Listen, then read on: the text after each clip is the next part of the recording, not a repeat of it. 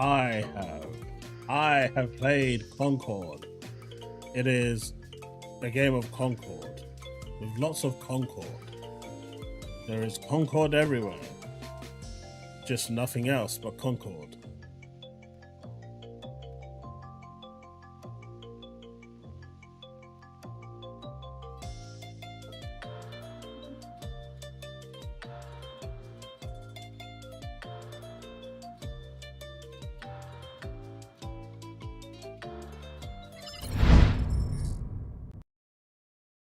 Hey, how's it going, folks?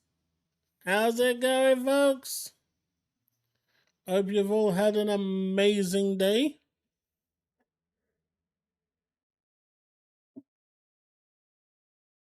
How has your Monday, your Tuesday been? Thank you to those that turned up to my Twitch stream yesterday. That was awesome.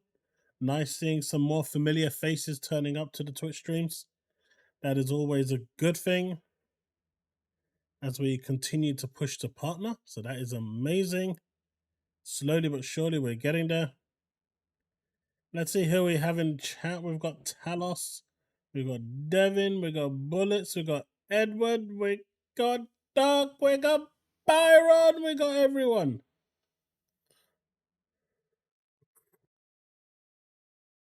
You can see I'm in brand.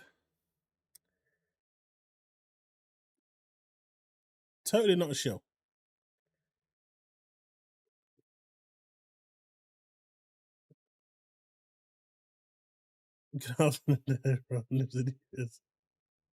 Hey, Sanchez.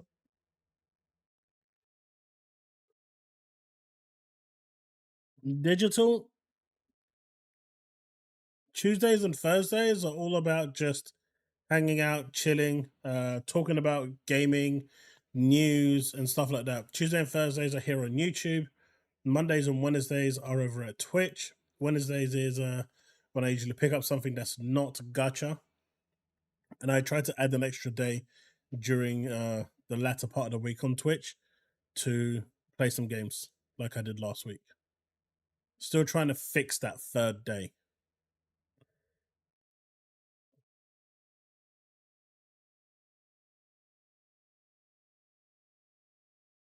It's 5 a.m. Damn. But yeah, if I can get COD downloaded tomorrow, because it's a beast and I'm on like 50 meg. I'm gonna start downloading it from pretty much tonight, I think. If it actually releases by midnight, and hopefully it'll be ready for tomorrow.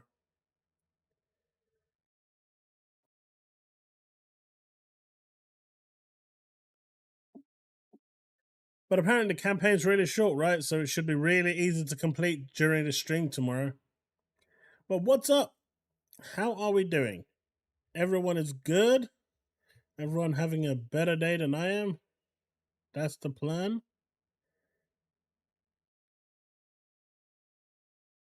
Will Call of Duty be cloud gameable? Will it be like Diablo 4 due to the FTC? It's not the FTC, it's the CMA. The CMA restricted Microsoft from having any of the ABK games on cloud, on xCloud, so they go through Ubisoft. And Microsoft has yet to get an agreement with Ubisoft to get the games onto xCloud.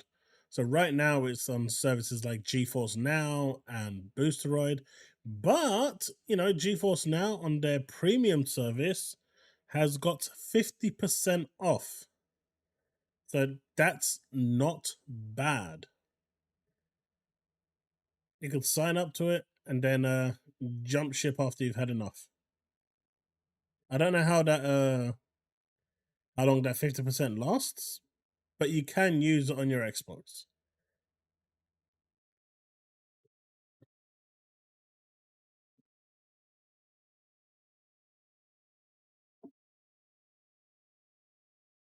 Let's move this fan closer here. Let's put the drink over here, because we do need a drink. I do not want to spill the drink. Although I am getting dangerously close to doing that with the stupid thing I'm doing right now. It wouldn't surprise me if I spilt it all over my keyboard. Don't do it. That's much better.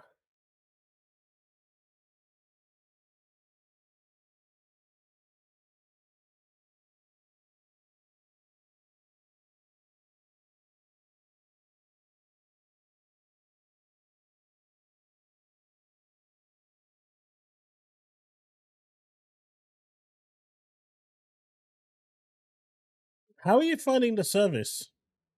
I'm not sure what your internet connection is like, but I'm using GeForce Now to play it on my Steam Deck at the moment, and it runs really, really well.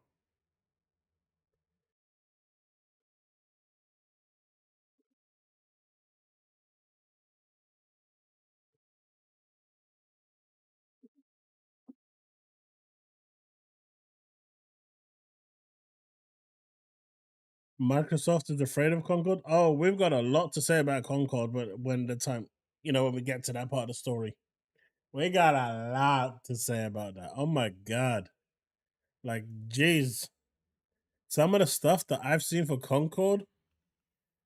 Oh my god, that game is dead, but there is still people out there that they're capping hard for it.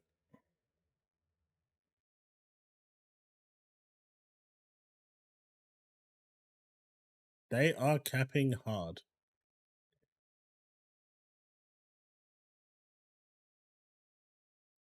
Oh really? No way. Did you know that the Steam charts have actually removed Concord?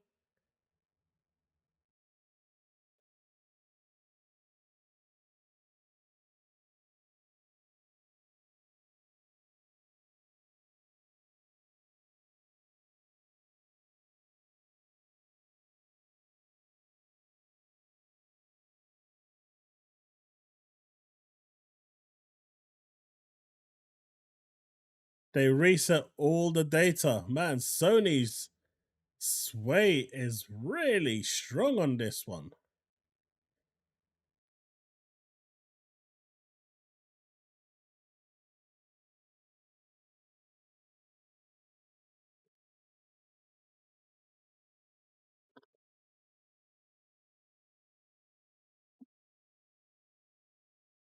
I think they need they need a cheeks version of every major character on Xbox with that, man. That was funny.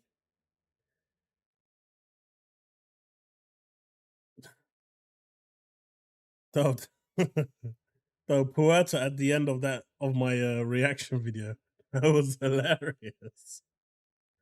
It did make me laugh. Microsoft moving to OnlyFans.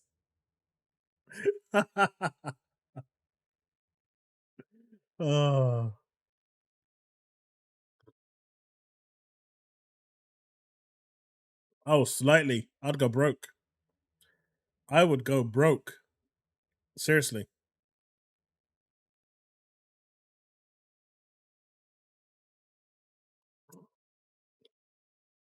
I tried to get Chang Li today and I couldn't do it. And I was so tempted to spend, but I didn't. But I'm still tempted to spend, but I won't.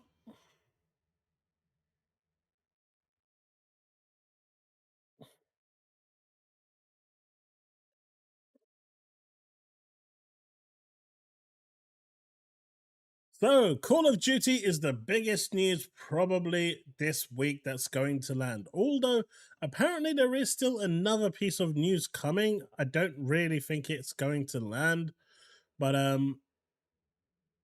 I think this is going to be it. Call of Duty Modern Warfare 3 lands tomorrow, July 24th. This was predicted and leaked on July the 10th, I believe. And, well, yeah, here you have it. We've got the Crash Insane trilogy also landing on August the 24th, I think. So that's coming as well through the Activision back catalog.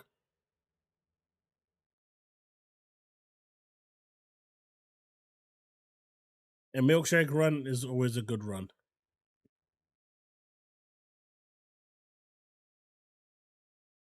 But what's your thoughts? And will this appear? From what I've heard, this is going to be on all tiers as well.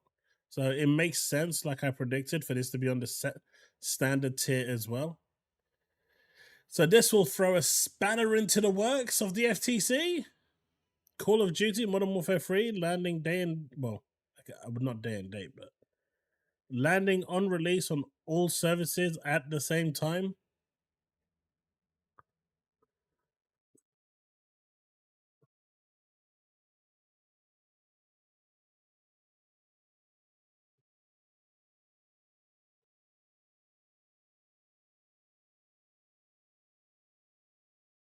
I mean, last week we had Flintlock, we had Towerborn, Dungeons of Hinterberg. This week we've got Modern Warfare. Apparently, according to Boom and C Money, there is one more big game coming by the end of the month. Now, whether that's going to be at the end of this week or next week, I don't think what they're thinking is going to happen. I think there's it's too hot. I'm buttoning that one. I think they've been given just bogus information.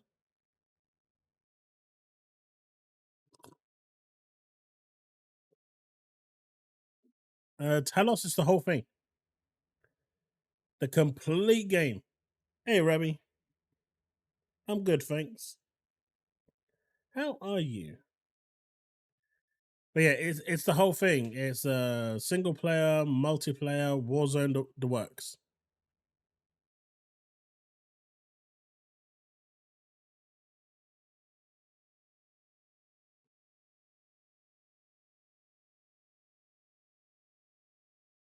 But yeah, it is. So I'm hoping to have it downloaded tomorrow, so I can. I'm gonna be over at Twitch tomorrow, so hopefully we. If I do manage to download it, we're gonna sit down and play through the campaign. I haven't played it. I do remember all the negative things that were said about the campaign. I really want to try this out and see if it was an over exaggeration of complete BS or if the campaign was actually fun to play. I don't care about it being short, but I want it to be fun.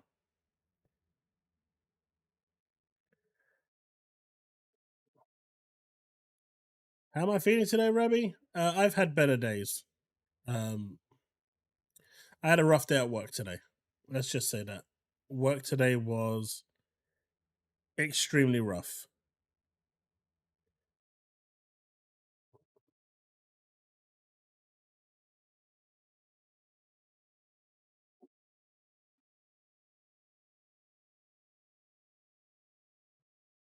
Time to delete some stuff. I refuse to pay money for a memory card on Xbox. It's too expensive. They need to be half the price and then probably another half price. Okay, maybe that's asking a bit too much, but at least half price.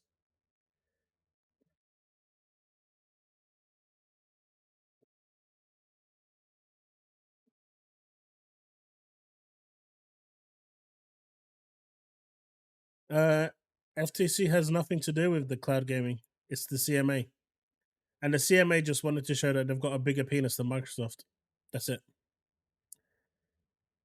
There's no reason why the CMA would block xCloud from having Activision games, but they just wanted to show the world that they can control Microsoft. That's literally it. They just showed the world that unlike everyone else, we made Microsoft bend the knee. We are a force to be reckoned with. Don't mess with the UK.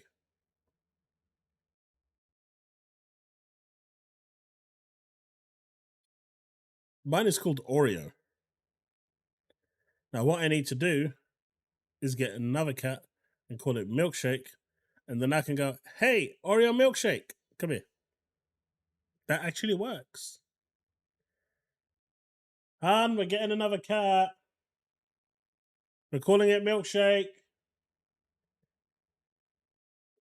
There you go. It's been decided.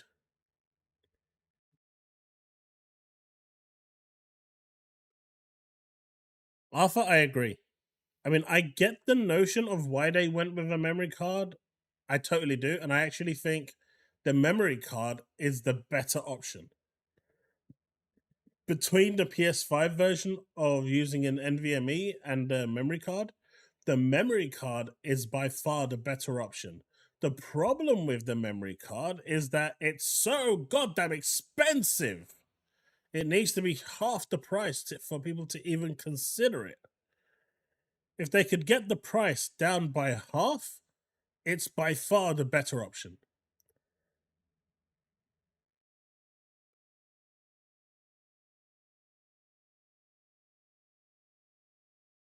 FTC doesn't care about cloud gaming.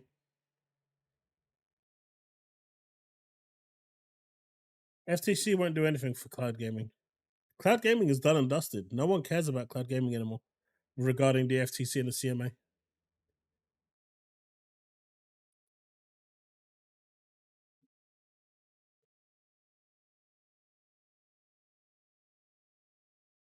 Edward, it's not even the slot. It's the fact that they're so goddamn expensive. I think a 2 terabyte one is like £300-400. It's like, no, it's not happening.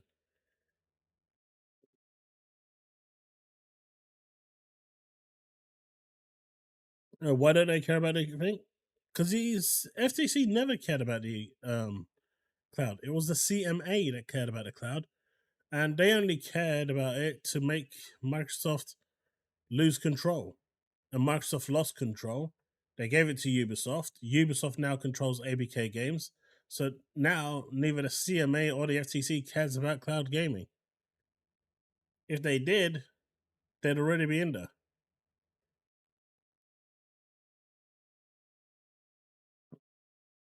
Wayne's World. How's it going, buddy? Hey, that was some good vintage cars on your Twitter today. If you haven't seen it, folks, you should definitely go and check his Twitter out. It's those vintage cars were pretty sweet. Seriously. Some good photos there. Hope you had a good day out today, Wayne. FTC is on a warpath for Microsoft, but that's just for the merger of the ABK. They just want to divest it. Hey, Susanna.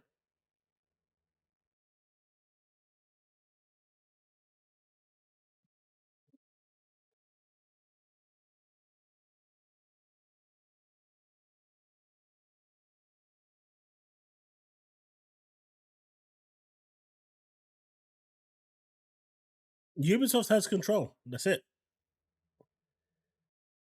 The CMA won't get involved anymore until something shady happens, which it won't. So the CMA is out of the picture. They're no longer involved. That 1 terabyte SSD Sanchez needs to be somewhere around $90. And in the UK, that will equate to something like maybe $79.99. And I think then it's okay. 150, no chance. Too expensive.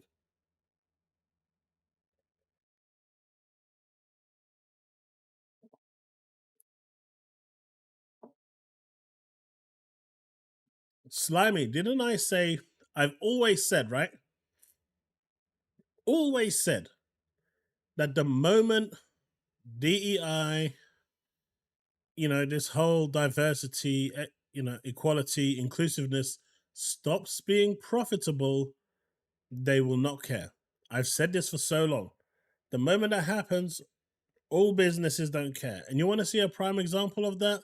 Look at Sony and Insomniac with their Spider-Man 2. They took all diversity out of their game, all pride stuff out of Spider-Man 2, and the version that you can buy right now in Saudi Arabia is pretty vanilla. It's got all the side quests stripped out, it's got all the flags, everything gone, all out, because they like money. Money above morals.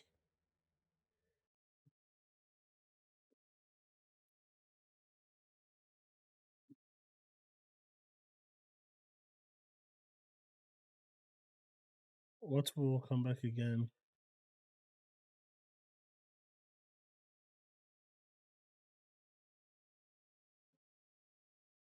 No, the CMA is not coming back anymore. The CMA is done with. They're finished. They don't care about Microsoft anymore. They've moved on to battle petrol prices and supermarket prices, which is what they should be doing in the first place. So they're out there trying to keep prices low for us in the UK. They're not dealing with Microsoft anymore. That case is closed. Yeah, CMA is done with. If Microsoft does anything shady, then they will probably come in. But as long as Microsoft plays by the books, they've got no reason to step in. Yeah, the CMA's done what they need to do. They're gone.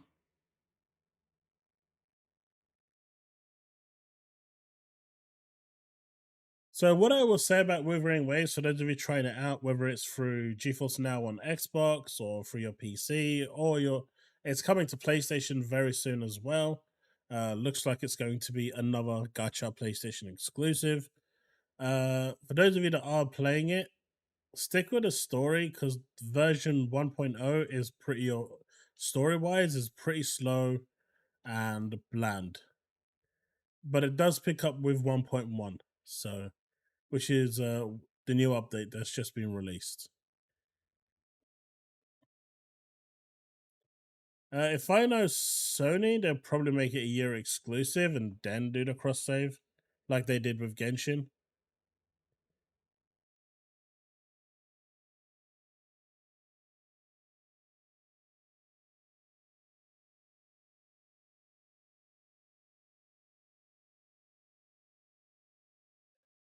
Yeah, but Tarnish, that won't play the Series X games, right?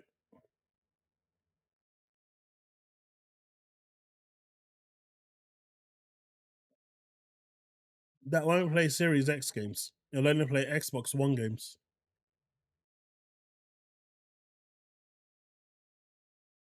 Metal Oxide, money talks. That is indeed correct. And that is what everything is about, right? Money always talks.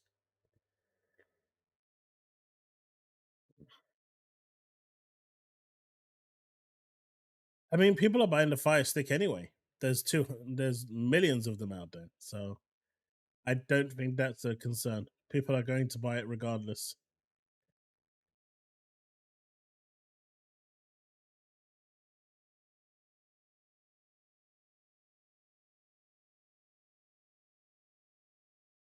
All right, sorry. My bad, Tarnished. My bad.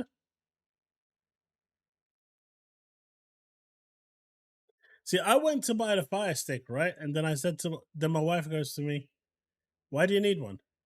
I was like, "I don't know." She goes, "You wanted an Amazon Luna?" I said, "Yeah." "Why do you need one?" I don't know. She goes, "What's the app on your TV?" Game Pass. So what's the difference between that one and this one? I don't know.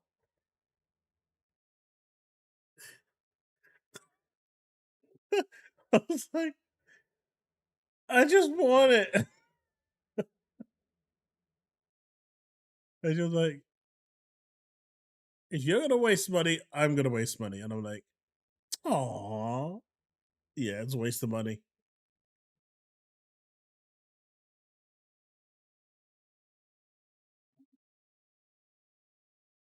She's like, if you're gonna waste money, I'm gonna waste money. And trust me, she always wins when it comes to wasting money.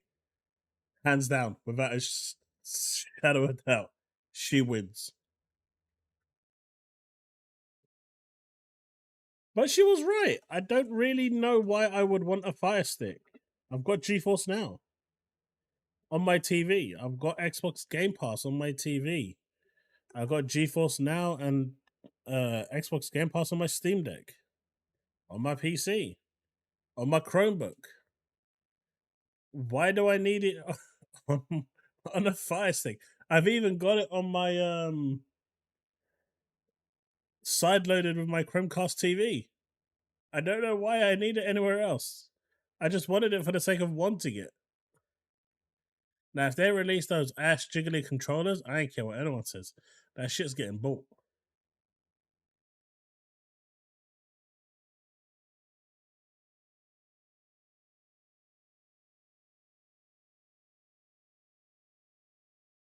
What happens that makes so? Nah, I mean, Microsoft has nothing to lose and everything to gain by putting xCloud onto the Fire Stick. It's just another market that they can go into. Even if they get one customer, it doesn't matter. That's one customer they wouldn't have got.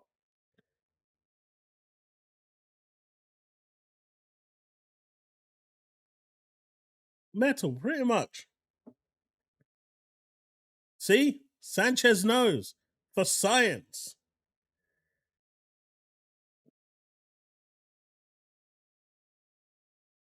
That's because Xbox probably, like most of these consoles, has a shit Wi-Fi adapter.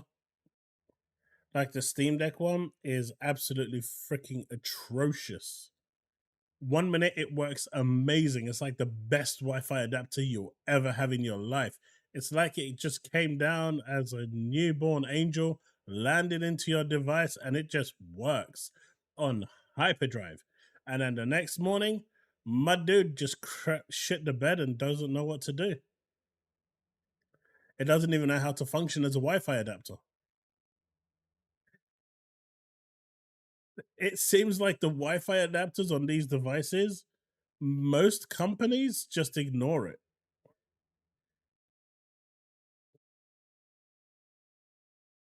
You know?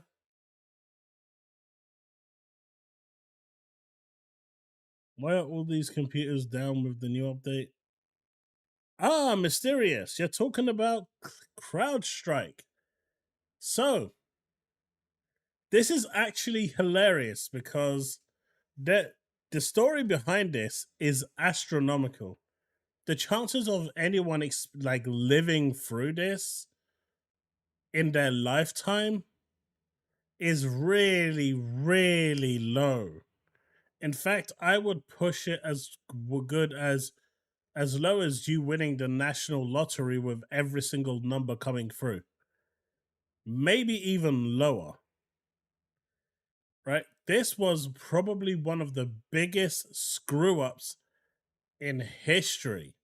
So what happened was CrowdStrike issued a antivirus policy update. Now the problem was, despite them having QA, no one bothered to test it, and they decided that they're gonna just do it live. And if anything goes wrong, they can deal with it while it's live. It's not like it's gonna knock the whole infrastructure down. No one is gonna notice if things go a bit bumpy. We'll fix it in the background in the framework. Well, the worst situation happened, and that policy, when it came to the Windows devices, basically sent the application into an infinite loop. And so it crashed anything that was running Windows or with CrowdStrike. And so nothing was working because it needs to, once that authentication process to receive that file, that new policy starts, it has to receive it, otherwise it goes out of sync. And because it didn't receive it, everything was blue screening, including the LA Sphere. It was one of the biggest QA fails of all time. Like, I don't think you're going to get a bigger QA fail than that. And all it would have taken was someone in a closed environment, which they should be doing anyway, to test it. But they decided that on this occasion, because nothing's going to go wrong, they're not going to bring down the whole infrastructure. They're going to do it live. So they done it live. And they brought down half the world.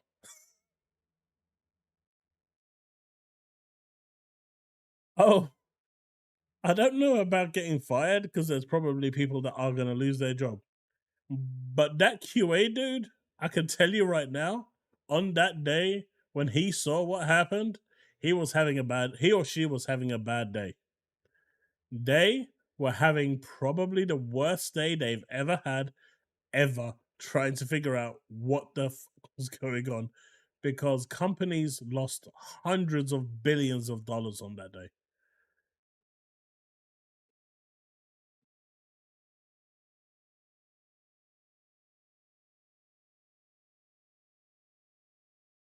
I mean, Google Stadia launched bad, but Google Stadia Rabbi was probably the best cloud service on the market before it shut down. Google just shut it down because they're stupid. If Stadia was alive right now, they would be better than GeForce Now. But they quit really, really early. They'll be suited to oblivion.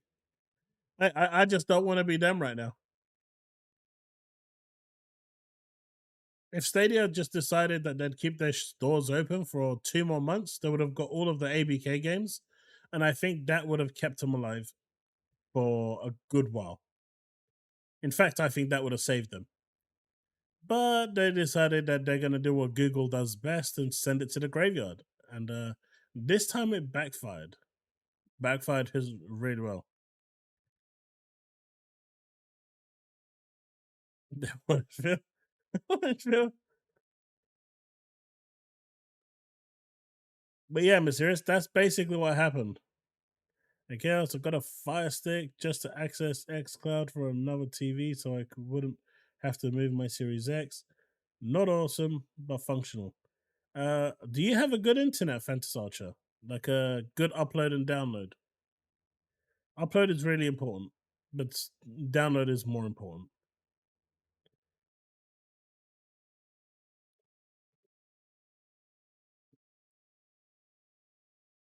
Nah, Microsoft is all in for cloud. They're not. They're not gonna close cloud. They are all in.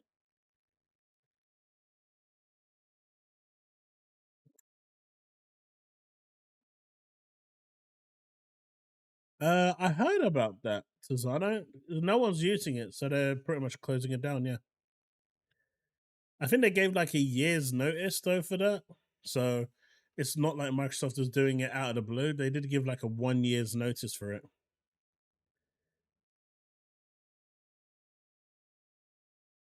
I know. I know. Xbox isn't closing it down. Google just quit.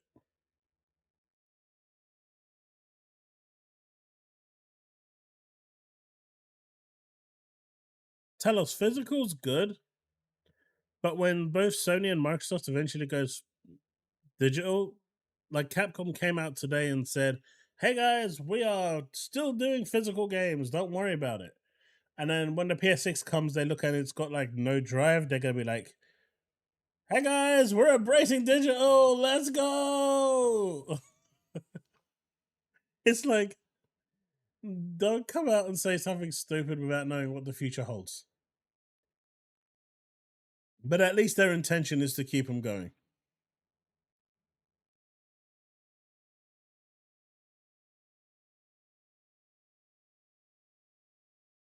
Rabbit Cloud shouldn't be interfering with the base console. Microsoft just don't know how to manage their company with Xbox. That's a whole different. That's a whole different problem. One kicks themselves for shutting down.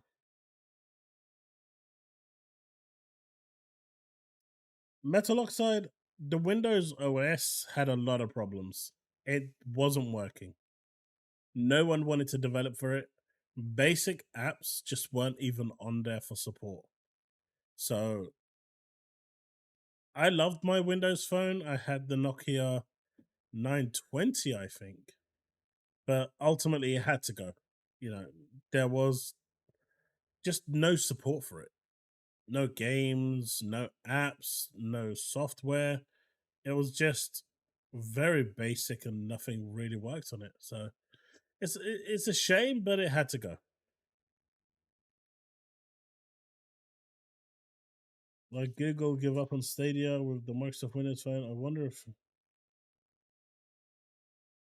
nah, Microsoft didn't give up early, I don't think, but they did take down Nokia with them, which is sad. Because that whole situation with Nokia, what Microsoft did to Nokia was diabolical.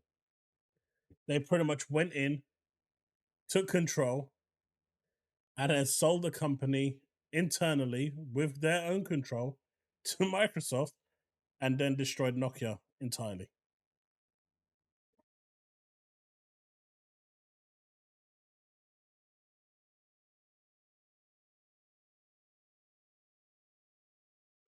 2025, we'll probably get about 4 or 5 exclusives.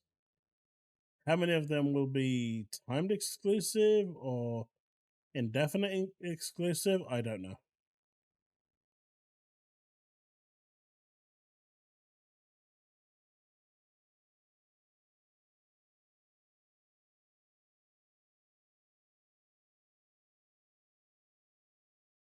Once cloud is up and running at its best, I'd say 2 years there will be no more consoles or need for a PC ever. I mean, I think there'll always be need for a PC, but Microsoft is trying to create a cloud-based Windows solution for a while now. Windows 11 was supposed to be that cloud-based solution, but it didn't really work. So maybe Windows 12 or 13, maybe 14 will be it. But eventually, consoles are just going to be this app that you find on your TV. That's where it's going to be.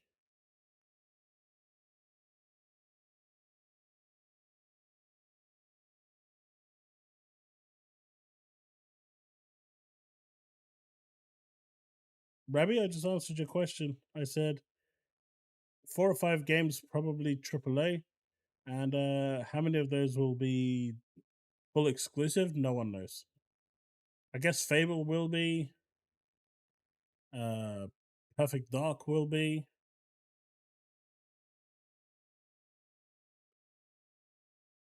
Microsoft Flight Sim is this year, but that's probably gonna go somewhere else as well. We'll see. I reckon half of them will stay with Xbox. The other half will probably be timed exclusives. Mate, palm phone, Jesus Wood, how old are you? Dude, when you start speaking with that sort of language, I know you're in your 40s and 50s. Between you're in that bracket. I know. Dude, if not older. You don't need to be talking dirty like that, man.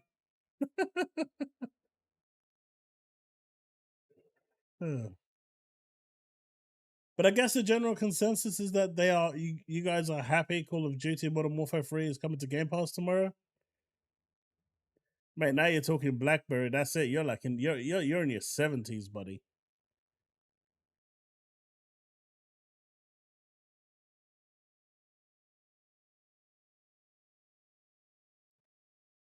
Woodpit? Nah.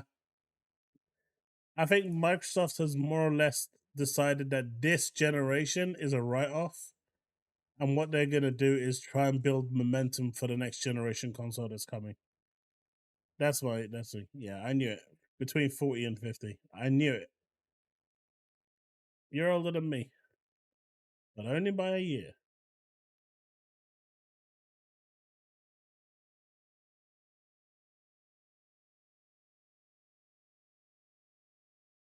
It depends where you live, Metal. Like if you're living in London, for example, everywhere almost has a optic connection, full fiber connection.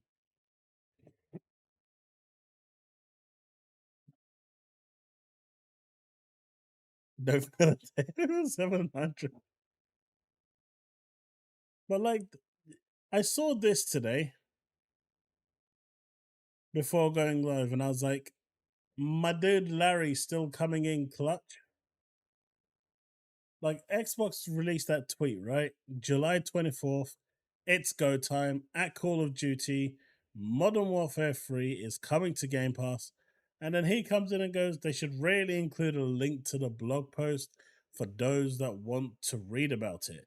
Since they did not, I will pick up the slack. Like, even though he's not at Xbox, he's been there for so many years, he pretty much is now just always going to be Xbox. Good on Major Nelson for picking up the slack, I say. My dude will always be green in my eyes, even though people try to paint him a different color.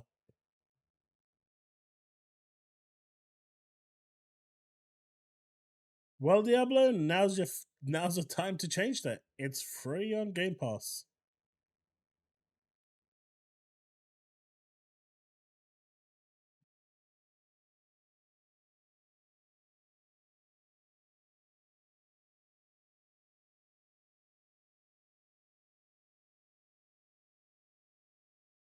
Delta, that wouldn't surprise me. That doesn't surprise me. They Reezy, it is. It 100% is. And it's going tomorrow.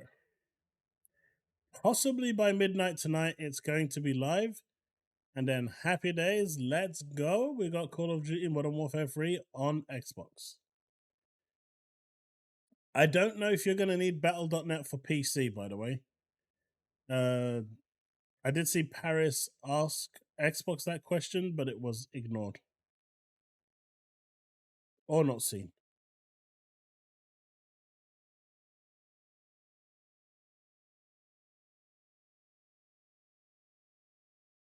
No. That's not why the price went up. The price of Game Pass. The price of Game Pass went up for a number of reasons. One,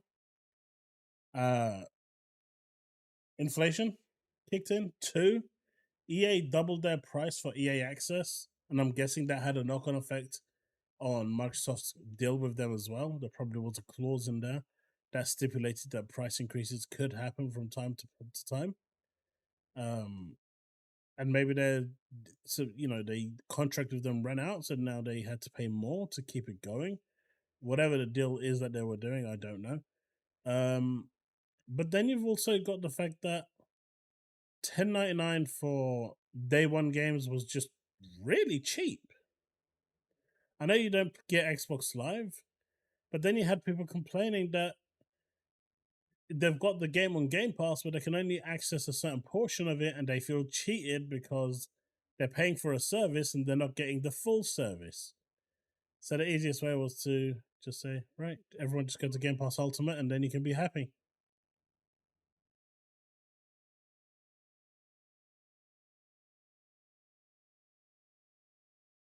So the Family Pass has been something that's been talked about for donkeys now. It's not new. It's been talked about for ages. And whether it comes or not, I don't know, right? We've all wanted it for a while because it should be here, and it's not been something that Microsoft has really talked about. They did trial it in a few countries for a little while, but once that trial ended, it kind of went away. All we do know from the feedback is that it worked really, really well within the countries that was being tested. Man, it is so hot in here.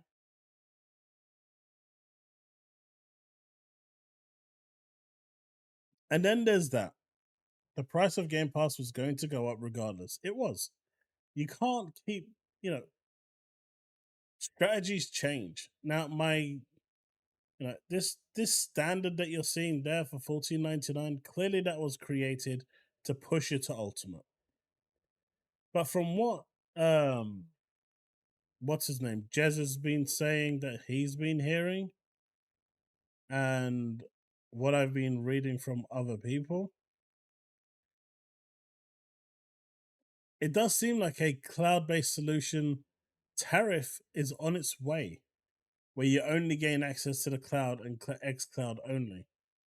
And so that's going to definitely eat into that Game Pass Ultimate, but it's going to encourage more people to jump onto the service.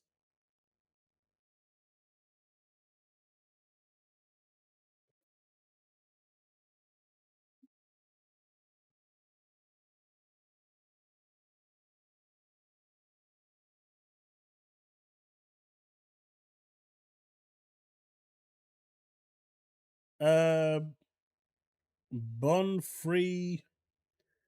You can't use it. You can't use it via xCloud because the CMA prohibited Microsoft from running any ABK games from xCloud. The CMA basically said that that was a consumer-friendly move, blocking current Xbox users who are Game Pass Ultimate subscribers from not being able to play the game. I know it sounds stupid, but I don't make up the rules.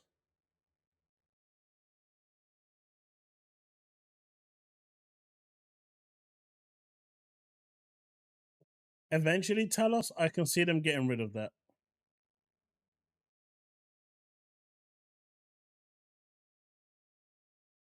Well, this is what I was talking about earlier, Rabbi. What's his name? Oh God, his name eludes me. Boom and C Money. They were both talking about a game that's big, bestseller of 2024. Clearly, they're not talking about Power World. So the next available game is Helldivers, and they said that's going to be announced for Xbox by the end of the month. Now, I don't think that's happening. And there's a reason why I'm saying I don't think that's happening. Because, let me just pour this can, because I am actually awfully tired today because of the heat. And like I said, I had a really, really bad day at work today, which hasn't helped at all.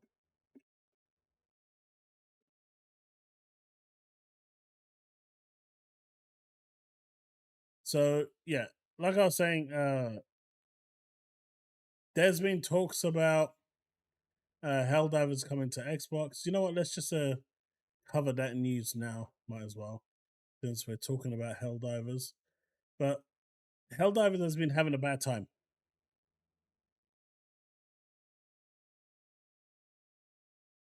Helldivers is having a really bad time. Its concurrent user base has dropped down to less than 10,000 players for the first time in a long time on Steam, right? Now, all of this corroborated the information that Helldivers was on its way to Xbox because they need that player injection. They need something because the game is in its worst possible state right now with the playing numbers. I mean, some games, some studios would kill for 10,000 players, but this is Helldivers. They had 450,000 concurrent users. Now they can barely break 10K. But this is why I don't think it's happening because this has been announced, as you can see here. I'm going to mute this for the sake of it. Helldivers 2 Escalation of Freedom announcement trailer, PS5 and PC. So this is basically being announced, and it looks like it's a new expansion, a new DLC for Helldivers 2. But there's no mention of an Xbox version. Now, obviously, it could still be the case where they're waiting until July the 30th to make an announcement, and that's totally possible. But I'm starting to not believe that this is real.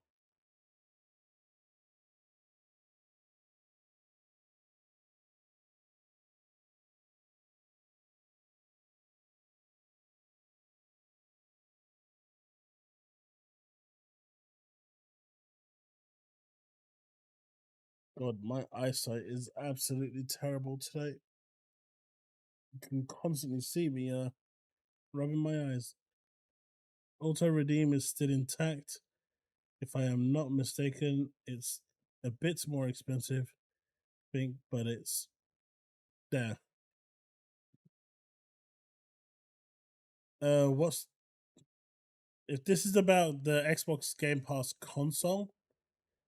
Console is still there as long as you don't lapse your contract.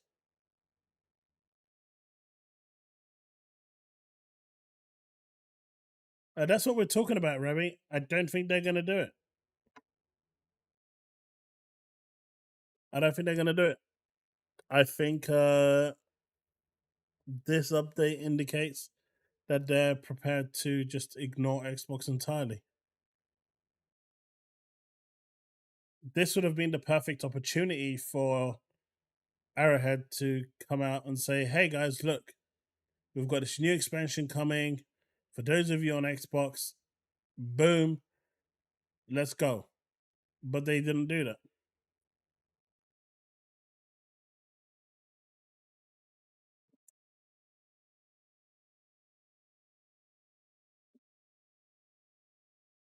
So I just don't see it happening. I don't know where Boom and the money got their info from, but I think it's a whole bunch of baloney.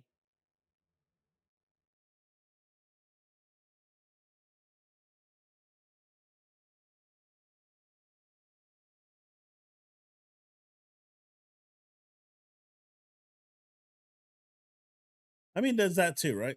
Sony, unlike Xbox, doesn't want to port any game to to Xbox.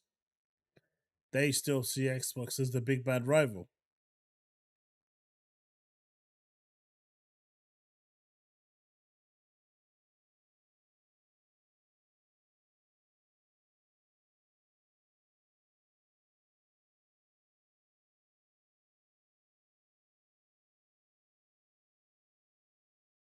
Chat, I'm gonna be right back. Give me 1 second.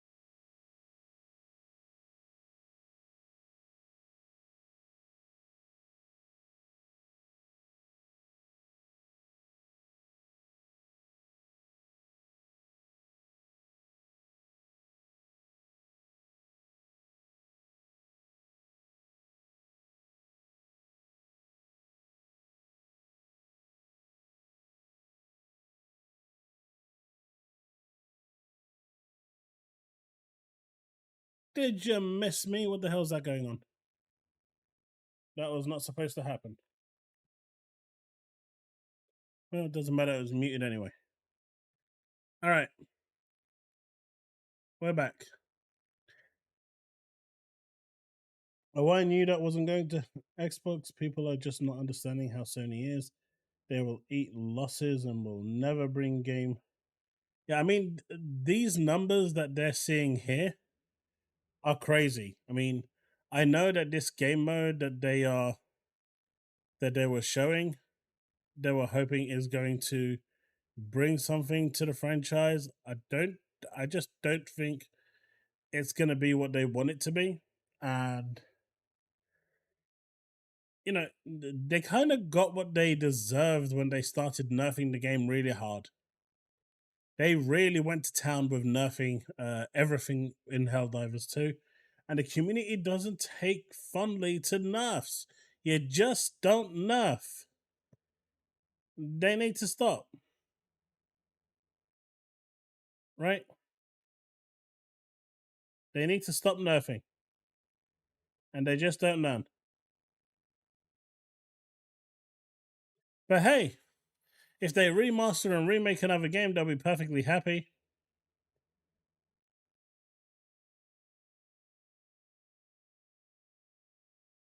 Well, that's the disappointing part, right, Arthur? Xbox is looking at the bigger picture. They know that the whole xCloud experience isn't great. So, in my eyes, what Microsoft is doing is saying, hey, Amazon, get your people on here. And so, even if they, from that 200 million, 10 million actually really, pick it up and find out that, the xCloud experience isn't as great as it could be, but the console will give a better option, then they'll turn around and say, right, let's go get the console because we like these games and we want to play these games. But if you've noticed anywhere on the xCloud service, there is nothing telling you that the console gives you a superior experience. Nothing at all kind of pushing you in that direction. So they just need a bit better messaging. That's really it. They have bad messaging and they need to be able to do better than what they're doing now.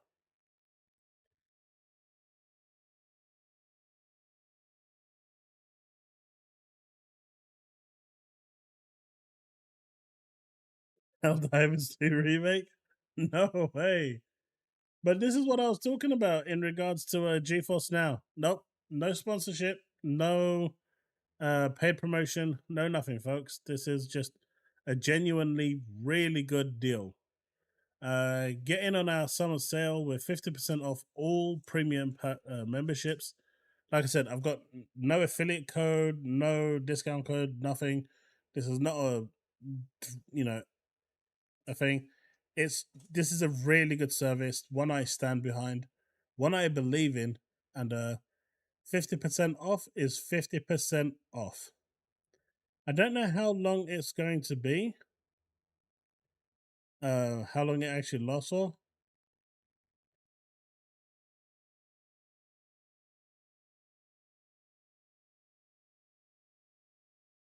But yeah,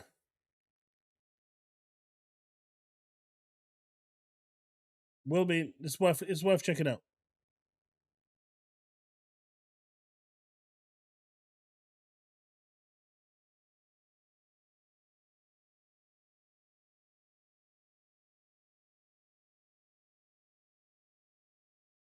At the moment, I think gaming has a long way to get to where Netflix is. Netflix is just crazy. They've just completely and utterly destroyed Apple, right? Apple has announced that they spent what 20 billion on shows in a year, and they're nowhere near what Netflix is making.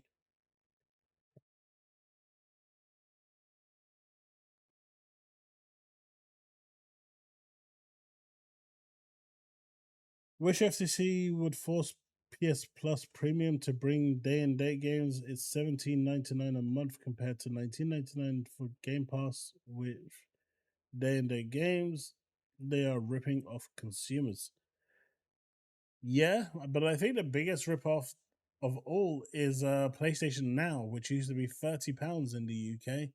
And now, if you just want PlayStation Plus, PlayStation Now on its own, you can't get it. You have to pay £120 if you want to get access to PS Now on the PlayStation 5. That's atrocious.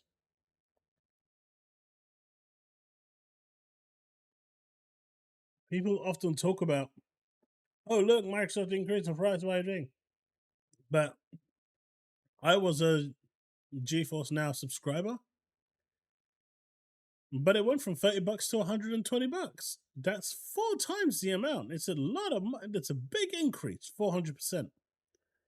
Not a bat in the world. No one cared.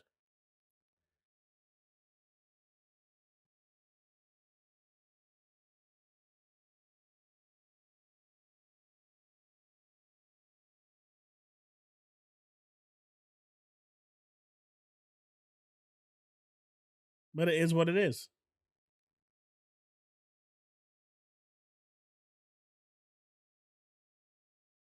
Metal, they get what Apple get in a month, Netflix gets, I think, in a day.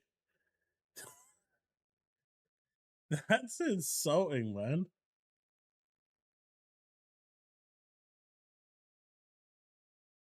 I don't even think that will keep it alive. Keep it.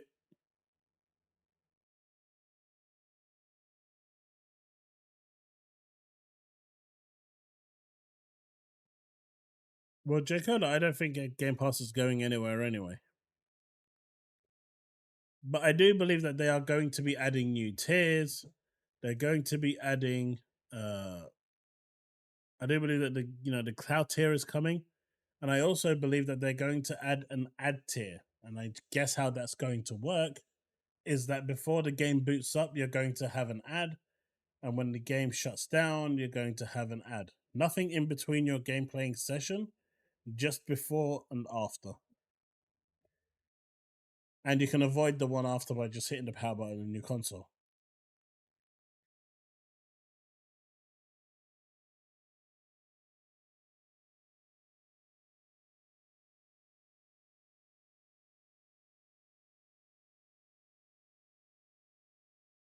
Now Netflix, but Apple is makes some. There are some really good shows in Apple. There's just not enough awareness of it. Half the people don't even. I mean, the only real show that went viral on Apple was wasn't it Ted something? The football one, the football manager one.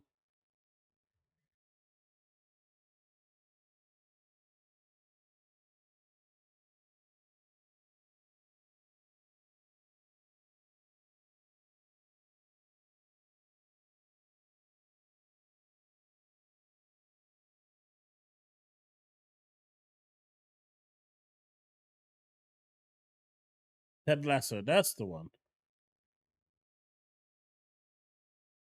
But I mean, you could, Edward, but people would probably start to cry if they saw an advert for Nike on a billboard. Oh my god, the controversy that's gonna come. They got ads in my game. It's on a billboard that I'm not even looking at, but it's still bothering me. And then you'll be like, but you didn't even know it was there until I pointed it out to you. But now I know. And that's pretty much how it's going to go. Right?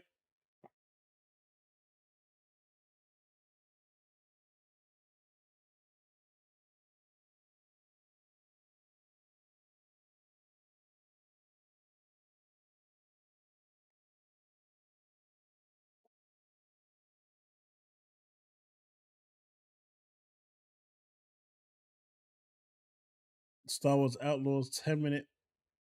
That gameplay by Star Wars Outlaws was bad, man. That was really, really bad. Talk about how to destroy your own bloody game. There's a time and a place for you to destroy your game, and that definitely was not one of them. But with this news here, I'm seeing a lot of people still complaining about the whole, you know, Capcom skipping or SNK skipping. Uh, and in this case, I'm not sure if it's SNK or if it is Capcom, but these games just won't work on the Xbox console. They're basically porting like for like games, and they're just not going to work on Xbox console.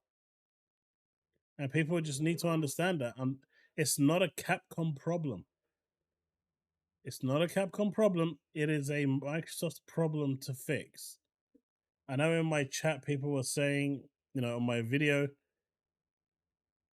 that this was a problem and it was a Capcom problem to fix. It really isn't. It's not a Capcom problem to fix.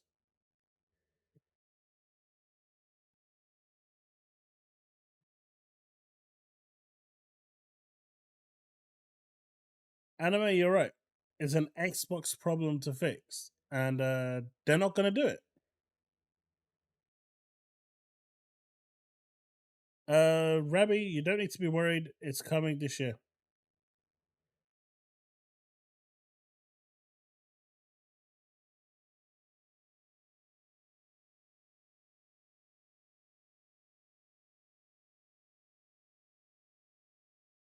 You're buying Star Wars Outlaws? Not me. I'm going to rent it. I'm going to get Ubisoft Plus for a month, play it, complete the main campaign, and move on.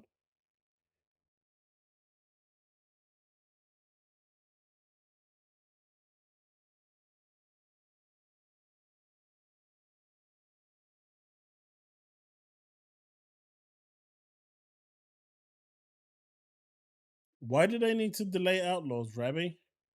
That doesn't make any sense. They just showed a bad area of the game. The game isn't like, it's not all like that. They just decided that they were going to show probably the worst aspect of the game. Well, if you want them to delay it, you can send Guillermo an email or a letter and see how far it gets. They're not going to listen, though.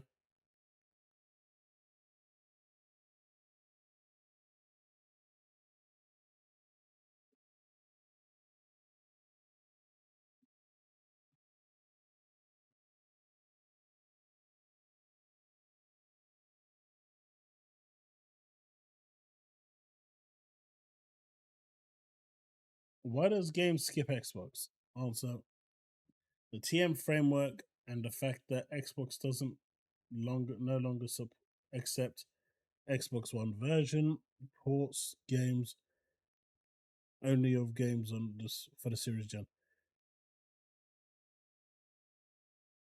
I'm gonna guess there's a question in there, and I will say this: the TM framework, which was working on the 360 era, that is what's not working. The Xbox One could read is compatible with that code, that network code. Unfortunately, the Series S is not.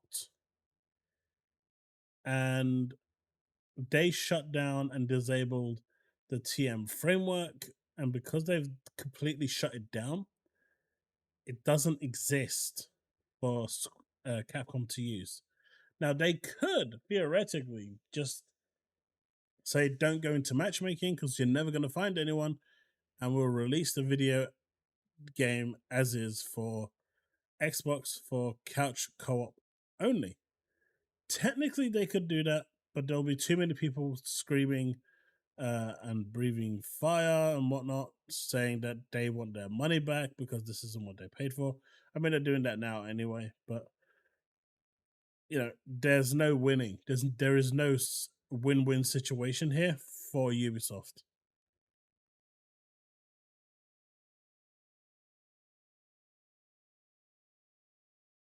Anime, you're playing State of Decay 2? Nice.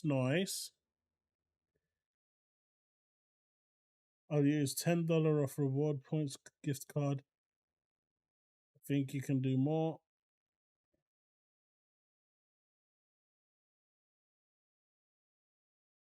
I'm sure you can reduce the price further with those gift cards for Xbox Ultimate. So that's always an option. But yeah, so these games here, they're just not going to come to Xbox. Still worth visiting that nook and crannies, but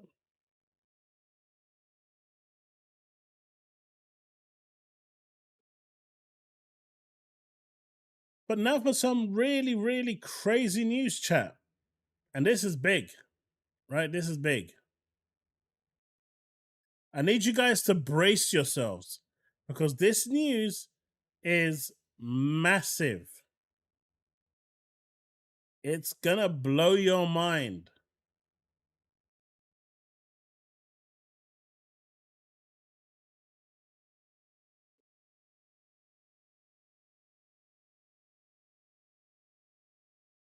I'm just gonna leave that right there. And let me know what you think. Over the course of the beta weekend, Concord was already shaping up to be a heavyweight hero shooter we could easily see competing with the genre's giants.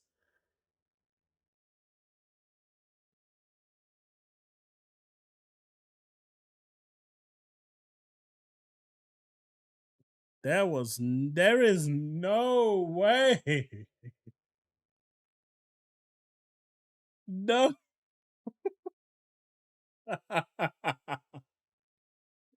Oh, I actually asked IGN how much they got paid for this because there is no way anyone with a sound mind is going to say that this game is a juggernaut that can compete with the heavyweights.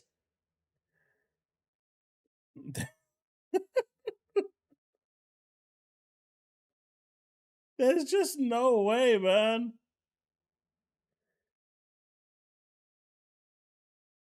Check out the comments. At IGN, how much is Sony paying you to cap for this garbage game? Overwatch at 28,300 compared to Concord Beta, which I will tell you, they've zeroed out everything just to make sure that the numbers don't impact sales. It's just gone. They just completely and utterly just said, nope, we're erasing it. How far does Sony's reach actually go? It's crazy.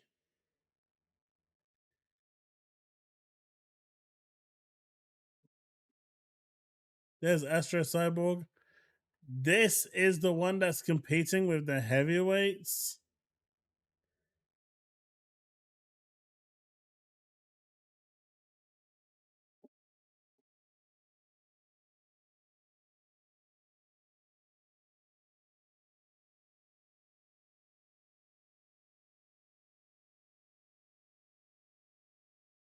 I don't know, man. I don't know, but absolutely on point and truthful journalism.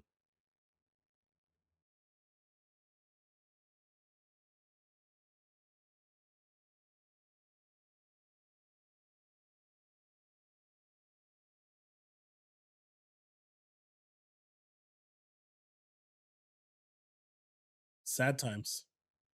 Sad, sad times.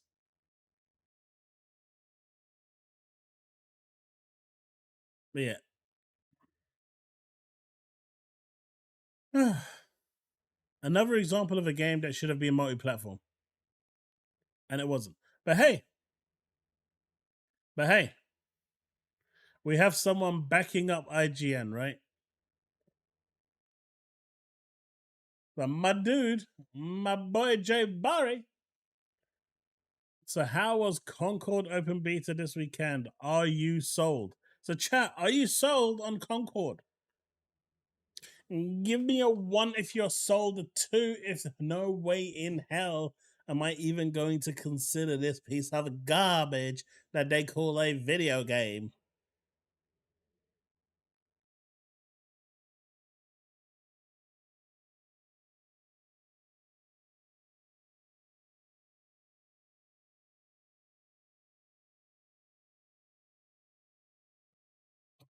That's a strong resounding too.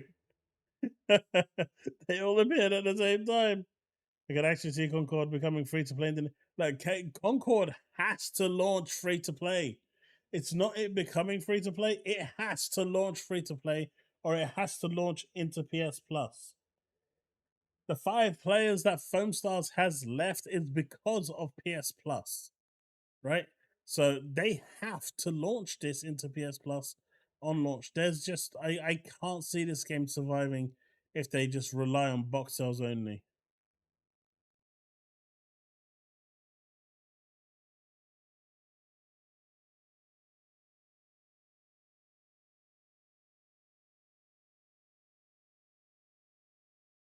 I see you guys are all really excited for Concord, man. It warms my heart to see you guys all excited. You know, That was me thinking you guys were going to be completely against it. I said 1 being a hell no and 2 being hell yes. I'm super excited. Let's go. And then all of a sudden I see you guys posting number 2s. So at least there's that.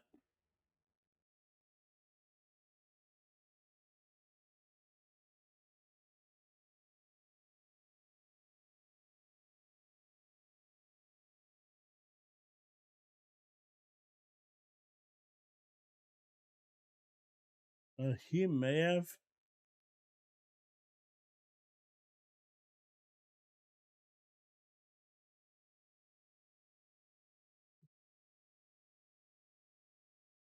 PlayStation can keep it.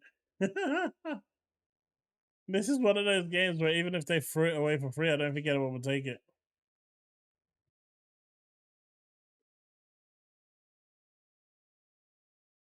The alien girl in Concord you have on screen now is Sombra Overwatch ripoff. The buffed green suit girl looks like Doom guy. And the multiple Apex Legend characters lookalikes.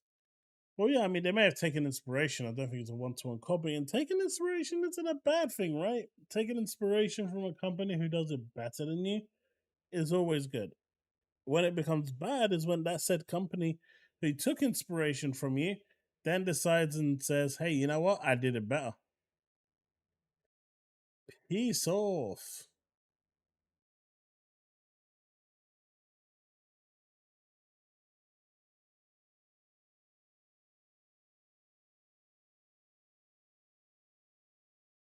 Fortnite community saved Concord? No way. But I came across probably one of the best marketing campaigns Microsoft has done in 2024. Like, seriously, this marketing campaign is amazing. Like, they are going all out promoting this one controller that you cannot buy. How can how are they investing so much PR on something you can't buy? You can't buy it, right? I haven't seen it anywhere to buy, at least in the UK.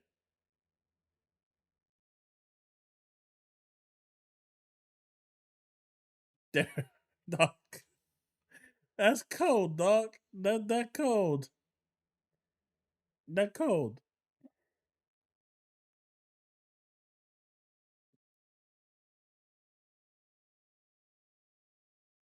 But what do you think of this campaign?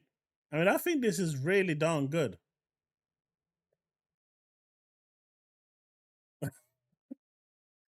I think the campaign is good. I think the advertising is great. I think that's like really good money well spent. But you can't buy the controller, so who are they doing it for? I mean, Hugh Jackman and Ryan Reynolds got a copy of the controllers for free, naturally. But outside of them, who is it actually designed for? The butt cheeks at the back do come off; they're magnetically connected, so that's fine, and it basically just becomes a flat Series X. But if you can't buy it separately, what's the point?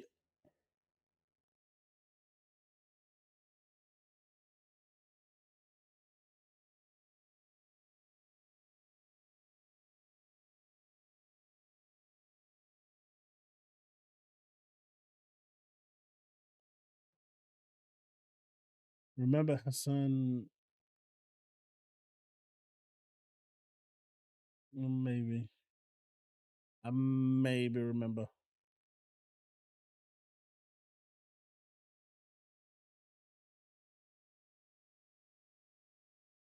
And the man says Xbox Logic man.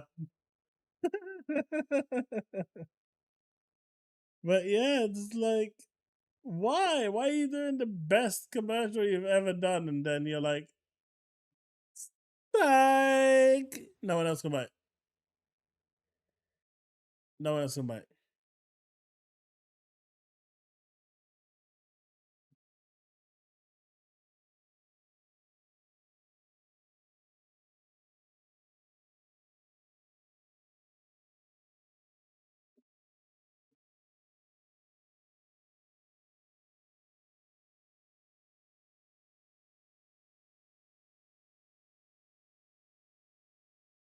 Is it really beyond? I did not know that. That's information I was not privy to.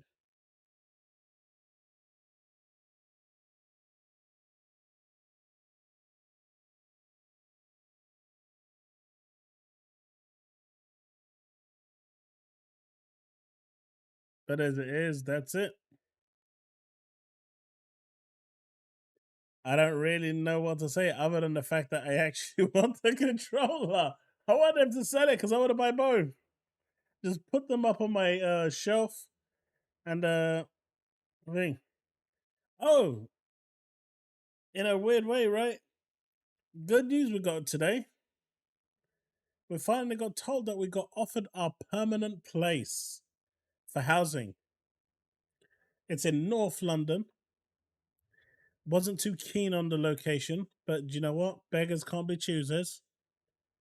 And we were like, fuck yeah, let's go. Let's check it out where it is. And then we get a call back and they go, by the way, we need the names of your guarantors. And I'm like, we've already told you we don't have anyone that can go under as a guarantor. And they're like, oh, well, we've been told that you can. And I'm like, no, I can't because I don't have any unless you're willing to volunteer. And then the property fell through and it's given to someone else. Sad times.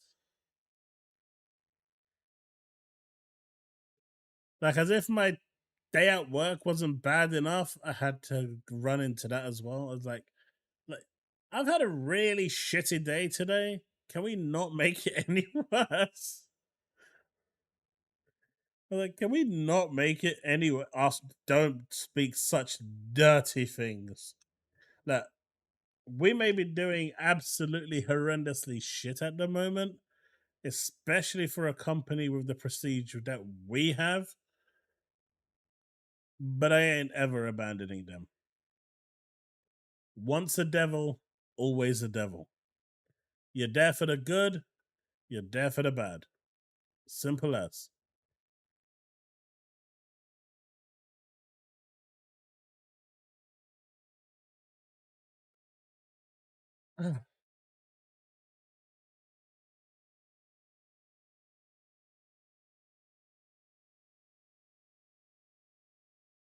Oh my god, it's going crazy over there.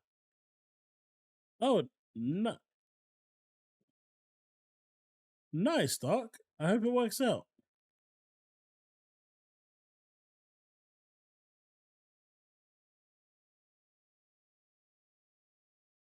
So Ubisoft set out a bunch of apology stuff, and this is ridiculous. We're gonna read it through in a minute, but I cannot believe that Ubisoft had to come out and say the most stupidest, obvious things that people just cannot grasp or comprehend. But he said FTC's Dina Khan are probably thinking that she gets to split Xbox and ABK, but she will actually get something even better. I don't think she'll go to jail, but I can see her whole group being removed.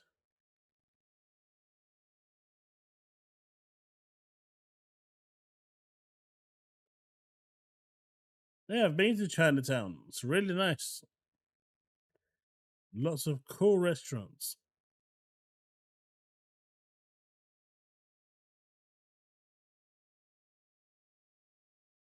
But yeah, dude, good luck.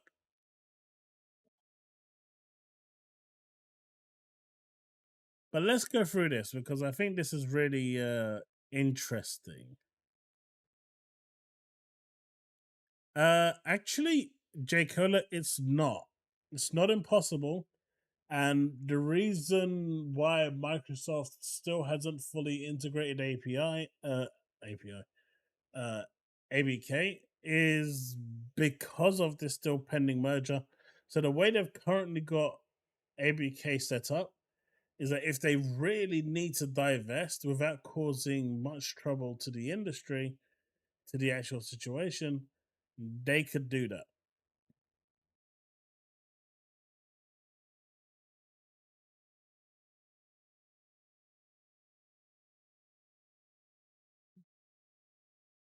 Yeah. All right, so this reads: to our esteemed Japanese community, a message from Assassin's Creed Shadows development team. First, we want to express our heartfelt thanks for all your support for Assassin's Creed series, which now has its own history spanning 20 years. Over this time, we have explored various settings and the third.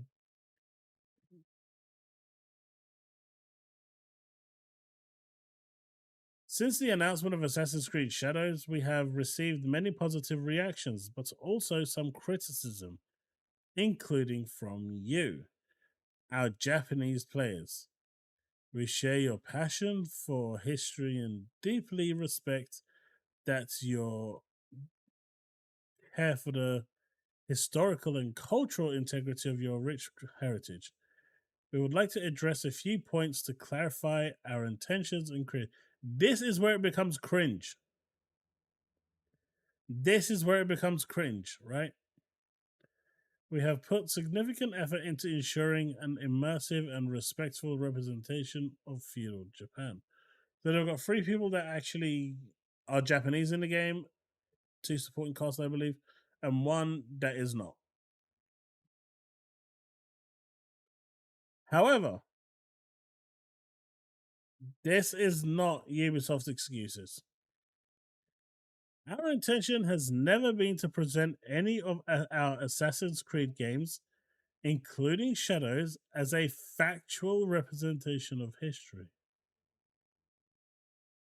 If the boss can ignore your shield, then that's on the boss. Wait, what am I even talking about? I'm mumbling. But yeah, this whole thing here, it's fictional. It is fictional. My brain went somewhere else there for a split second. This whole thing is fictional. Why do people need to know that a game does not follow historical context 1-to-1? What Assassin's Creed game has ever followed historical representation?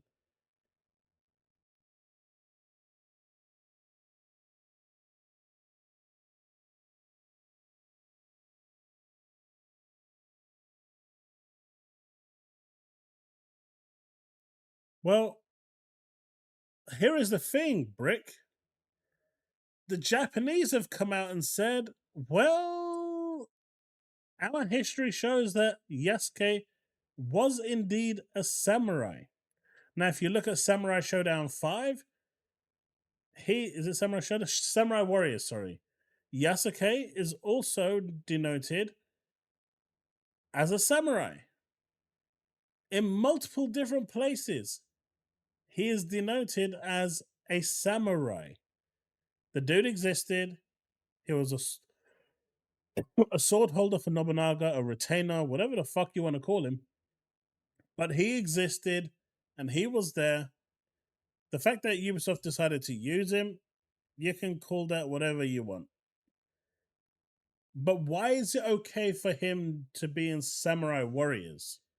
Why is it okay for Tom Cruise to be the last samurai in feudal Japan in The Last Samurai?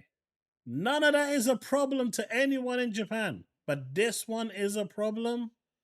This one is a problem. Something stinks. And it's not coming from Ubisoft.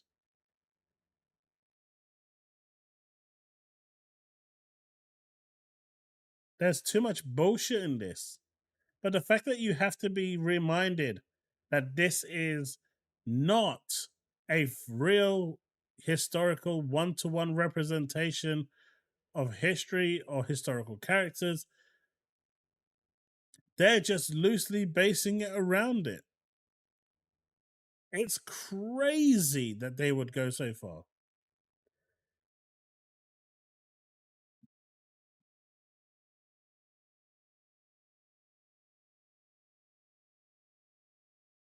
And there you have it.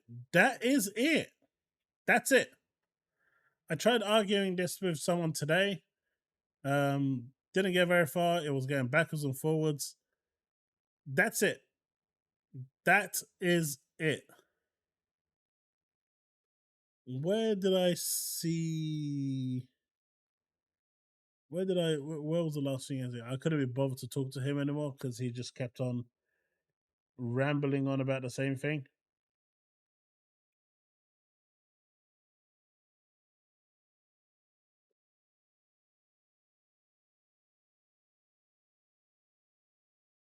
So that's what I said to him, right? He was talking about all of this stuff and all that crap. Yasuke, Nobunaga's retainer. After becoming intrigued by Nobunaga's commanding presence, Yasuke became employed by him as a samurai. This is done by who's the developers? Who's the publisher for Samurai Warrior?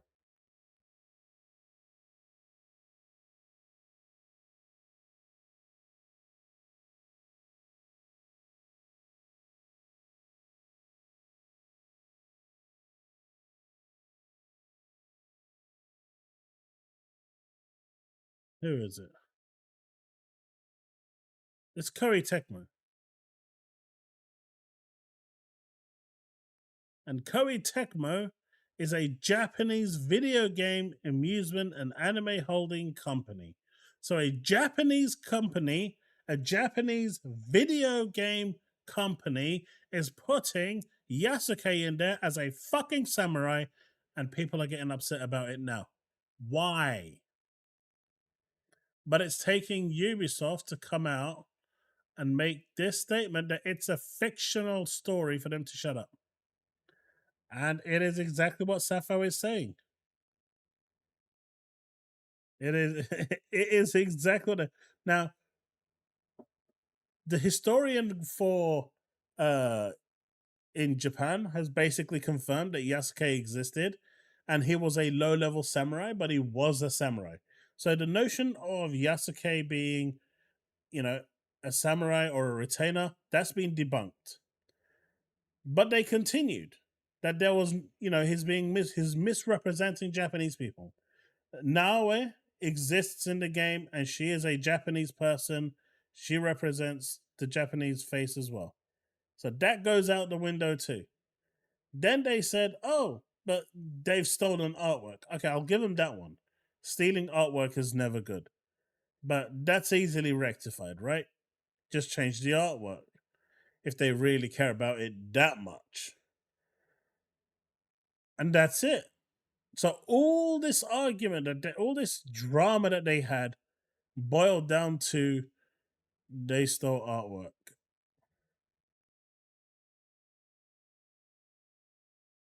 They stole artwork because everything else was debunked.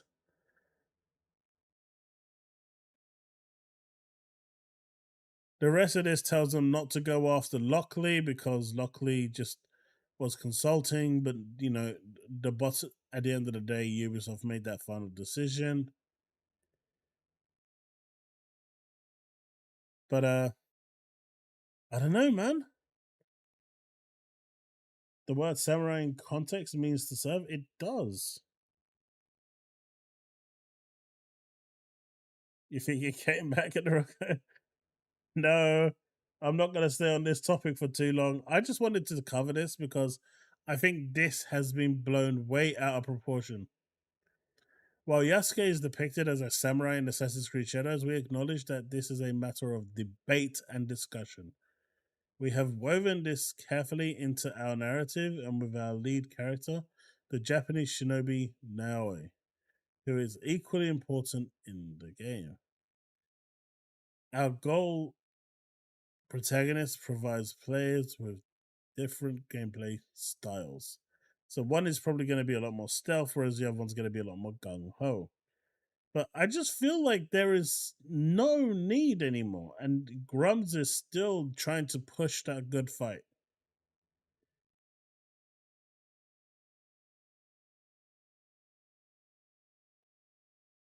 And I'm getting sick of the pandering. They could have just used the Japanese man to avoid the headache. No, man, I think they should have just used one of me, a Turk. They should have used one of those shish kebabs that you have in the kebab shop and just went out with that as your katana and then just started swiping everyone.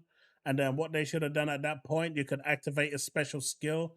And every time you pull it back, you get a whole roll of Turkish shish on there. And then you just start flick throwing the shish meat at the enemy and just flinging it at them. That's what I think they should do. They should just reskin the dude into a Turkish person with a turban, and we're good to go. That's what they need to do, man. Get that Turkish representation into Assassin's Creed Shadows. You know what? You can double it up because those shish metal rods, we call them shish, because they're quite small. We can dual wield that shit, and sharpen it up as we're going along. Pull it to the back, take out the meat, and start flinging it at them one by one. This is what I'm talking about. This is what they should be doing. Mate, Assassin's Creed has a fucking superpowered Pope. With superpowers. What are people talking about? Realistic representation. My dude has lasers and shit coming.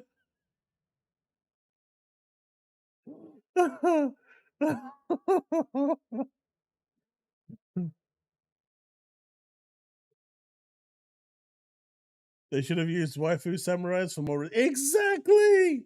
They should have just done anything. Just replace the fucking skin at this point. It doesn't matter.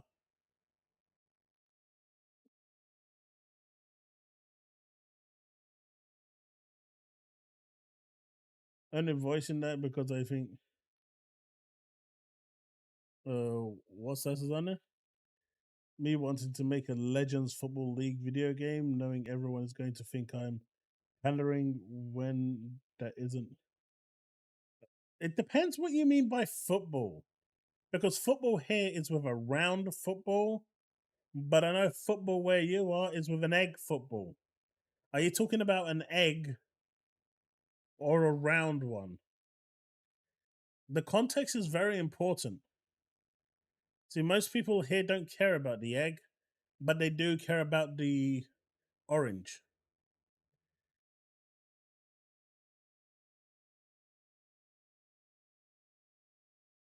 He's talking about the egg. I thought so.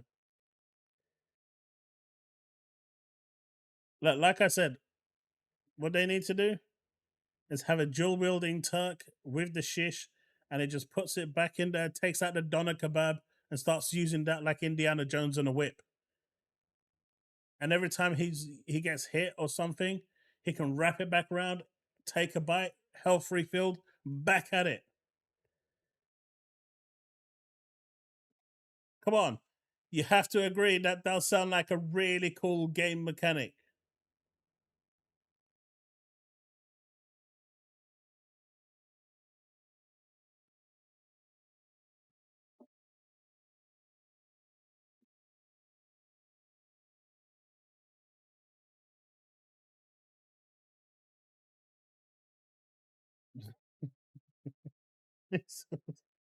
Well,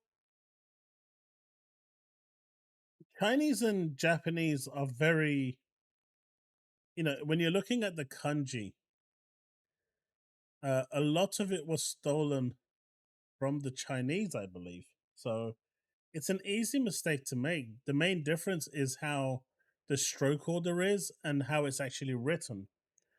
And especially with simplified Chinese, it's a lot more blocky with how they write it. Whereas with Japanese, they kind of have the strokes that go with it if you're reading it on like documents and stuff. So that's really the main difference. And obviously, the words in kanji, even though some of them look identical, uh, will have a different meaning. So I can totally get how they can mix it up.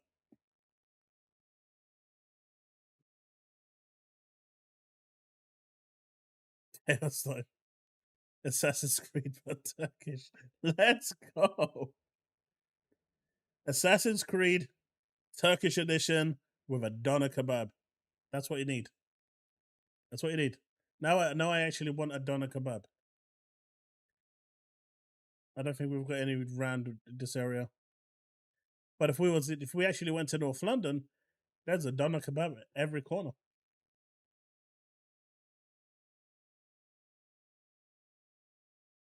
Yes, they should. Yes, they should. It's too late, Susano. It's too late. You're here. You're a part of it. I still think it works. But we didn't have a Mehmet in there. I bet you didn't hear someone turn around going, Ulan be sen manyaksın be. Napan be herif. You didn't hear any of that, did you? Where was my representation?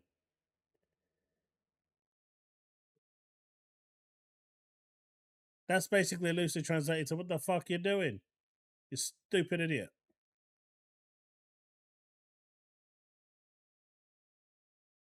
But in a much more derogatory way.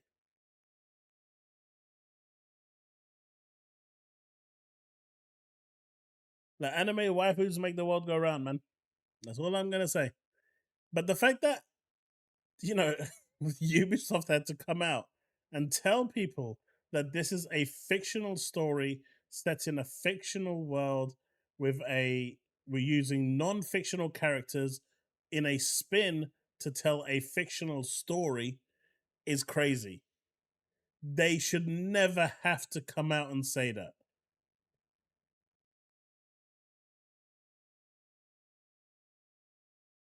Sometimes I just want Twitter to shut up. Saw a tweet which said every trans person grooms kids, so I reported him. It's just crazy, man. I think that one came out because of the. I'm not going to go into it at all, by the way, so don't ask any questions. But it's because of the whole Doctor Disrespect and that Chrissy person who was messaging at the age of 20, a 13-year-old, but is being given a pass because they're a trans person. I'm not going to go into it any further than that. It's not. Nah, that shit doesn't hold. And but yeah, that's why the internet is ablaze at the moment, because of Doctor Disrespect wasn't given the same, leverages as this person was.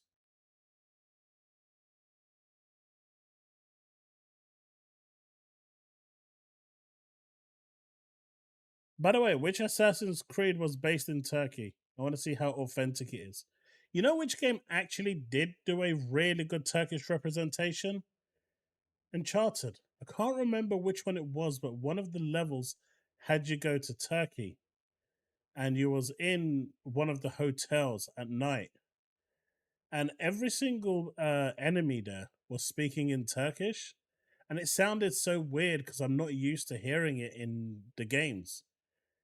And it was weird because, if there was no subtitles, and anyone that's playing it will have no idea what they're saying, but me knowing what they were saying made it easy for me to bypass everything that they were going to do. But I really appreciated that detail. So it's nice when it happens. It's nice when it actually comes together and it actually works, rather than it just being put together like a piece of, you know, shoestring or something. But I can't remember which Uncharted it was. I think it might have been 3 or 4. But it was really well done. And yeah, I appreciated it. I did. I genuinely appreciated it.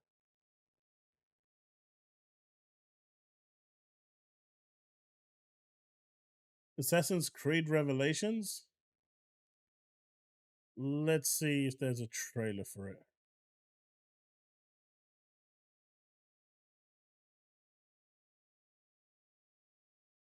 I've not really been into Assassin's Creed games for a long time.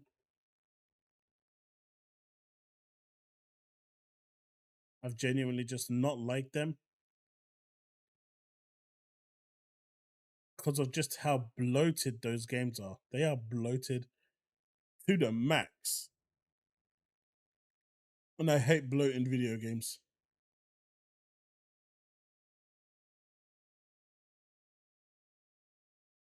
Shadows is not going to sell well, according to everyone, says Shadows.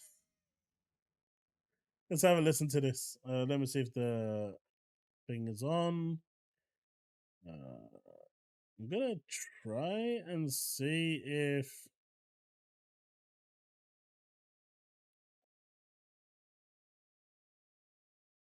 Wait, it should work.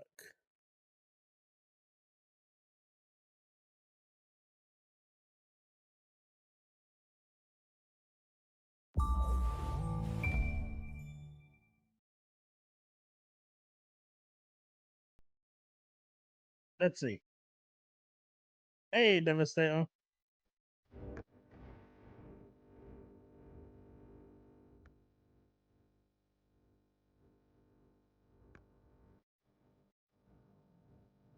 Hey, Waynes, welcome back.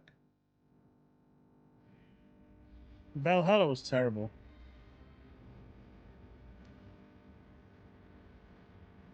This doesn't look like it.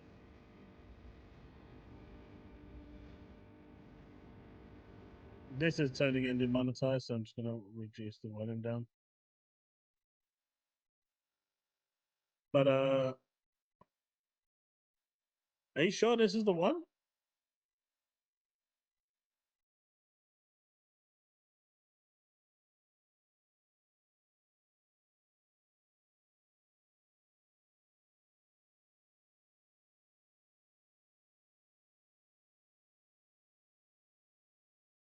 Brick, I'm battling with demonetization every time I stream and upload a video.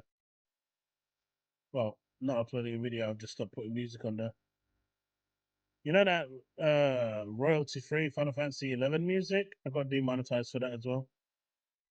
Even though the people that actually made the music have given me full permission, the actual companies that made the music, the original music, and not the completely remixed and changed version of it, claimed it.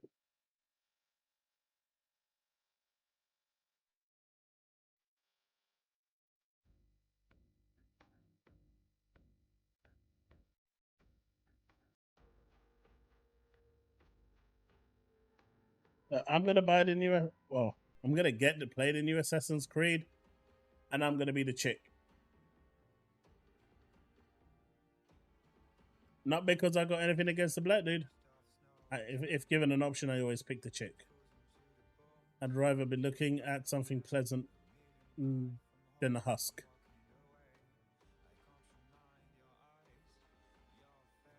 Yeah, so I don't think this is the one. This doesn't look like it's the one, which is a shame. By the way, this is big news.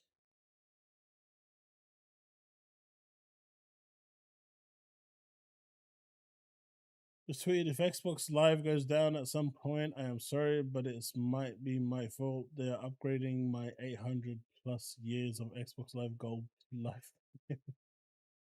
What? All right, guys. If Xbox Live goes down, you know who it is.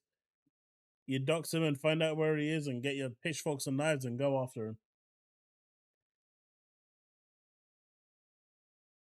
But GTA 6 won't be wildly different from GTA 5. Former Rockstar dev predicts. I think maybe people might be a little disappointed on the first day. Hey, look, I play games that are pure waifu, right? Snowbreak, Tower of Fantasy, Wuthering Waves.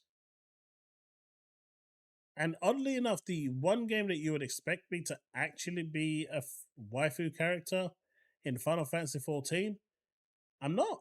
That's the one game where I am basically a human, a Highlander with stupidly strong strength. which is really weird for me. It's basically the one that's outside of the norm. But everywhere else, I pick a female character. Genshin Impact, Honkai Star Rail, without fail.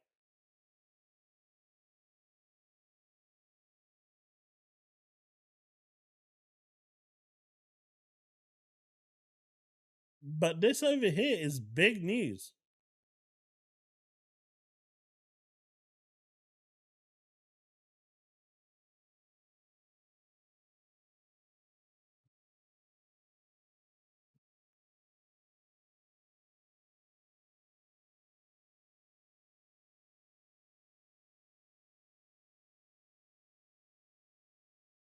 Oh, I know, Wayne. I do. And that's the part that gets me thinking that this whole campaign against Ubisoft is targeted. It's a targeted crime. It's what Reddit at the time did with, I think it was GameStop, where they reduced their shares down to stupidly low, and they they bought hundreds and hundreds of shares, thousands of shares, and then they released the information of what they're doing, and everyone started buying and selling, and eventually the price got to like 500, was it 40, $50, 70 bucks? No, it got to like $250, I think, per share. And then the original three who actually orchestrated the whole thing, the whole scam, sold all their shares and became multimillionaires overnight. And everyone else that decided that they were going to be part of the movement ended up losing a hell of a lot of money. And I can see this being something similar. It's starting to look like that. The whole purpose of this is to just reduce their shares so they can pick up cheap shares and sell them to make a lot of money.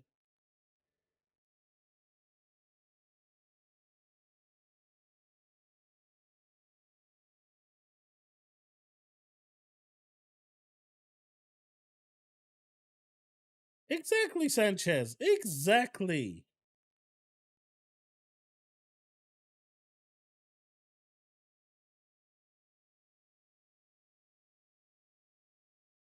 But this is actually big information. Same with the same game, new map, sounds fine to me. This is Rockstar, so they'll definitely add a lot of new cool stuff, though. If only they'd get actually modernize the game gunplay. Sounds like another former Rockstar dev regret leaving Rockstar. He ain't getting no cheddar cheese. How much different could it be and still be GTA? But either way, what's your thoughts on this? And do you still think that GTA 5 is going to make 2025, sorry? I think it's going to go into 26. That's my prediction. But what is yours?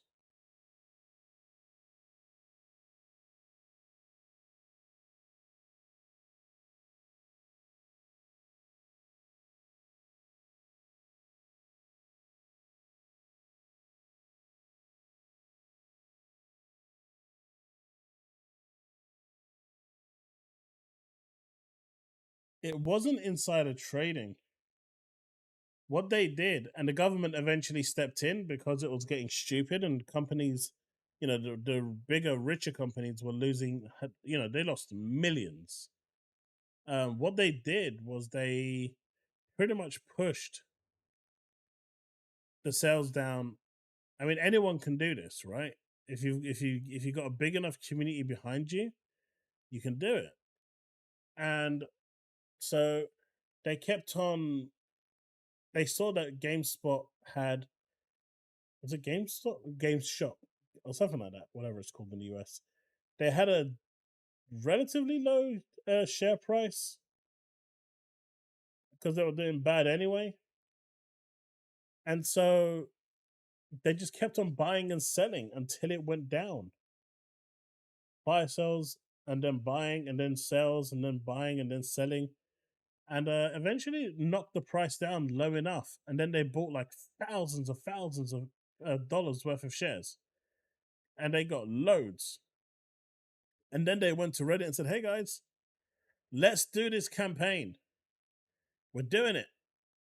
And everyone started buying shares and pushing the value of the company down. And yeah, they people lost a lot of money.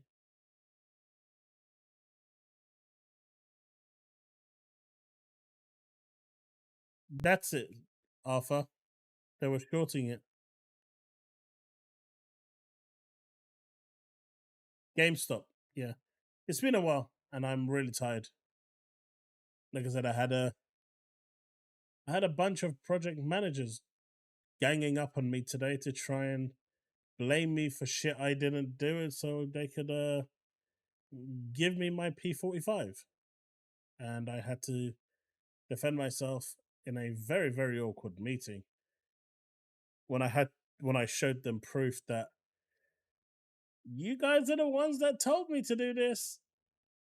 But it still was not a very good conversation. Imagine being in that situation where you got two project leads having a go at you, telling you that you're doing a shit job and that you should be doing X, Y, and Z, and then you present them with emails that they fully acknowledged and responded to, with you saying, "Hey, this is what I wanted to do, but you told me not to do, and here is proof of it." You sending me that email. And then I did the same for the other person. It's good to keep receipts. And then they were like, do you want to see a picture of a kitten? They're like, "Do you want to see a picture of a kitten? Because we kind of need to go."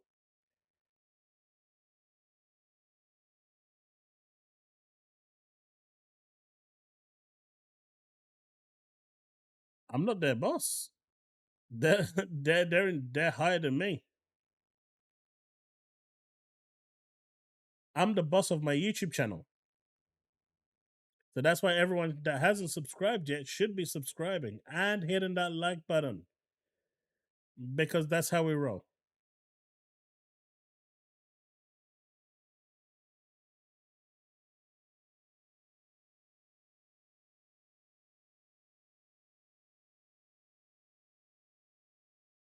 Why does that ring a bell, Devastator? Why have I heard that name before?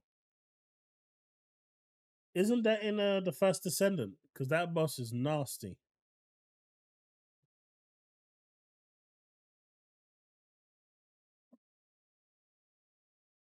Unleashed will never pay up. I actually don't even get his tweets now.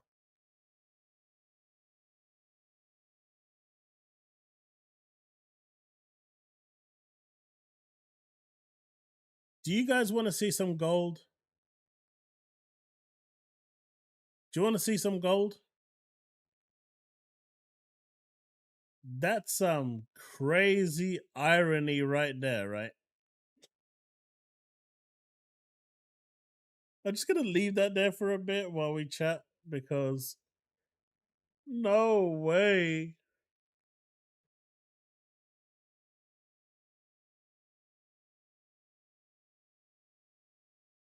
Am I the only one that sees the irony there?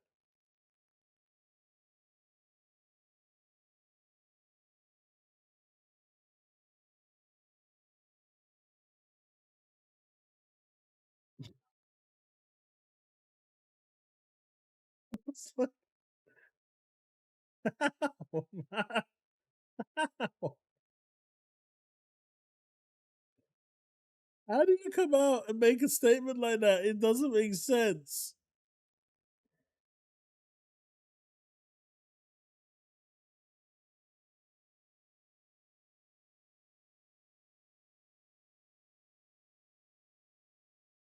He's just some Xbox gamer that basically just posts a bunch of nonsense to piss off the ponies.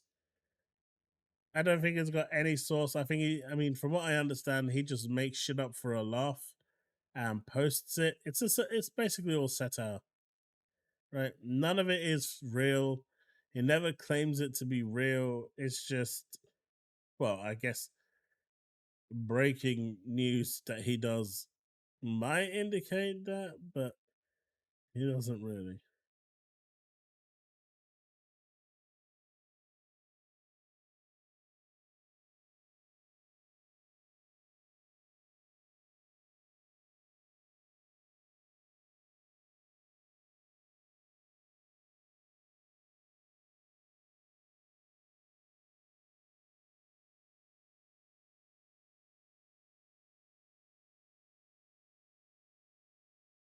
Go Gaming is unhinged, though. His tweets are funny, but always false. But that's the whole point, Alpha One.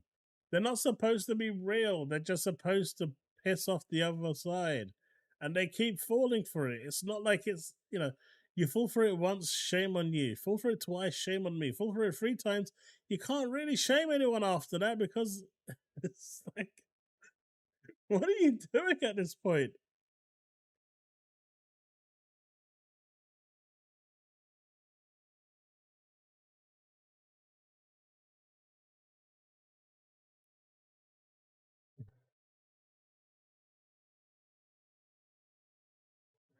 Alpha, I don't even need to say anything about that dude.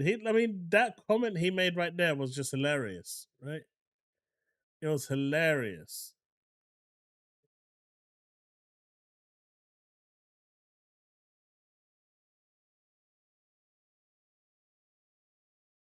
Did anyone hear about this? I may have covered it in the previous stream, but still. I think it's sad news that it's come to that. Proton is really, really cool.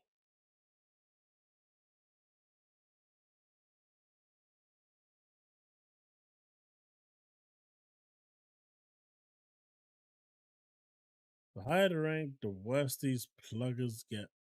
Oh, what's this?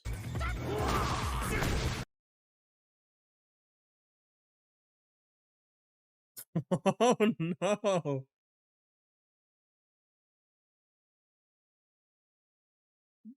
Dude disconnected. Oh man. Dude disconnected hard. Oh wait, you guys can't even see what I'm watching. Never mind. I said I need to stop doing that.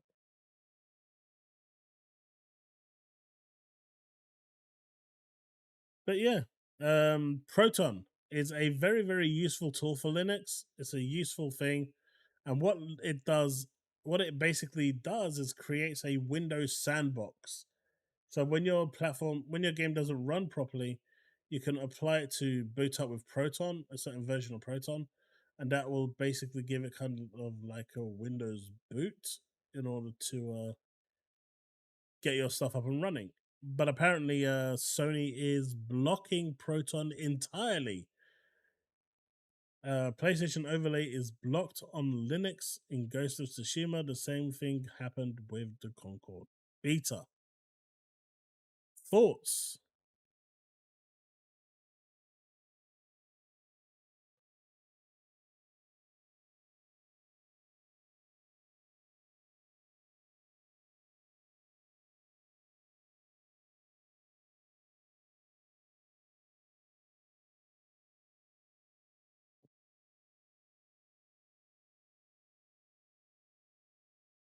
If correct, you're wondering why?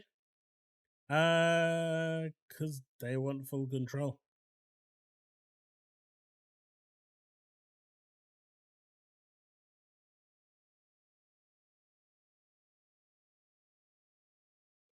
Sony really hates money. I mean, that's a viable choice. I can definitely see that being part of the solution. I don't know. It's just weird, and you see like a bunch of good thing that Sony games can be pirated the same day they're released. Give them that.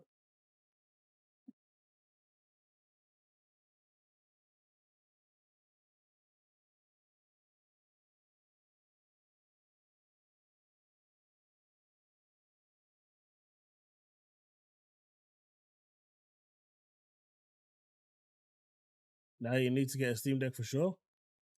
I mean, games that don't require Proton will work flawlessly, right? They work off the gate.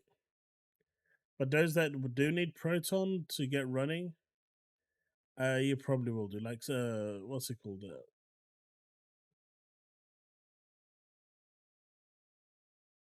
What's that game called? Was it Helldivers? I don't think so. It's something else.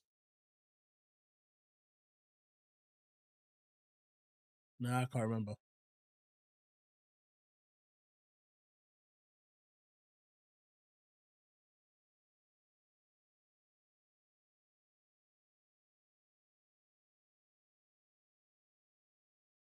It's sad.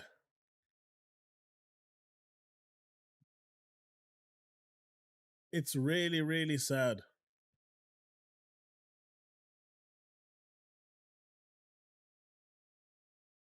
Apparently, there's a massive boycott now going for Assassin's Creed. It's going to do absolutely nothing.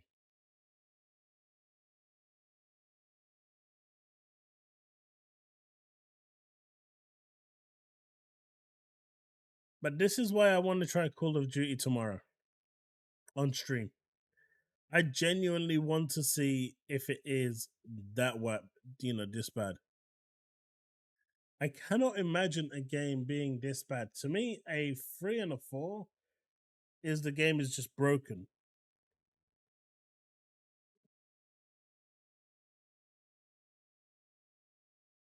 I did Devastator. That was bad. So bad that the guy has gone into hiding.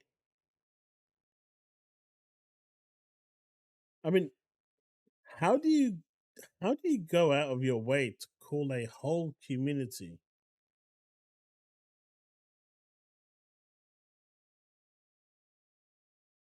a 4? To me, that's the game has to be broken in order to get that. But I genuinely want to try it out and see, at least for the story campaign, if you know, if it is as bad as they say it is.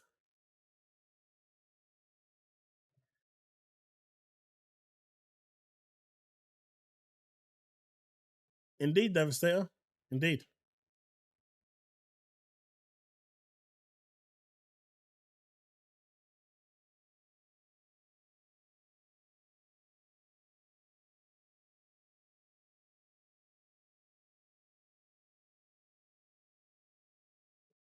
But yeah, I think this is awful. Awful.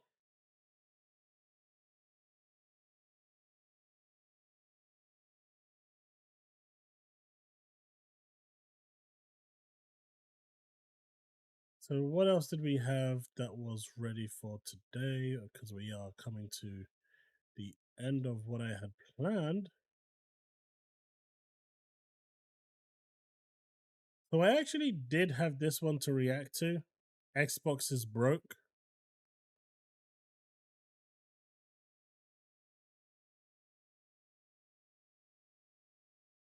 But other than that, there doesn't seem to be much gaming news going about. So talking outside of the two big pieces, Call of Duty coming tomorrow. Helldivers still potentially maybe coming, or at least being announced, but I just don't see it. And the fact that Assassin's Creed Shadows has had an announcement that it is a fictional game, which I'm surprised people really needed to know.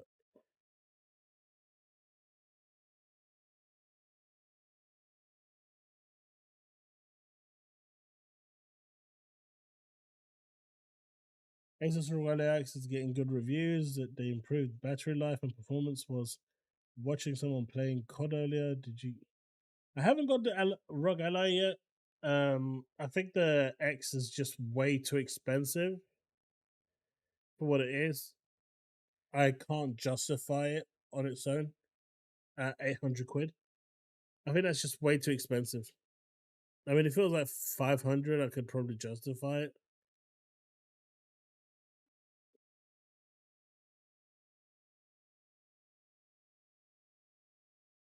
Steam is mostly negative. Yikes.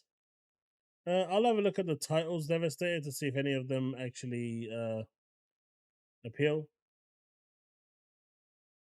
And see if we can play any of those. But yeah.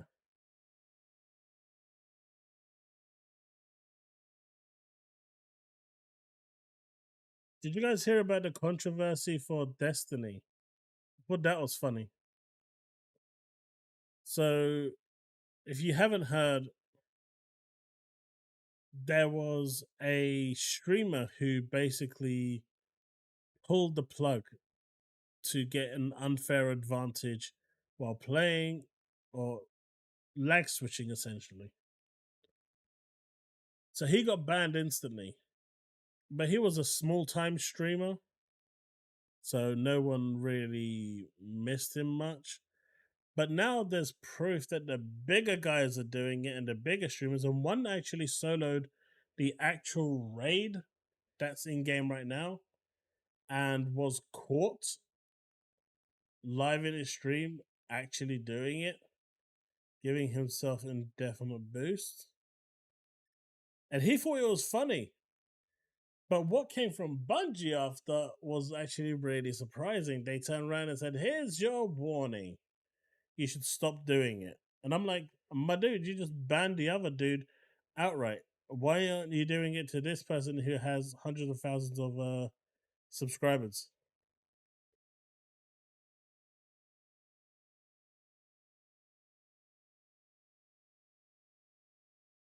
I still need to try Kunitsu. I will at some point.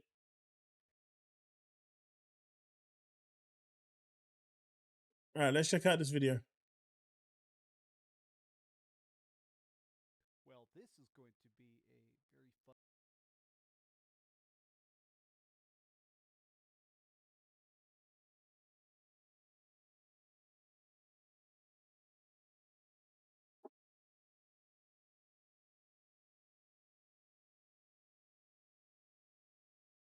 All right, guys, here's blowing you all a kiss.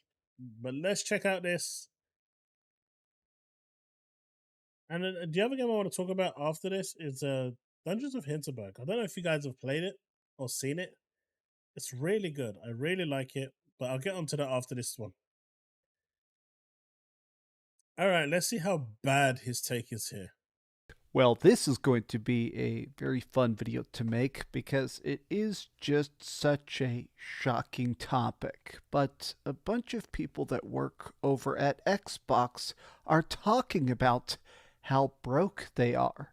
They can't afford commercials, they're not getting new ad revenue, they're shutting down studios, and it sounds like, in general, things are going in a very strange direction with Xbox. Oh my god. We are 27 seconds in, and he is such a fucking moron. 27 seconds. And his whole video is already based on a lie because he literally has no idea what the fuck he's talking about. How do I know what I'm talking about? I help QA the actual ads that are built for Microsoft. I worked on the ones, yes, officially worked on the ones that were released for Hellblade. The banners that you saw around the internet, those single frame banners or the 2-frame banners, I QA'd those. The company I work for, we built them with the aid of the US, and I QA'd them. That was me, right? That was me. So I actually know what's happening with the whole situation, and it's got nothing to do with what he's saying. He's a fraud. So, to give it to you guys in a nutshell, I did cover this in the video, but a TLDR. Everyone today uses adblock. So, those banners don't get seen, right? If you're using banners, they don't get seen. Website takeovers, which used to be a really big thing back in the day, guess what? You use adblock, no one sees them. You had those interactive GIFs. Well, everyone uses adblock. No one gets to see them. So the return of investment on banners is very tiny, to the point where they cost hundreds of thousands of pounds to build and make and QA, but the return that they get is nowhere near what they're investing. So if the return of interest is bad, budgets get slashed and people look at alternative methods of advertising. Because the old way of advertising isn't working anymore because people use adblock. There's a huge problem there within the digital agencies because trying to actually push something is getting harder and harder each day. So what does that leave you with? Well, that leaves you with what Sony's doing, and they are purposefully doing this because that is the only way to catch your attention. Do you remember the Spider-Man 2 promotion that, well, the advertising campaign they did with the ambulance truck on its sides, big spider webs and shit over the hospital? It was really cool. You remember that, and you remember that quite fondly. But that's the sort of advertising campaign you need to do. You know, you had the whole Kratos axe. You had the big dome sphere with Xbox showcasing other stuff. Those things stay in your mind. That's the advertising now that actually works. With everything having an ad block on there, or if you're paying for YouTube Premium, you're not seeing any ads. And more people today are signing up to those sorts of services. And if they're not on those services, they're using ad blocks or using a third-party tool that blocks the adverts. So with all of that in mind, it's not that they're broke. It's that they're not seeing a return on their investment. And therefore, they don't see it worthwhile. And in Microsoft's case, that is more true than not. The question is, why won't they spend flamboyantly on ads for a product that will be forgotten in about a week? In the case of Hellblade 2, after a week, everyone had played it, done with it, and people moved on. It's really rare to see anyone coming back to it. So there's a really fine balance there. But within 27 seconds, the whole premise of his video is already debunked and gone. Xbox just as it currently exists. They can't sell systems. They can't get subscriptions. They can't get people to actually care or buy any Xbox games. But let's talk about it. Hi, hope you're having a great day. If you could please give this video a like and subscribe if you haven't already. Now, this has been going around for the last couple. By the way, he was telling you not to give a like and subscribe to my channel because he said this video, so this stream. So if you haven't done it yet, make sure to do it. Shameless plug. On we go. Days, and I've had a ton of subscribers just begging me to talk about it because it is just such a strange sound bite. But the head of marketing over at Xbox has said they're straight up unable to properly convey or advertise their own games. They're saying that the PlayStation marketing budget is just way, way bigger. They said this: we do not have a blessing of huge media budgets, so we're having to be quite scrappy and quite tenacious to fight for funds that would probably go somewhere else. Now, immediately, this is a very strange thing because even a lot of Xbox journalists are saying it's kind of bizarre to publicly complain about how broke you are just in general, but also I think it is conveying the fact that it's pretty obvious that Microsoft is beginning to run out of... Let me go back. This isn't complaining about how broke they are. Brad Sands here is saying complaining to the media that your boss doesn't give you enough funds for effective marketing is certainly a choice. That EMEA dude is fired. They got rid of him the moment this happened, and he went quietly. as well. There's no way he or she still has a job after making this public commotion. You don't complain about your boss and keep your job publicly. That's pretty 101. As for the funds, they have been slashed a lot. Here in the UK, they have almost nothing for advertising because they're not seeing a return on investment. And if you don't see a return on investment, you don't spend. But obviously, they need to spend. About how broke you are just in But it's got general, nothing to but do also I with them think it being is broke. conveying the fact that it's pretty obvious that Microsoft is beginning to run out of patience with Xbox. Now, when they first started making Xbox, Again, that is false information. We've had marketing campaigns with Azure. We've had marketing campaigns with Surface machines. We've had marketing campaigns for their Office products, and all of them get the exact same treatment as Xbox does. There's no difference between how much money is invested, and at one point for 2 years they just basically cut all funding, whether it was for the Surface tablets, whether it was for the Office studios, for advertising their Azure service, Xbox. It went all out the window. They just let us know that they're not doing anything marketing related for any of their products. So this isn't just an Xbox thing. This is a company wide thing. They just are not seeing the return of the advertising because advertising is expensive. And word of mouth for their bigger services like Windows, Azure, Office is enough for them.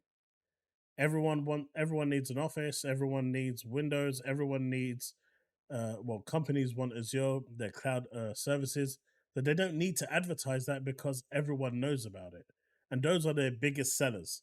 I know ABK coming in has kind of propelled Xbox, but removing ABK, Xbox is pretty low down the tier list, but they were getting the same treatment as everything else. So the fact that he's already dismissing this shows his lack of knowledge, intelligence, and just know how of what the hell is going on here, and he's just purely console warring for the sake of console warring and spreading misinformation, fake news, and genuinely just doesn't know what he's talking about. consoles over 20 years ago, it was very much immediately popular. People liked the idea that there was an alternate option to the GameCube and the PlayStation 2. The Xbox managed to do something different. I think the fact that it was a Western based console with a lot of very cool stuff like a built in Ethernet port, a focus on Xbox Live, all the crazy good shooters that immediately launched with it, the Xbox was something that was originally cheap to make. It was straight up just off the shelf computer parts. It was easy to develop for, and a lot of the games were making their money back. Same thing happened during the Xbox 360 generation, where obviously Microsoft's idea was okay, we're already making tons of trillions, literal trillions of dollars with stuff like Windows and all their other chat programs and stuff like that. They were always thinking, okay, Xbox is just an extra for funsies experiment. And clearly, that goodwill and that checkbook is beginning to go absent. Again, that's not the case. They wanted a presence in the gaming industry. They believed that they could do it, and so they went for it. And the Xbox One, which sold 20 million as a first generation unit, is actually pretty damn good. I think the 360 sold like 80 million. It was on a roll. The only reason the PS3 overtook the 360 is because Microsoft stopped producing the consoles towards the end of its life cycle as they decided that it was time to move over to the Xbox One. If they continued manufacturing the 360, the PS3 just wouldn't have taken over. I mean, the PS3 did get marketing rights, I believe, at the time for GTA 3, which really did help propel it. But it's a big question whether if Xbox continued to manufacture the 360, if they would have actually taken over. And that's something we'll probably never know, but I don't think that they would have, honestly, with the PS3. Not with the way the momentum that the 360 had. It was just a phenomenal machine, and the games were, phenomenal. And Peter Moore, he knew what the hell he was doing. He was ruthless. But anyway, let's continue with. The amount of funding, the amount of resources is clearly beginning to dissipate. Now, I think part of this is just the fact that, in general, the last several months have been very rough for the console market. The Nintendo Switch is selling pretty bad. The Xbox is a flatline. Literally nobody in the world is buying an Xbox right now. The actual sales continue to drop more and more and more. Only the PlayStation is even selling, but that is also not doing as good as clearly Sony hopes. I think it's showing the fact that where other industries are reliant on their consoles, like Sony needs you to buy a PlayStation 5. Sony TVs and Sony pictures and stuff like that are also generating money, but at this point, PlayStation is a huge chunk of the success that Sony is trying to do. Incorrect. It is the biggest success that Sony is trying to do. The PlayStation brand itself brings in the biggest chunk of money for Sony. The movie side of things, their DLSR cameras, their TVs, their mobile phones, that's all chump change. The actual console side of things is where it's at for Sony. That is stupidly their biggest part of the business, and it's one of the reasons why they actually tried to sell the PlayStation brand during the end of the PS2 cycle, the PS2 era, because it was worth so much money at the time. And Sony at the time decided that it might be worth selling to save the rest of the company. Obviously, they opted against it on the last minute, and they decided to continue going with the PlayStation, which for them was a good move. But the rest of their business just isn't doing. Nintendo does have stuff like the Nintendo movies we're going to get more of, but like if you think about the immense profitability of Nintendo, that is because of the Switch. That's because their fans are buying tens of millions of every single game they release. Whereas Xbox is now in a weird spot where the Xbox isn't selling, the games aren't selling, and people aren't even subscribing to Game Pass. And a lot of people are saying that this seems like a gigantic final death rattle. The fact that they're jacking up the price, so now that it costs $20 a month, even if you're just trying to play some random games here and there, these charts to actually convey how to get Game Pass, what kind of Game Pass, it's very bizarre.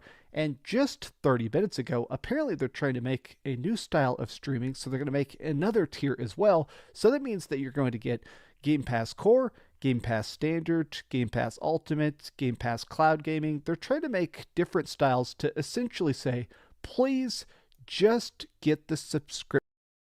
So the fact that he actually genuinely believes that right now Xbox is offering a cloud gaming service, he actually fell for what Clover was putting on there, says everything about how much research this guy does or how knowledgeable he is about anything that he says.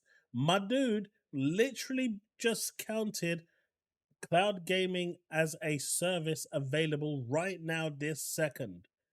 Now, I know you guys in chat are laughing at this. I know you are. I know because this is ridiculous. How? I mean, it's almost like he knows nothing. I mean, you can't be this dumb. I don't get it. I actually don't. And Microsoft has been talking about a cloud tier anyway for a number of years. It's not new now. They've also been talking about an ad tier since the beginning of the year. Again, it's nothing new.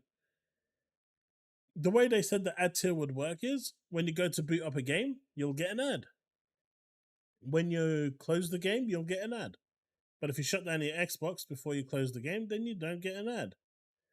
Now, there were talks about potential things like in-game billboards having like a Nike thing, but they're worried about the pushback on that. So for the time being, at least for now, it will basically be ads before and after you finish playing. Nothing in-game. It's a joke. But on that note, let me know what you think about ads on like billboards or like in Cyberpunk 2077, where you've got them like on the scrolling carousels and stuff, the digital displays. Would it bother you if they put like a Coca-Cola ad in there or a Nike ad in there or a Reebok or I don't know, a Game Pass ad in there? I mean, it obviously has to fit with the theme of what you're actually playing. There's no point in you living, the game being in caveman days with like Fallout 76, and then you've got something that's like proper futuristic and shit going across the screen. That will look stupid. But how would you feel about that? Subscription service by any means possible. Now, some people are basically saying this is definitely what Microsoft wants this to be. I think that Microsoft originally, their idea for Xbox was okay, we'll make cheap games at a big profit. Gears of War, Halo, a lot of the stuff was just made at the lowest budget possible, and it managed to become an accidental massive success because the games are good, the developers were passionate, and also it was just sort of a different era. Making games quick, making games efficiently, like it was a lot easier to make stuff back then. So now it seems like the pivot is that I think Microsoft just wants to try and find a way to pretty much be Steam, to be a service where you can buy stuff through it and they get a cut. A lot of people have been praising the fact that Microsoft's latest price hike, this new Xbox Game Pass, it's now, this is I think the third or fourth price increase for Xbox Game Pass. People are definitely not happy about that, but I did see some people saying, okay, at least they're still trying. Isn't this like the second price increase? This is like the second price increase, right? I can't be mistaken here. Unless I am mistaken. There was one like a year ago, maybe it was actually like 14 months ago. But outside of that one and this one now, has there been any other price increases that you can think of? Because I can't. So when people say 3 or 4 price hikes, I don't get it. It's only been two to my memory. To bring up new stuff that is excellent, that is different. Like this game, Path of the Goddess, Dungeons of Hinterberg. I did a review for Flintlock Siege of Dawn. I wasn't super thrilled with it, but I mean, if you're getting it on Game Pass, it is definitely a good deal. All of these games launched day one on Game Pass, but none of them are made by Xbox. These are all just things that are licensed through Microsoft. And I think that this is their current push. I think they have put. So why is that a problem? Sony has literally nothing this year at all that's first party. Everything is third party, but that's okay. But when Microsoft does third party games into Game Pass, that's a problem. Hypocrite much? Themselves in a very unfortunate circumstance where back in the day, Microsoft would sell you a game. They would actually make their own crazy big stuff and then sell it on their own consoles. So you'd buy the game, you'd buy the system. You had a very just detailed, trackable, profitable way to get the games to the people. Whereas now, they're in a spot where they have trained their most loyal customers not to buy stuff, to just subscribe to Game Pass for as cheap as possible to play the one or two things they want and then leave the service again. And now they're at a spot where people just don't care. You're not getting any new growth, you're not getting any new fans, you're not getting any people actually fresh to the ecosystem. How does anyone know this? There's literally no stats released by Microsoft.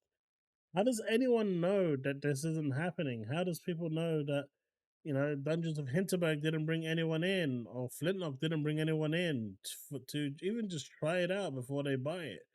Uh, you know, Kunitsu could have brought, some people in. Call of Duty Modern Warfare 3 is now going to be on Game Pass as of tomorrow. That can bring a whole bunch of subscriptions in. Black Ops 6 is landing in October. You've got Stalker 2 in September. How, we've had a bunch of games that have come in, be it third party or not. How do they know that there's been no growth? Like, where are they getting this data from? Because, the voices in my head only go so far. And I feel like part of the reason that you can see Xbox panicking, the reason you can see Xbox clearly cutting budgets and stuff, is because right now they have found themselves in a spot I don't think they expected. I believe that originally when they came up with Game Pass, they thought that they would be a industry leader. I truly believe the fact that Xbox thought that they would make this big push to never really owning your games, but still being able to play them, and everybody would follow suit. We did see, obviously, Nintendo has a retro service. The Nintendo Switch Online service lets you play old school Super Nintendo and Nintendo 64 games. And it's also pretty shit, the Nintendo service online. It's awful if you're trying to play any game. Boy Advance games like that, but it's definitely not what actually is the big focus of Nintendo. PlayStation does have PlayStation Plus, and PlayStation Plus does get a lot of big games on it. I think PlayStation Plus is cool, but again, the purpose of PlayStation is to sell you a $70 game. Whereas now what's happening is Game Pass has put themselves in the spot where they thought that everybody would jump in with this new big trend, and it just didn't happen. What's going on with Xbox is more. I mean, it did happen. They've got like 35 million subscribers if you're not counting Game Pass Core. If you are counting Game Pass Core, you've got like over 45 million subscribers. That's not a small amount of people subscribing.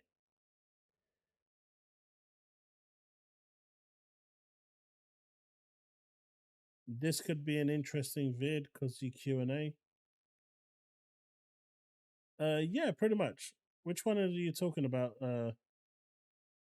Devastator, this one or another one? More important than just the general Xbox ecosystem, because right now Game Pass is all they have. There is no fallback plan, there is no other option. If you're wondering why we keep seeing all these Xbox games coming to the PlayStation 5, why we keep seeing so many rumors of even new Xbox stuff like Doom, The Dark Ages is coming day one to the PlayStation 5, I think this is a sign. How is it a sign? Phil literally said legacy franchises will be on platforms they were originally on. He literally couldn't be any clearer with that one. That means Doom is a legacy title. Now, I know the first thing that's going to come in chat right now is, well, what about Elder Scrolls 6? That's a legacy title. He still said that they would be run by a case-by-case basis, but that is on the chopping block. It is. Whether it's actually going to go or not is a different matter. But the possibility of it going is there. He has said that any game that's a legacy title, that's not a live service title, will be, on a case-by-case basis, will be decided if it is going to go. That doesn't mean that Gears of War is going. Just because they wanted someone with online network experience, and obviously having someone that's multi-fluented in all of the platforms is a bonus. That's what the job listing was required for. And everyone lost their minds. EA's coming to PS5. It's not the case.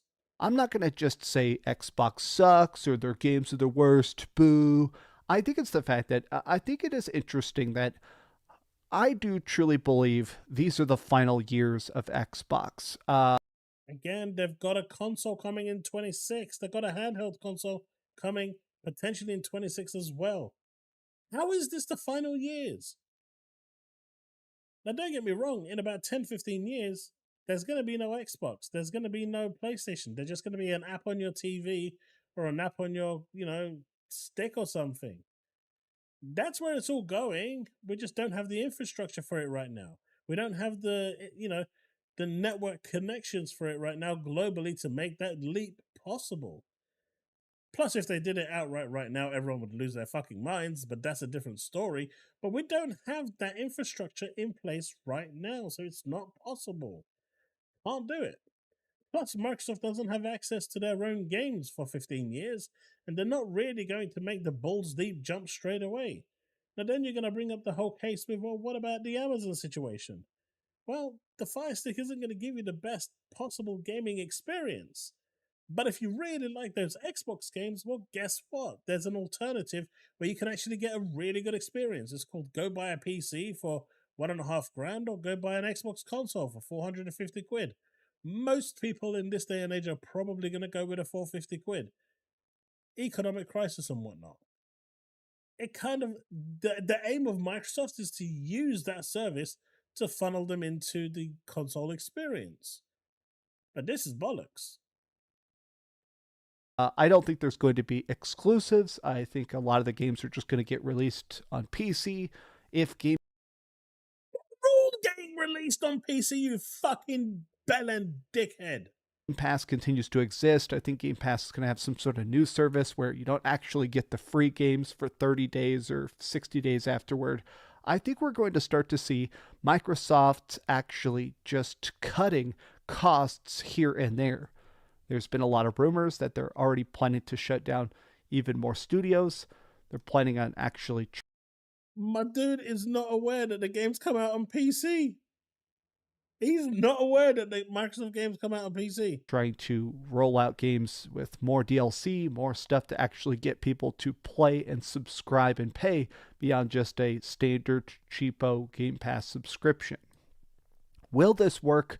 I don't think they will. I think that Xbox has put them in a spot where they have now just decided that if this cannot completely survive on its own, with no marketing, no hype, no cheerleading, I do think this is the end of Xbox. I think that.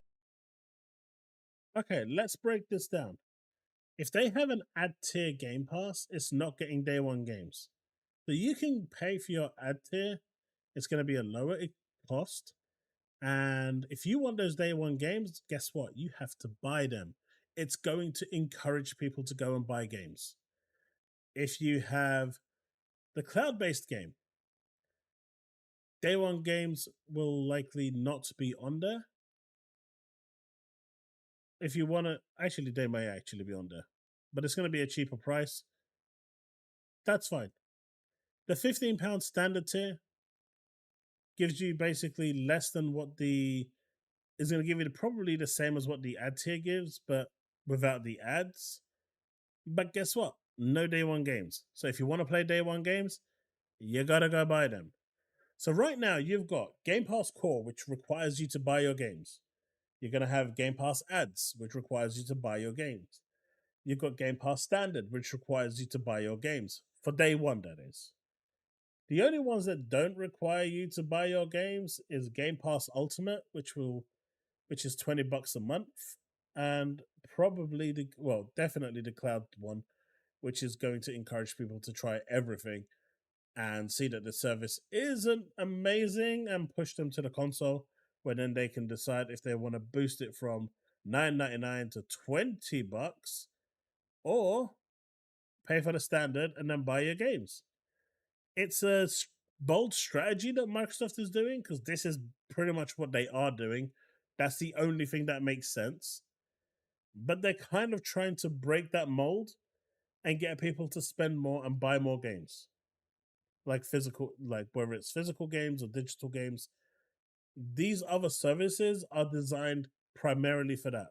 The only double standard motive that the Game Pass standard has is that because it's only $5 away from Ultimate, it's being priced that way for you to make that jump easier. You're asking yourself, well, for an extra $5, I get day one games, I get access to X, Y, and Z, I get access to xCloud. That's a lot of stuff that I get just for an extra $5. So that transition from 15 to 20 becomes a lot more easier. But the actual purpose of the core ads tier and standard is to just get people buying more games. That's it. That's the strategy, and I think it'll work. It's going to work. This is actually the final days of it. I think that Phil Spencer, the reason we haven't seen him much, or Sarah Bond, I think a lot of these big high-tech people at the top of Xbox are getting ready to go away. No, they're not. Because you know why? Unfortunately, and this is going to be a shock to maybe some of you in my chat as well right now. And for those of you watching this later on, I am streaming on Tuesdays and Thursdays, shameless plug. But here's the thing, right? Here's the thing that so many people forget. Twitter isn't the goddamn community. It maybe equates to 1%. On a grand scale, when it comes to console gaming, no one really gives a shit about the people on X. Maybe it's 2%. I mean, I can't even think it's 1%. The average consumer out there isn't even thinking what this bellend is thinking.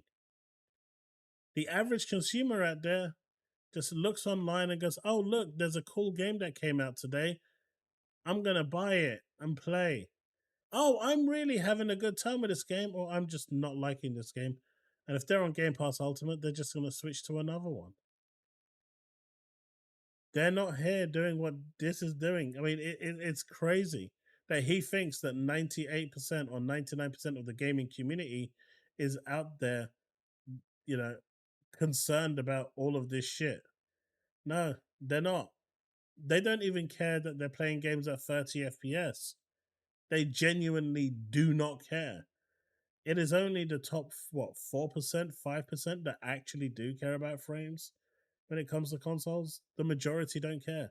And this was proven with Bungie and Destiny 2 on the PS5, where they turned around and actually released a blog update on social media asking people to please upgrade from the PS4 version to the PS5, because over 50% of the Destiny 2 player base playing on the PS5 was using the PS4 version running at 30 FPS. The PS5 version at 60 FPS was there, but over 50% of the PlayStation player base refused, that was playing on PS5, not the ones that were stuck on the PS4, but that had a PS5 and was playing Destiny 2, was still using the PS4 version because they just didn't care. That's a huge chunk of people that just want to jump in, pew pew, and walk away. Right? And I think that's what he's missing here, clearly, and a lot of people are missing that the average consumer just doesn't give a shit. They just want to put the game on, it works, and they play. That's it. I think that Xbox, as it currently exists, is definitely in its last stand. There is a lot of talk about the fact that all commercials for Game Pass are being pulled if they talk about Xbox. There's been a lot of rumors that pretty much worldwide, and apparently the United States is still going to have some Xbox commercials, but there's no longer going to be any commercials just for Xbox hardware. In Europe, in Japan, in Asia, they're giving up on the Xbox. And this was the Tom Warren article that he's referring to, where he said that Microsoft is considering pulling out and abandoning Europe. That's what he's talking about. We're going back to considering, folks, and it's already been debunked as well.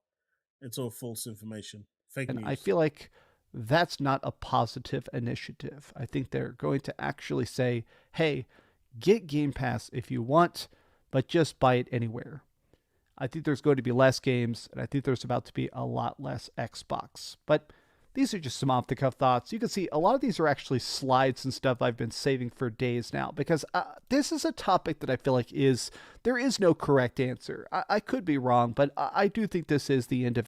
You are 100% wrong. Not you could be wrong. You are 100% wrong. Xbox as it currently exists. But I'm excited for Doom. I'm optimistic in a way for the future of something like Starfield, which hopefully becomes fun at some point, but it's already fun. What do you want about? Yeah, I just think that if you only own an Xbox, if you only play stuff on Xbox, if you're only excited for the future of Xbox, it might be time to start considering an exit plan or hopefully building a gaming PC. But what do you guys think? Tell me your thoughts in the comments down below. I think you're an absolute moron. He doesn't know what the fuck he's talking about. But hey, that's my thoughts on this. I, 95% of everything he said, I'm going to give him a little benefit of the doubt here, but maybe 96% was full of shit. I can't believe how bad these videos are. He's just getting worse and worse with misinformation. It's almost like he does literally no investigation, no research at all. He's just pumping out content for pure grifting purposes. And it's really sad to see, honestly. It genuinely is, because it's pretty awful. Pretty damn awful that he's actually going down this road of just delivering fake information. But you know what? You haven't seen him make a video on this yet, have you? I wonder why. I wonder why, chat. I wonder why he hasn't made anything on this. That's the question.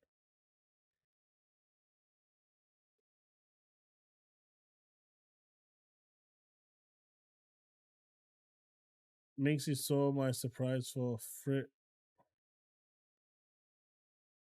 Alex Gara and Classy. Oh, nice. Hey, Chille. How's it going, dude?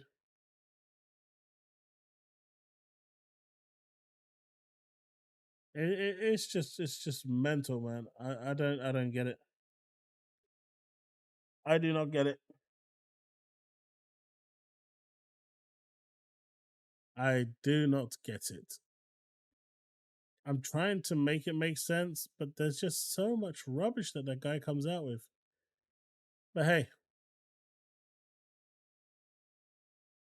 it don't matter. We're getting Call of Duty to Game Pass tomorrow. There's another game that was landing tomorrow, wasn't there? Or was it on the 25th? Or am I just thinking something else with that? Let me have a quick look. There was another game coming.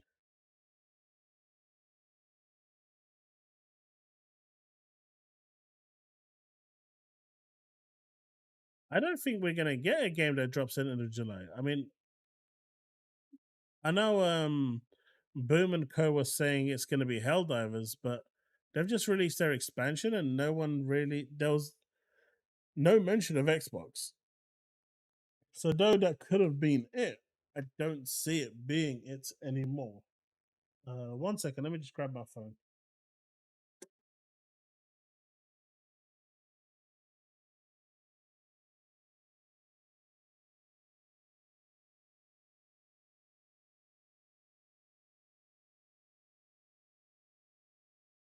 There's something that I want to just quickly check out. No, I don't want the update, but I do need that. And we need to go down here. We need to go there. Nope, that changed. Let's remove.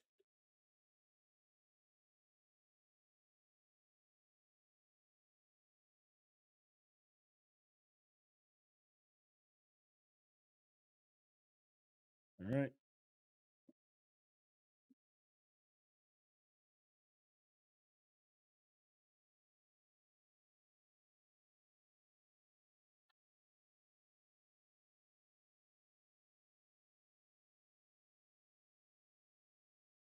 Let me see.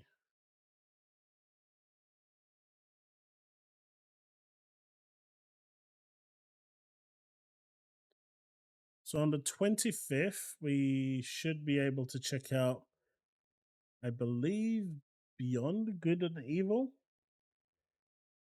So that's something that I'm going to be looking into. If anyone's interested in checking that out, that will probably be over at Twitch.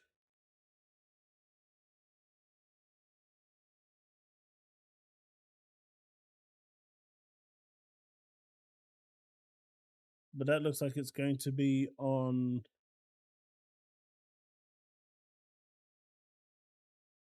the 25th. Unfortunately, I couldn't get an Xbox or PC version of the game.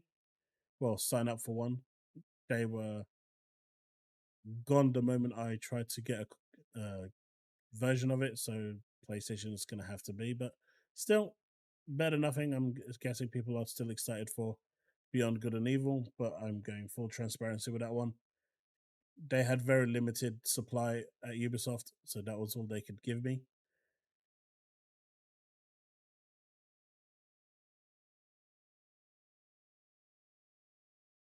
But yeah.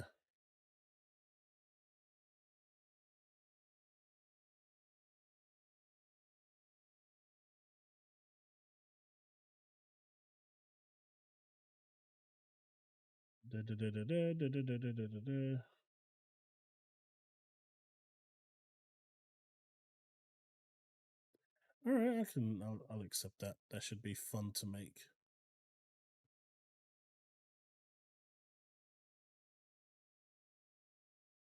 All right, that's something else I've signed up for.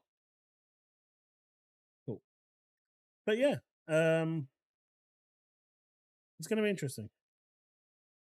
More on number 2. What's going on?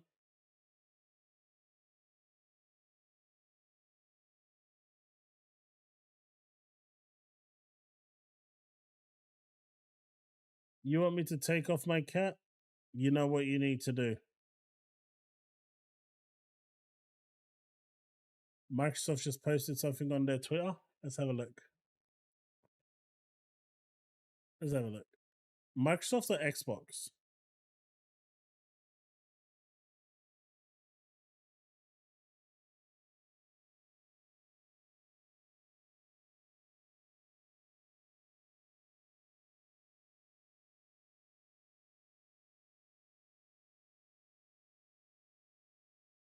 Not seeing anything.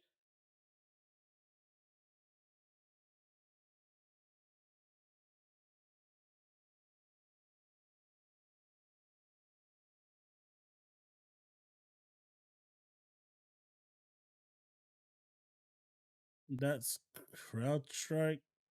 Hilarious what happened there. That's just talking about the outage. Xbox Game Pass. Isn't it COD? Unless it's something else.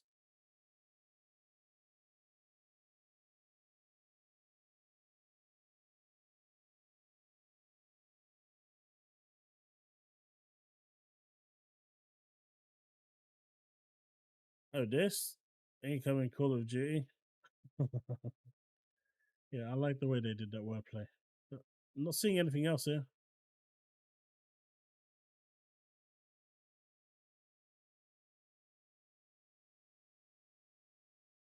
There be something on Discord? We can have a look.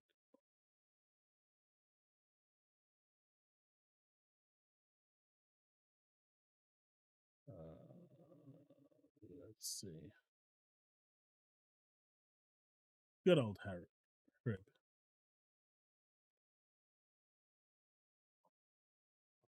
Ah, yes. That one. It's incoming, right? I like the way they actually did the wordplay on that.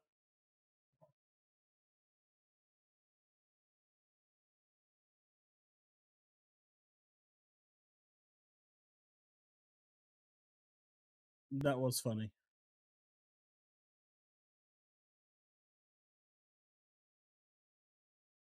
You're going to receive a very important phone call soon. So this is the sort of thing that they need to do more of. But they need to be much more aggressive and flamboyant with their advertising. But the old school of the old method of advertising just doesn't work anymore. Hey Chille, sorry I didn't see you there.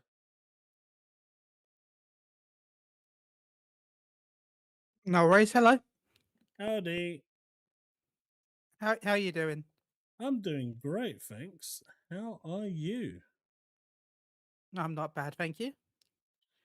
I don't know who you were talking about earlier, but I'm gonna guess you were talking about Dreamcast guy. Of course, because he got like everything factually incorrect. There was so I like the much he fact got that wrong. It was. I love the fact that I know it was him because of how bad he is. Yeah, Like, I didn't even need to be here for when you announced who it was at the start. I just knew from going in, yeah, that's Dreamcast guy. it was just awful. The guy got like everything incorrect. I mean, someone in Hey, chat, Devastar. who Hey, was John. it? Hey, Wood. Someone in chat asked a question, and it's a very good question. Where was it? Oh, Nikke's had an update. Time to pull on Anise. I wasn't paying much attention to the chat while I was watching the video, but there was someone who asked a very, very important question. And I think I glimpsed it, and he said, "Why are you watching this guy?" And it's a good question because everything he says is full of shit. There it is.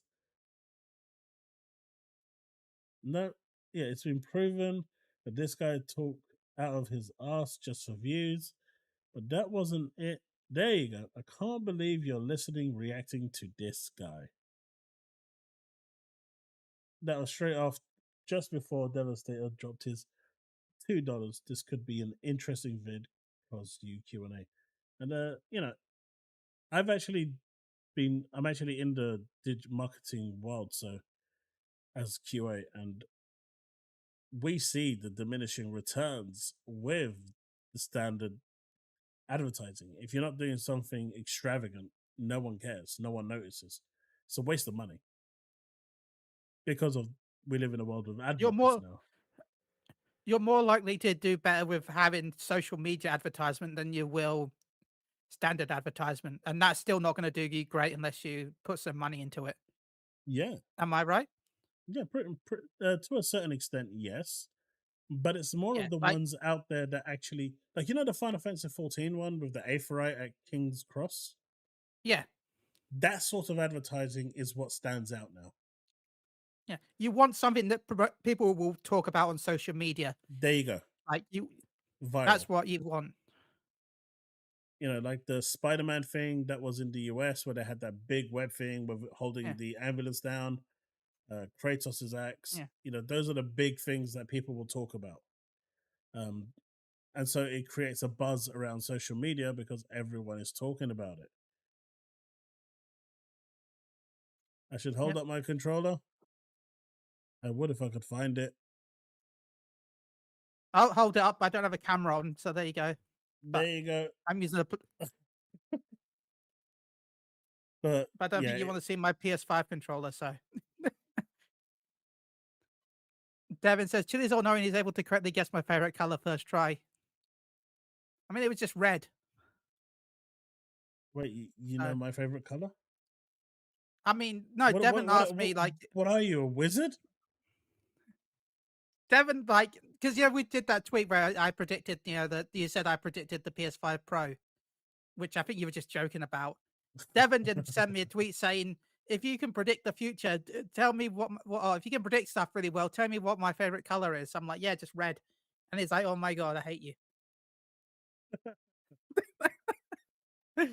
uh, But what's your so take on Call of Duty coming to Xbox Game Pass tomorrow? that's awesome. That's great for people that have Game Pass. Now, has it been cleared up if it's going to be Game Pass Ultimate or is it everyone with Game I Pass? think it's going to be everyone. Well, that's even better. I mean, It's I an old expect it game, to right? be everyone because it's an old game, but Yeah. like I still like to make sure that it's cleared up because we don't know until it actually happens. Like I don't want to say like, yeah, it's going to be day one for everyone until like we know. Because you never know with these companies. You don't. You don't. Devastator with the two just donated. Sorry. Sent you vids on Discord. Yeah, we'll have a look at it in just a bit. Oh. I'm just going through them at the moment while I'm talking to Chille. Well, thank you for that $2 Canadian. I appreciate you, my dude. Wait. What did he? Oh God. But I don't know if you saw what I said when I joined the chat. Like, I joined in as you were talking about how bad them Dreamcast guys' videos were, and I'm like, I didn't know I made videos. Yeah, no. Uh, No, Chille, you need to take that back. You need to take that back, or I'm gonna I have no idea. One day, though, I will actually make videos. I always say I will, and I never do. One day, I'll actually get to doing them. What we need I to do mean, is actual content videos, should we say? like a podcast one, or No, just like guides or like areas in 14. that could be interesting. Like, yeah. Uh, Nah, I Chille's don't want to good. He promise. has good takes. Like, I'm sure I do have some bad takes. I'm not going to lie because I am still a pony, I but I mean, do try my best to be as open as I can. Like, I'm not going to say that all my takes are good, but like, they're definitely better than Dreamcast guy. he does still, That's the low bar. support PlayStation, so there is a bit of badness there. But you know, Yeah. at least he's not as far gone as the DCG. That guy is just full on just lying out of his teeth now, and my God, yeah, If I ever got that bad, I'd want Chaos to come up here and actually smack me. with a wet fish. It has to be with a wet fish Sure, I'll accept that. because from what I've read, the shock of being slapped with a wet fish causes silence, even if it is for a couple of Okay. seconds. Chille is a sensible pony. Thank you. She also knows a few devs where he's. No one got that reference. Yeah. I feel bad. I feel bad. No one got that reference. Chille is a unicorn, Pegasus, bicorn, or centaur. I want to go with Pegasus because then I can fly. That'd be cool. But that'd be cheating. But yeah, I didn't get the reference. I'm sorry, Chaos. I'm sorry. I What was the expected you reference to get it of all people. What was that reference then? I'm going to slap you with a wet fish. The shock of it is going to cause you to silence for a second or two. No idea. It's literally a blue spell. Oh, you're talking about the Blue Mage spell. Yeah. I guess no one in chat is going to get it, but I expected you to get it. You expect me to read? You expect me to read? It's literally your whole channel.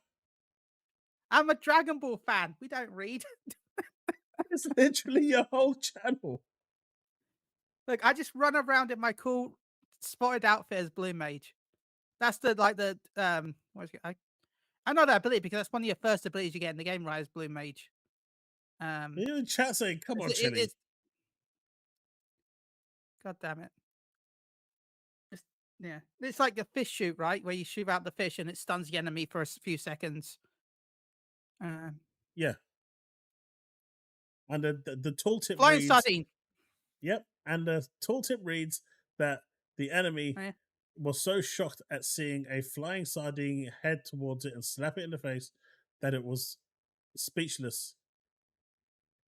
And it's basically a silence spell for like 2 seconds. But I have to ask you, Chille, now that I've got you on here. Okay. And I think everyone in chat is wondering the same question now. They want to know what your opinion of Concord is, and the fact that Steam Charts has deleted all the figures relating to Concord Beta. They actually removed them, I'm guessing at the request of Sony because it did so badly. But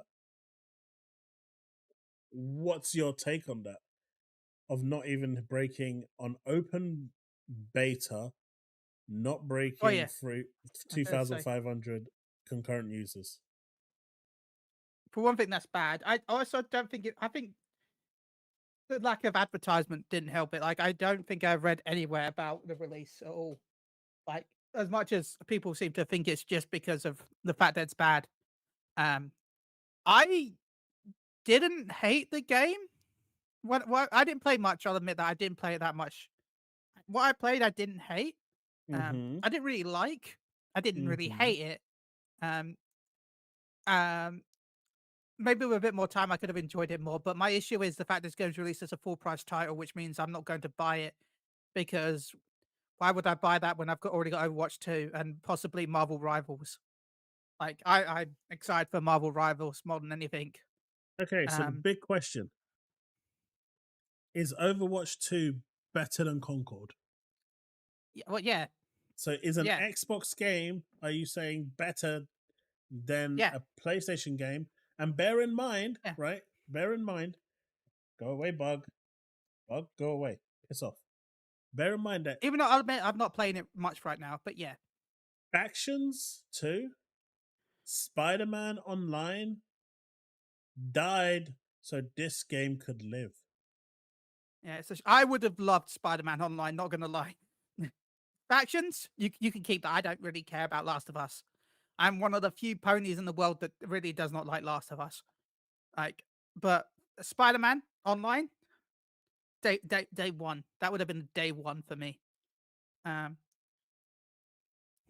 know, John. But I would play Brink over Concord. I would play Brink over Concord because I'm Oh. sorry, because Brink at least felt different. Brink was that fast-paced shooting game with like action, not like action. I won't say all of them are action, but like arcadey style elements. Like it had a point system. Like it was like it was like if it's like if Unreal Tournament came back, right? What the hell, Oh, Chille? You're not Twisted welcome in the Metal as Pony well. Club.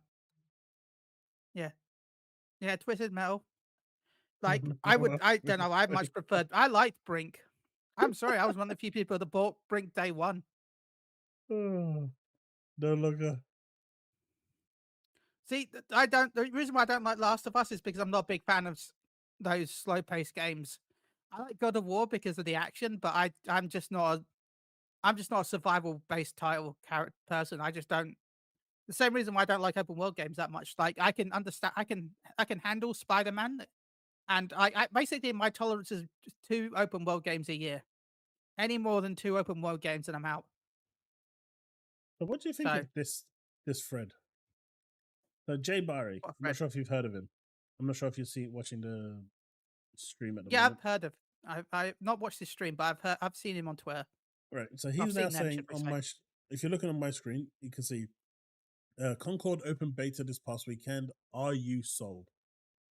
And he basically has been circle jerking around this game like there's no tomorrow. He believes it's the best game there ever is. Right. I mean, Oh no, I'm there's thinking of no way someone he else. believes I'm that. thinking.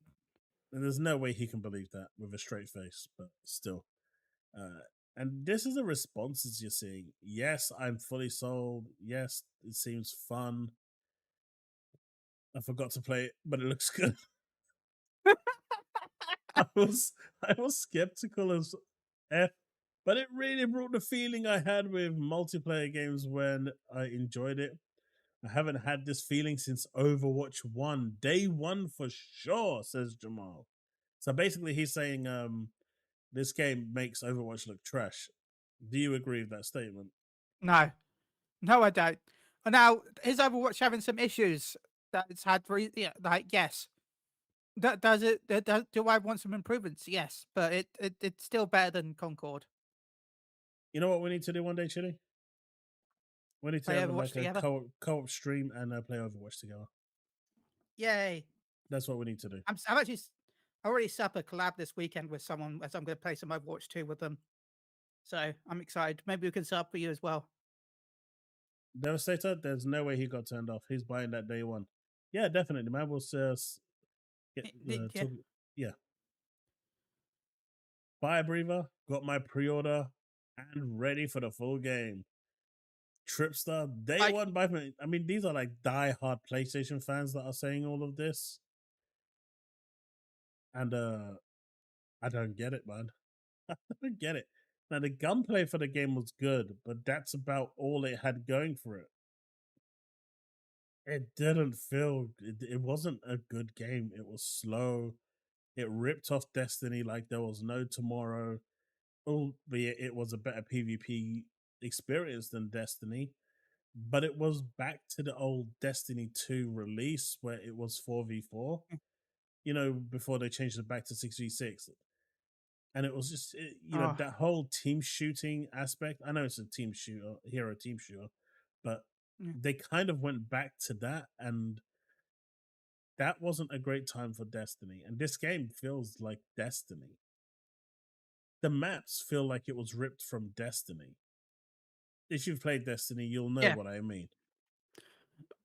Oh no, I still have my old Ghost from Destiny, the original Ghost that you got with the original voice actor. I still have a ton of codes. If you ever want one, they won't work anymore. But I got a ton of codes for the Steel Galahorn.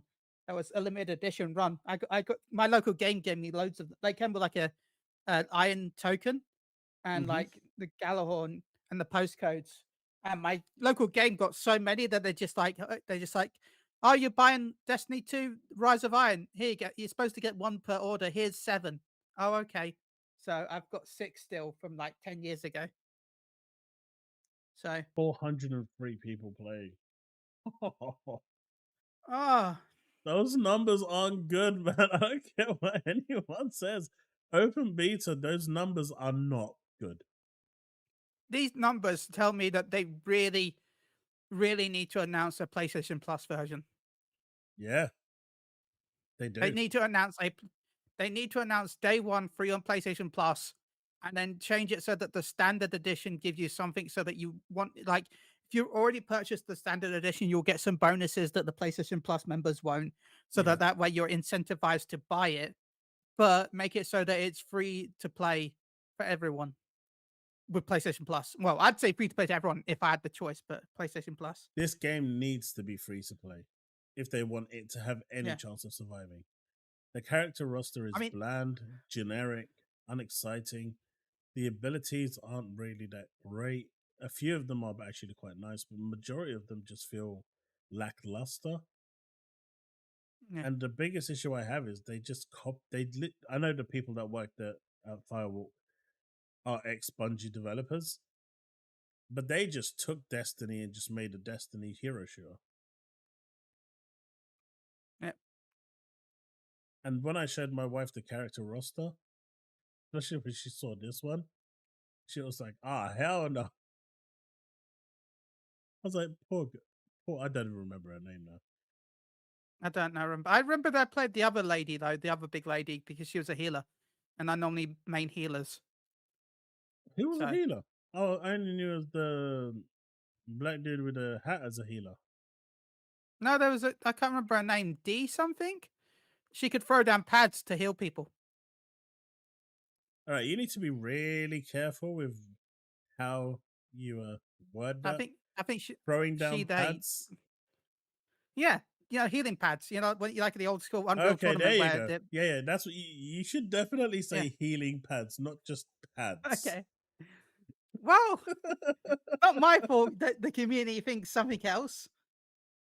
Hey, look, you've come into a place where everyone is talking about waifus. What did you think was going to happen? Waifus in this game? There is no waifus in this game. Maybe Haymar. There you go. Maybe Haymar. Maybe Haymar could get away with it. But she's dressed up pretty much like a nun. I mean, that's you can't. That's some people's. Don't judge. Some people like that. What, a nun? Yeah, some people like that. I don't know. I'm all for it. I think they're the freakiest ones. Right? I will never forget the first time I went to America on my own. I felt really scared because, I thought I was gonna die. I'm not joking, right? This sounds like a joke, but this is not a joke, right? The first time I ever went to America on my own, it was when I went to see someone in Wisconsin. I flew over to America to see a friend. On my because there was 2 flights, right? I had to stop off in Chicago, right? So we went from UK to Chicago, then Chicago to Wisconsin, right? First flight, sat next to a priest, got off and changed, and then I was sat next to a nun. I was like, what are people trying to tell me? Yeah, but how was she dressed? That's the key. Yeah. Devastator, thank you for that $2. Chaos Concord's Dead on Arrival, Team Fortress 2, Overwatch are free. That's the problem. All their competitors are free. Even the one coming from Valve Yeah. is free. Marvel, whatever it's called. Marvel Rivals. Rivals is free. Which, by the way, everything is I'm free. Yeah. You're hoping? I'm hoping to get a beta code tomorrow. Wish me luck. If you do, try to get me one. Yeah. I've applied, but No, it's limited to you've got you got to watch. Basically, you watch on Twitch. You watch for 60 minutes, and then you can get it's first come first serve though. But if you watch for 60 minutes on Twitch for someone that's streaming Marvel Rivals, you'll have a chance to grab a code. yeah, I'll try it. But it will be at midnight our time, I think, or is it 1 a.m.? So while maybe even midnight or 1 a.m. So before I go to my next point, what do you estimate the chances of survival are for Firewalk? Firewalk is the company. Yeah, because this game looks like it's going to bomb. Like it's gonna bomb hard. Not very good. Not very good. But I don't know. I could see Sony, but I don't think Sony will close the studio on its own. But I think Sony might merge the studio into the Bungie group, maybe. But did you see what IGN said? No. You'll be very surprised at what IGN said. For once, they didn't just shill for PlayStation. I don't even know what you actually can call this anymore. Because I don't think there's actually a word within the English vocabulary that can describe what you're about to read there. Was that the one that said it's one of the greatest video games of all time or something stupid like that? Very similar. Over the course of the beta weekend, Concord was already shaping up to be a heavyweight hero shooter we could easily see competing with the genre's giants. I mean, it's not lying. It's technically competing. It's not going to win. What is not it? In the heavy. It's still in the ring trying to compete. Doesn't mean it has a chance. What with Crucible? There. That died. Crucible doesn't exist anymore. I mean, maybe I'll do well against Brink.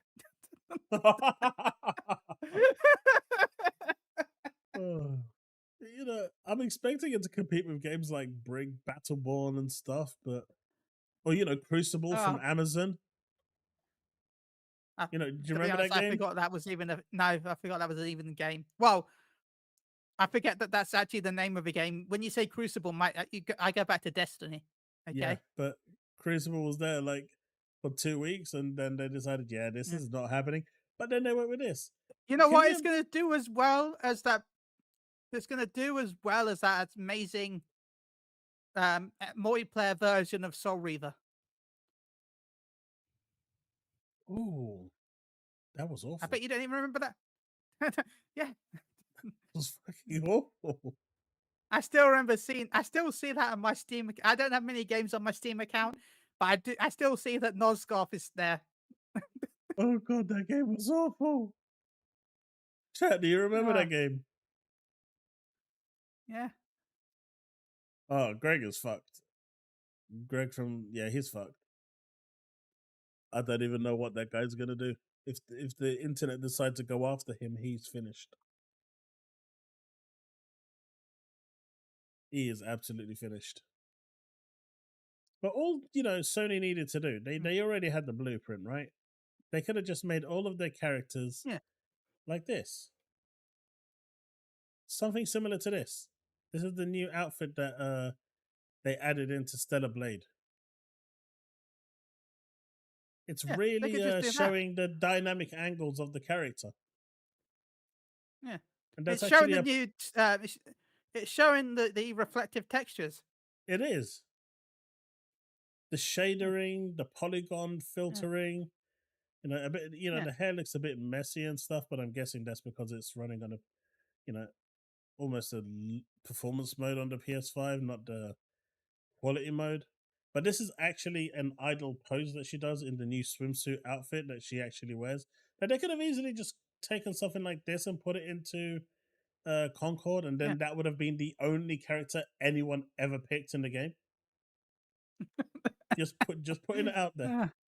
At that problem with that, is everyone would rage quit because they can't pick that character. Exactly. As soon as The they go first in, person will go in and pick that character, and then everyone will just quit, yep, and then you win. So there you go. That's how you win matches. pretty much. It's like, Oh, what is going on, man? All right, so there is one more video that we can check out. Unless anyone has a question before I do go into that video. Oh, there was actually something I wanted to ask you before we do that. okay. Assassin's Creed Shadows. Have you seen Okay. have you been following the controversy at Not all? really. I'm gonna could be honest. I followed it as much as I have to because social media, but I haven't really. Like I've followed it. I know what's going on. I haven't paid attention. If you understand what my logic, like Yeah, I yeah, I kind of do. know what's going on. So here's the TLDR. There's a Japanese female character in the game and a black don't know if it's English or American or whatever, but he exists in real life Yeah. and his name is Yasuke. Yusuke. Sasuke. Sasuke. And is Nobunaga's sword holder, also known as a samurai. But there's a huge faction in Japan that says he wasn't a samurai. The historians say he was a samurai.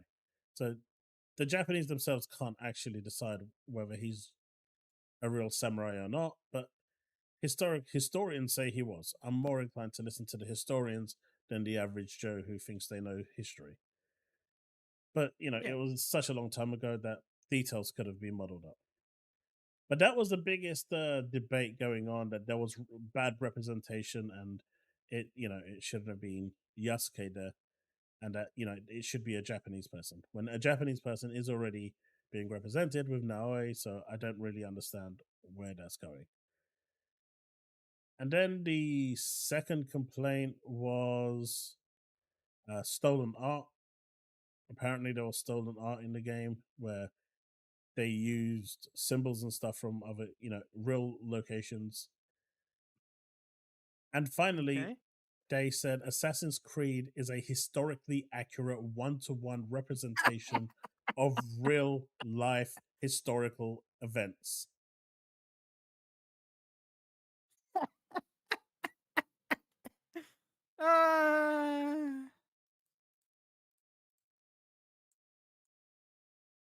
Someone's going. And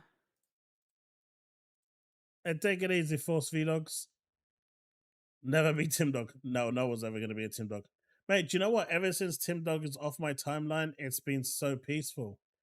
There's no Peter Ovo, no Tim Dog. The only other person that needs to come off my timeline now is Warhammer Dave. That guy is just, that kid that's constantly got that black cloud over them, that's miserable, doesn't want to do anything. That's Warhammer Dave.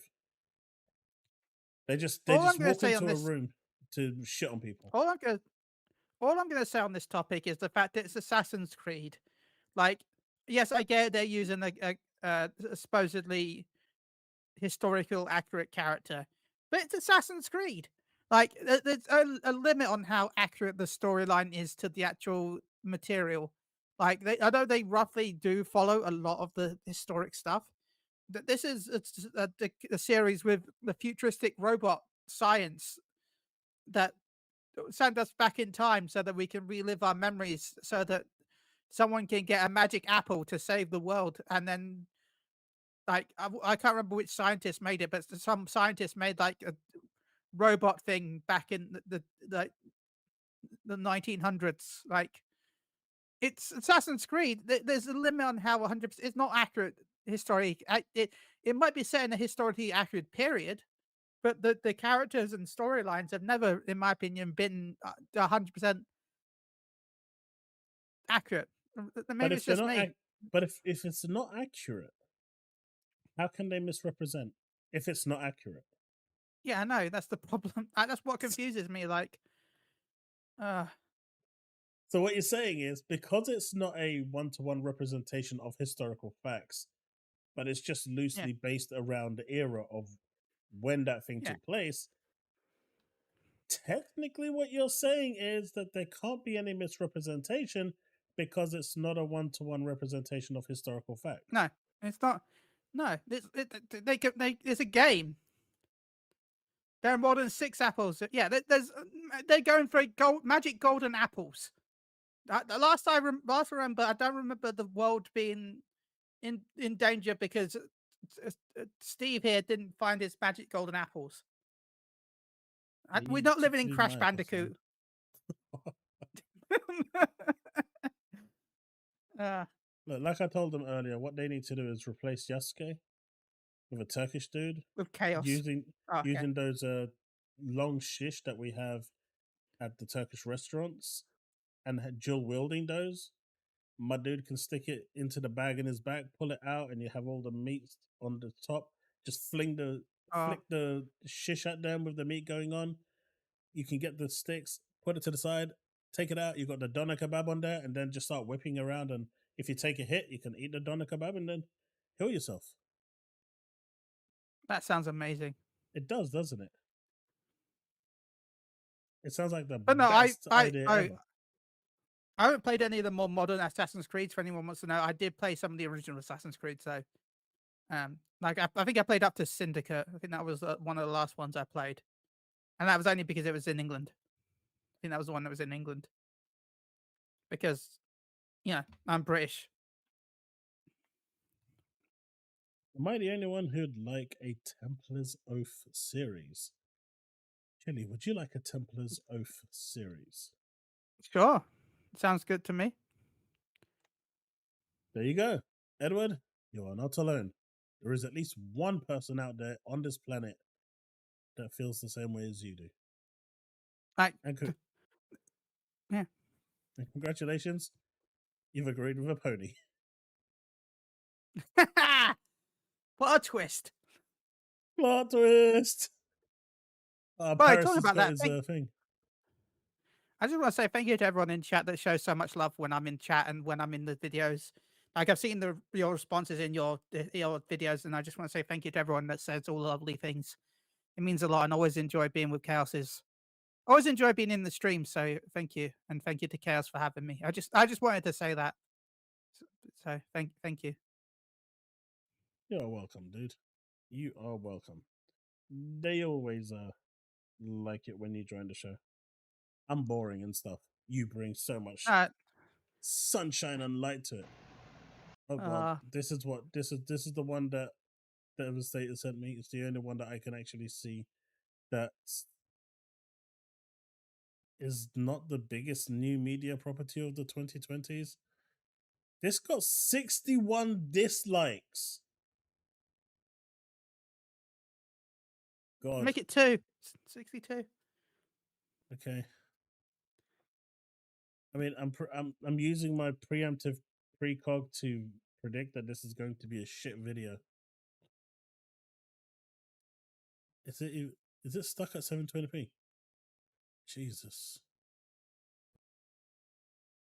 Just putting it out there that even when I had shit internet, it was not 720p. But yeah, definitely. We should catch up with a Overwatch collab stream. That would be kind of cool. That sounds good to me. Tomorrow, especially with the new hero in August, though. But like, I'm excited for the new hero. Tomorrow, I'm gonna try and grab the Marvel's Rivals code, beta code, and if I can get one, then we should do something. Try and do something for that as well. Sounds good. I am busy Friday. Well, I'm busy all Friday day. I don't know when I'm coming back because I'm going to go see Deadpool, everyone. Woo! If you spoil that movie for me. Don't worry, I won't tell you anything. I have a special set of skills. Or I will become a nightmare for someone like you. Don't worry, I will go see Deadpool and Wolverine, but I won't tell you anything. But yeah, I'm traveling 4 hours to go see it. So 4 hours? Where do you live? Like in the Bamboonies or something? Look, have you seen my cinema? I'm not going to my cinema because anytime I go to my cinema, I feel like I'm going to be stabbed and set on fire. Our cinema has a loom on it. A loom. I don't know why it has a loom, but it has a loom on it. Like, give me one sec. I'm going to show you the inside of my cinema. Like, right? I Okay. don't know if it's changed over the years, right? This is a Google image, by the way. So this is from ages ago. So I don't know if it's changed because I refuse to go in there. But this is how I remember it. By the way, it has. I'll set the picture, right? Remember those old curtains back in the day? Yeah. You got a picture? Like If it you got has. a screenshot, send it, and I'll put it on thing. Okay. I'll put it on. I'll put it on screen. God damn it. He lives in the UK, but he lives in. I mean, I'm very Okay. close to This Blue is Water. from If you know Google, where that is, right? Chille. This image is from 4 years ago. Okay, so it could have changed in 4 years. This is from 4 years ago, right? This is from Google. Okay. Get ready, okay? Send it. Send it. Do it live. There you go.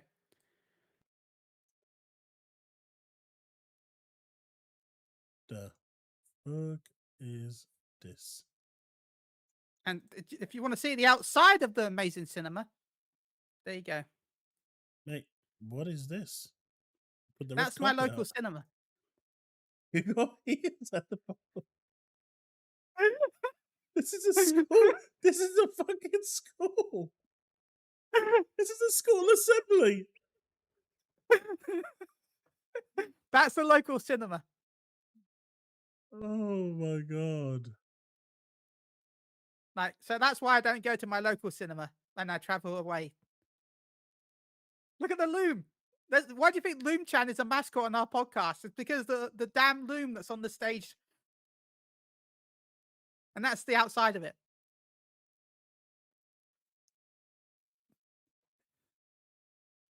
Is Chille GTA UK? I think so. The And loom by is the way, this over here. the seats are the same seats when they built the place in like the 60s because So they basically, refused to you change sit them. down and you've got something sticking up your ass. Yeah. I don't know why there's a loom there. It went Romeo and Juliet there. Exactly, that's what I was thinking. It's literally like a school play. How far are you from Blue Water, Chille? Probably quite far away. Really? Where are you? I'm in Scarborough.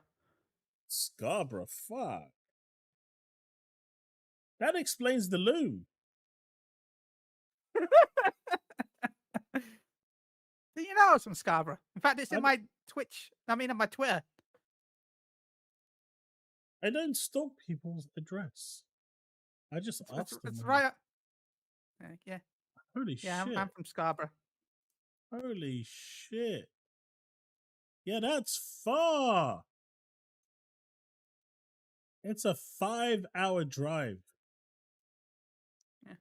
You can walk there in 3 days. Why do you think it costs?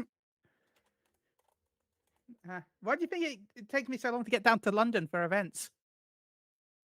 It's 4 hours and 26 minutes by bus and train. I mean, that's not bad. I went to Leeds and that was 6 hours, 3 hours there, 3 hours back. That's mental, man. If you're looking on screen, this is basically the distance. That's where you are. Yeah. And I'm down here.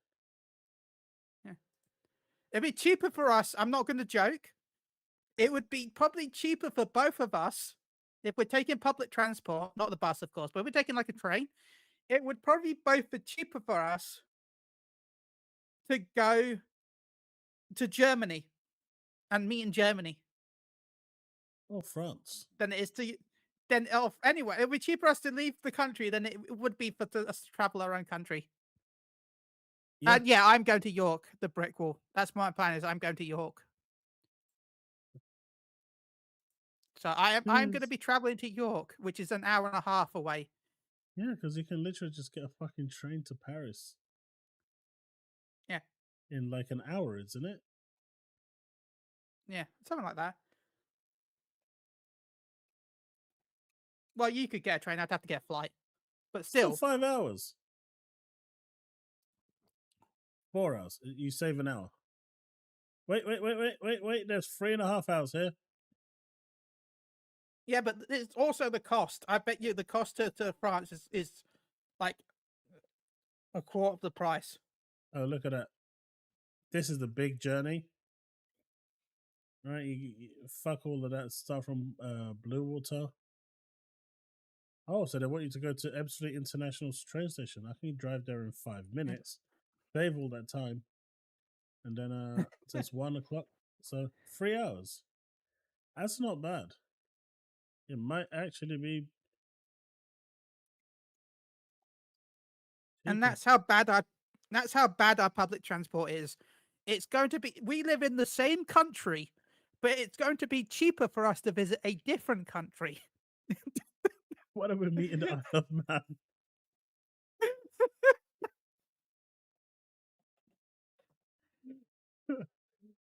Anyway, going back to the video.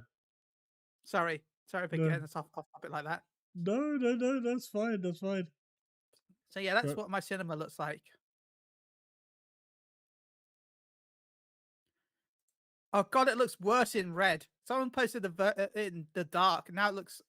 I'm sorry. One last picture. It looks even worse like this. This is why I feel like because that's the lights on, right? So when it goes dark and you're watching the movie, this is what you get to see. Like, this is Parasite Eve all over again. If anyone has seen Parasite Eve, this is what happens while the person is playing that or singing, and then everyone starts to melt and die. It was based on a real life location. Who would have thought? This is just like a real life Parasite Eve. You go in and never come out. There's even something that's coming out the floor. I don't even know what it is. I don't know. I'm just confused why the loom is there and why you've actually got fucking heaters there. Well, it's because the curtains don't set on fire enough. Hey, they look like they're nylon.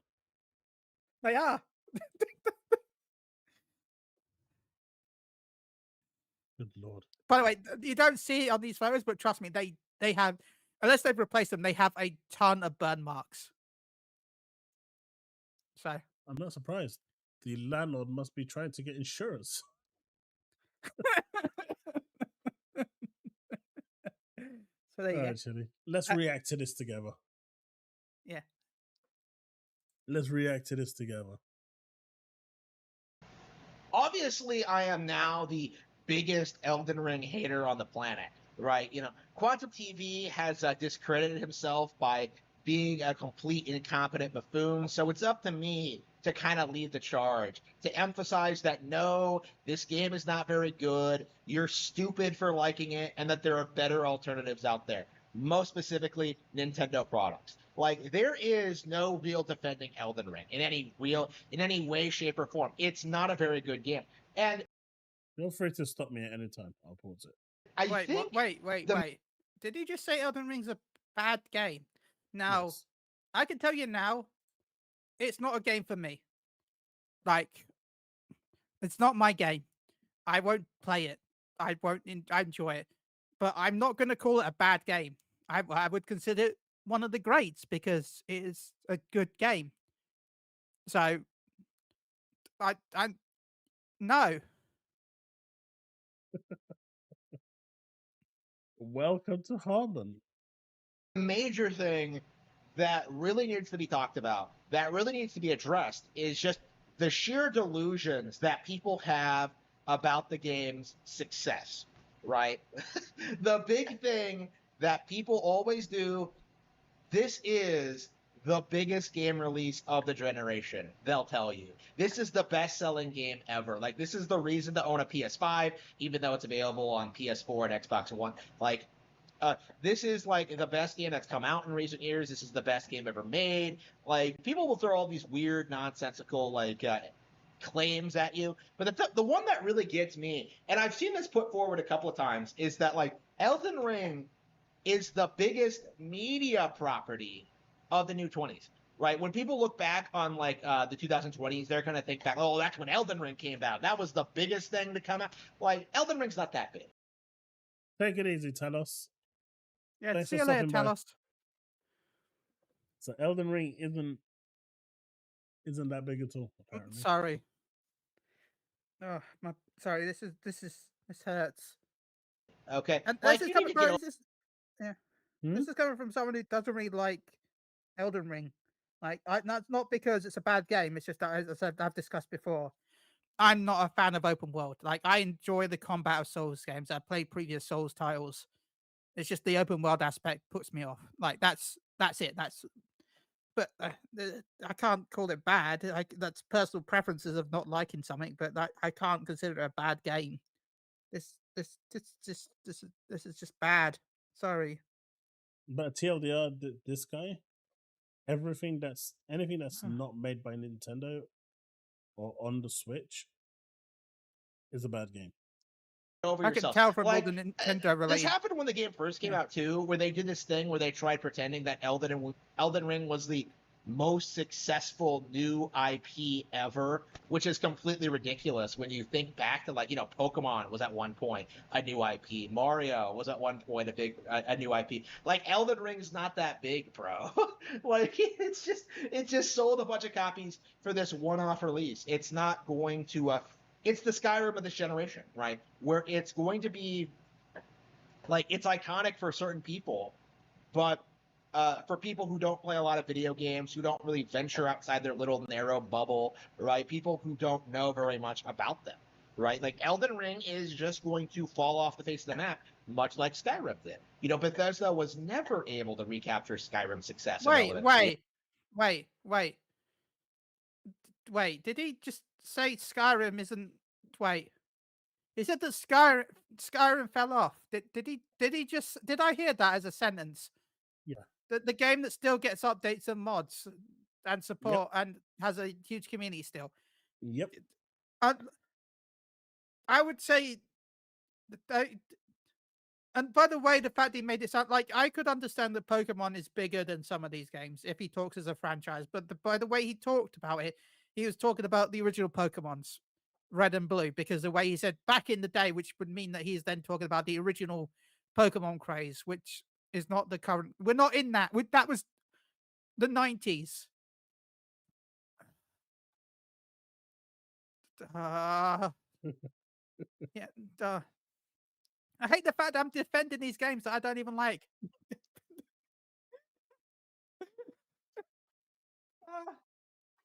I think Chille's dying. And I think FromSlop is in the same boat. From slot. So the idea that the series that has no real momentum behind it, it has no story, it has no memorable characters, it has no merch, it has no spin-off material, it has no sequels. The DLC even was poorly received. There's no sequels. It just came out. Of course, I mean, technically it's a DLC. If we're being semantic, it is technically a DLC, not a sequel. Chille, Skyrim sold 60 million in 2023. There we go. Yeah. Yeah, that's chump change. To be fair, though, 60 million at 50 pence a sell isn't really a lot. I'm joking, by the way. I don't know how much. I'm just saying that Skyrim often has discounts. Heavy discounts. Yeah. Apparently, by the way, that number is not accurate. That was it. But if anyone wants me to clarify, that was a joke number, but it is discounted. There is not a VR version of Skyrim. Yeah, it's fun. I've got it. I enjoyed it. Apparently, you have to mod it in order for it to be playable, though. No, I had it on PSVR.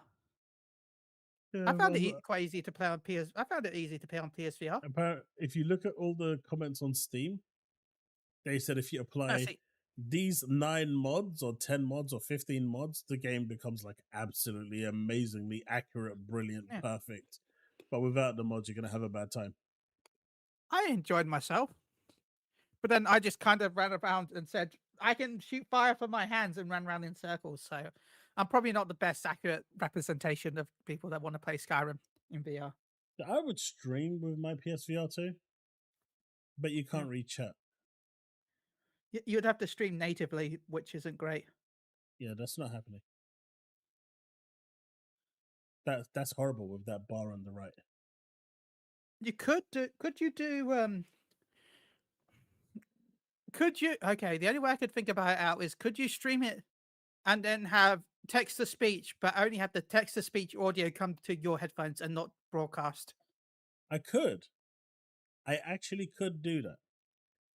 But I know the chat would start doing this in chat. If you're watching.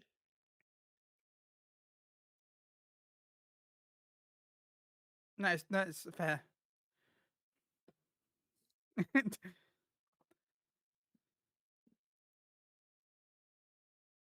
Look, See? I'm only trying to give you options that might work. I know exactly what the chat will do when it comes to text speech. It'll be like penis, punny, and all of those. It'll be non-stop throughout the whole fucking time. But that's why I would have it so that only you could hear the text to speech, so it wouldn't go through the stream. Yeah. So basically, I go insane while everyone else has a good time. Isn't that just streaming? It is, but there's levels to this, as Dark would say. And there are certain levels that you just don't go to. Okay, how about Chaos? Do you think that, you say there's levels, right? But there's hearing the word penis 5 times. No, 500 times. And then there's watching this video. I feel like you've already passed that level. You're not wrong. You're not wrong. At least with him, I can zone out half the time. So there are times where I can zone it out. Let's listen for a couple more minutes, but there's only a few more left. We can do this. We can beat this. We can beat this savage video. I don't know. Last 3 weeks, I've been struggling to watch a video of his all the way through. I usually cave halfway. Here. Look, I'm here. We'll push through it. I will be the voice of not reason. To think this is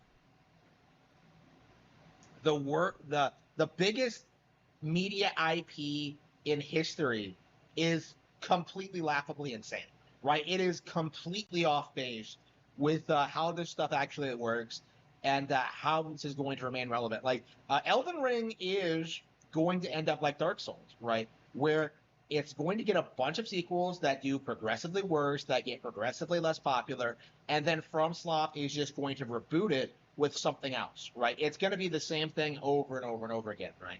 Like, it's going to be the same thing they did from Demon Souls to Dark Souls to Elden Ring, right? Like, it's going to be the same pattern. Okay. And progressively...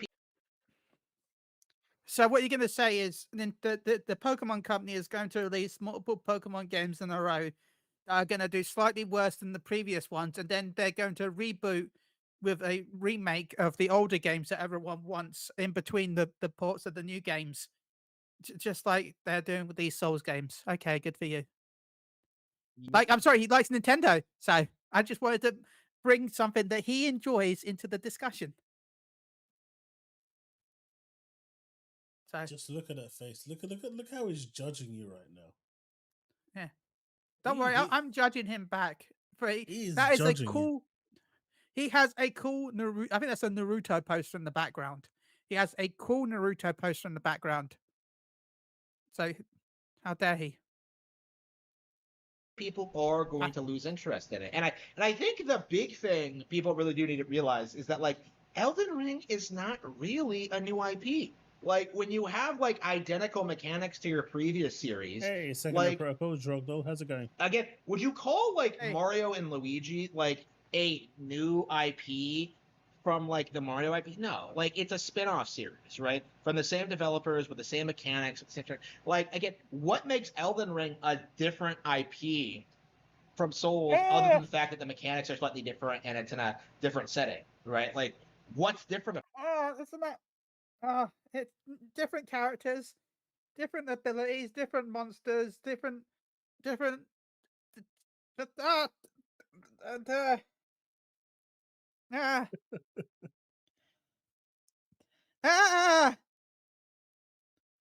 carry on. Is this your first time being exposed to Harmon? I think so, yes. This is interesting, chat. I'm actually enjoying just letting him react, and I'm just listening and then just seeing how his mental breakdown is occurring bit by bit as the minutes go by. And he still has 4 minutes to react. And yet all I'm hearing is, make it stop. About it even has the same publisher, Bandai Namco. So like, what even makes like Elden Ring a new IP? Like it just doesn't work that way, right? You can't make something.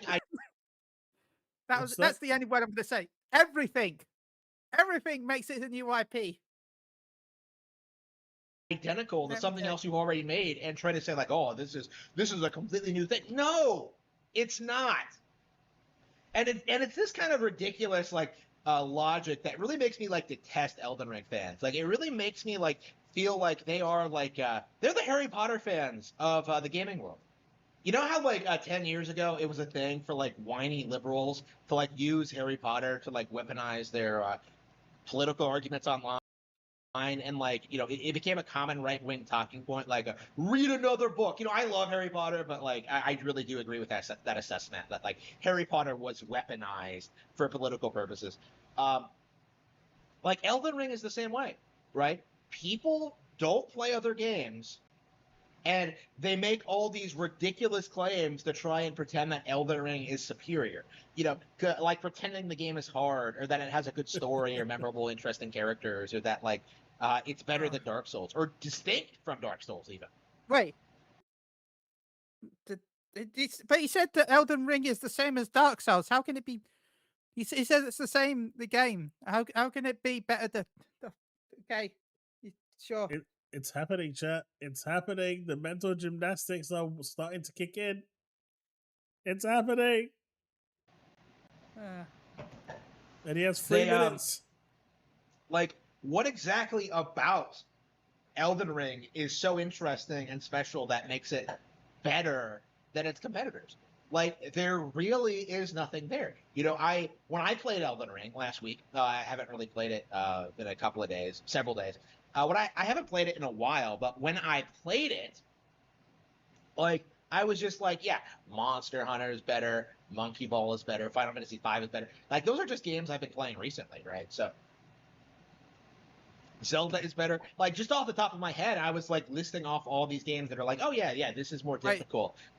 Wait, what games would he said? Monkey Ball. That's GameCube, right? It's available on Fantasy the Switch V as well. is Fantasy V is the NES, which is also Switch, by the way. What was I can't even remember I lost what track of what even the first game was. Those are basically all Switch titles, right? I think. Well, they're all ports of old games that are on the Switch, because Monkey Ball was GameCube.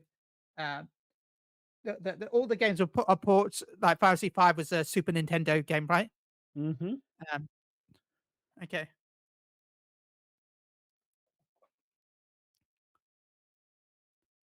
Stage. It is. His brain is melting. I don't think he'll last for the full 8 minutes. Come on, I can do this, chat. I got hit long. I've lasted longer than Chaos has in the last few videos. I can do this. I can make 8 minutes. Oh yeah, I usually get to like 2 minutes, maybe 3, and then I start cursing my life and I turn it off. Mechanics. This is a better RPG, right? This is a better story. This is better setting and characters and themes. Like, what does Elden Ring do that's spectacular? I have never really seen anybody make a good argument as to what makes Elden Ring great. Like, let's do a lot of Metal Gear Solid. Huh? Okay, I have not played Elden Ring, nor have I have any experience with the game, but I can tell you now that the combat system is spectacular. The boss fights seem epic and interesting. The world seems really nice to explore. I enjoy the Souls-like PvP combat where you can be invaded. I know a lot of people don't like that, but I think that's kind of cool. It can be frustrating at times when you get invaded by someone that's either have a hacked character or is just ridiculously overpowered compared to your character. But like, there is definitely a lot of different things that make Elden Ring a great game. And at least called it Elden Souls. That's how bad he's breaking me. Anyway, carry on. Cool, actually. When that came out on PS3, Mike and everybody was saying like, Whoa, what's going on with the audio? I don't know, but it sounds much better. "Oh, I can't this hear is what the he's saying. only But it sounds one much better. Did he break it? Like, I was just like, that's spectacular. I have never really seen anybody make a good argument as to what makes Elden Ring great. Like I've seen a lot of like Metal Gear Solid. Yeah, he broke actually, it. when that came out on PS3, Mike and everybody was saying like, "Oh, this is the only reason that I want to play." You can't say that PS3 has video games anymore. Like, PlayStation like a brand didn't anymore. You are safe, Chille. He broke his own video. Wasn't very good. You know, at least one Even his own video like, is like this seems the audio is like nope. And I'm used to only surviving like 2 minutes. This pony is willing to survive everything. I cave in. I'm out. I'm done. I quit. I win! Chille won video 0. Yay! I can understand what he's saying, kind of though, but yeah, it made as much sense as someone said. Susanna said it made no. Zogdril says it made much sense as he was beforehand. Oh, this is a YouTube issue. I had the same issue. It happened to me once. He says dubs. That's fine. It only happens at certain segments, so I'm not 100% sure if it refreshing worked for him. So do you want to refresh to see if it'll fix it? You are desperate to hear more of this guy. Obviously, I am now. I just want to be fair, okay? Metal Gear games themselves are getting worse and worse. Nope, How they're increasing the convoluted. Thank God. I mean, oh no, what a shame. Thank God. What?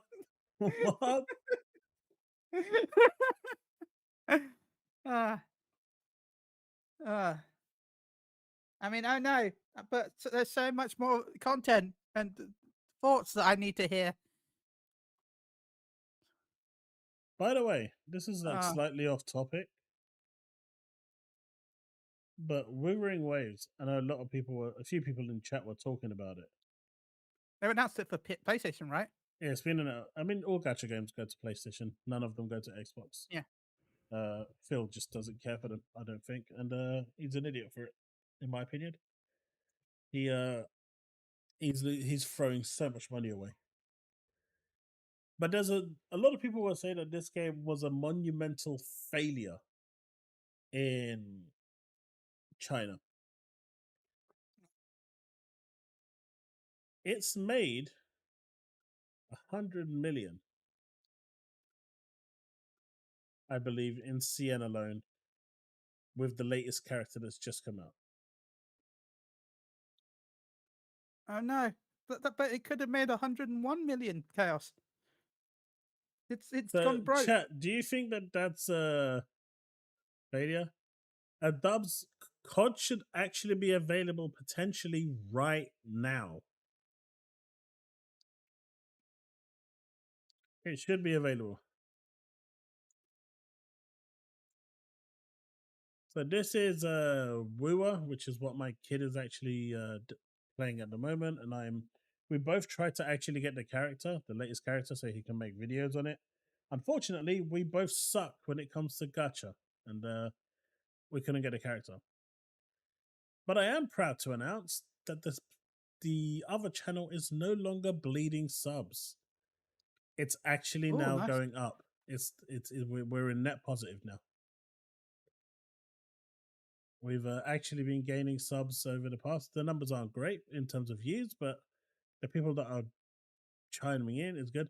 But this game here that people are constantly shitting on, it's making like 100 million a month, and people are saying that that's bad money. I don't fucking get it.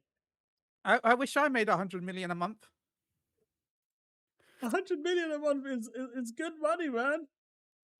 Yeah. No chat. I don't get Game Pass until. Are you on Xbox or PC, Dubs?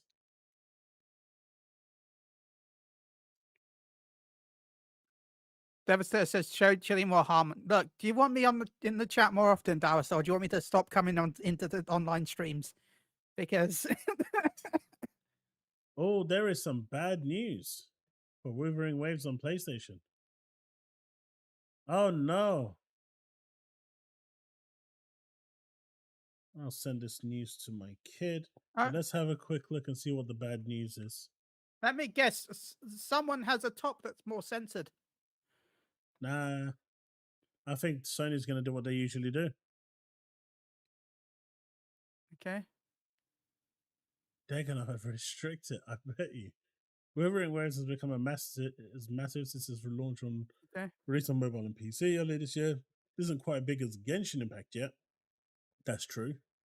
But it's definitely on the up and has potential to become equally as huge as Hoya vs. King Gacha experience. Thankfully, Kuro has officially reaffirmed that Wuthering Waves is coming to PS5, but the latest announcement comes with some potentially disappointing news. There is a lot to anticipate for the near future of WoW.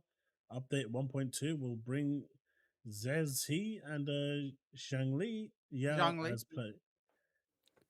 as playable characters, and leaks have shown off their beautiful animations and skills. There is an assortment of 1.2 leaks that has fans praising Kuro for listening to the community. I mean, the community said that the audio sucked, so they actually went back and re-recorded all the audio, by the way, in English. Nice. That's crazy.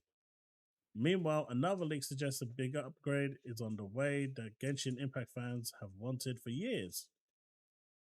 We were certain it's certainly on the Ascension, and PS5 release is only going to make it even bigger, more popular. Unfortunately, although Wuthering Waves is coming to PlayStation, it might not be coming to PS4.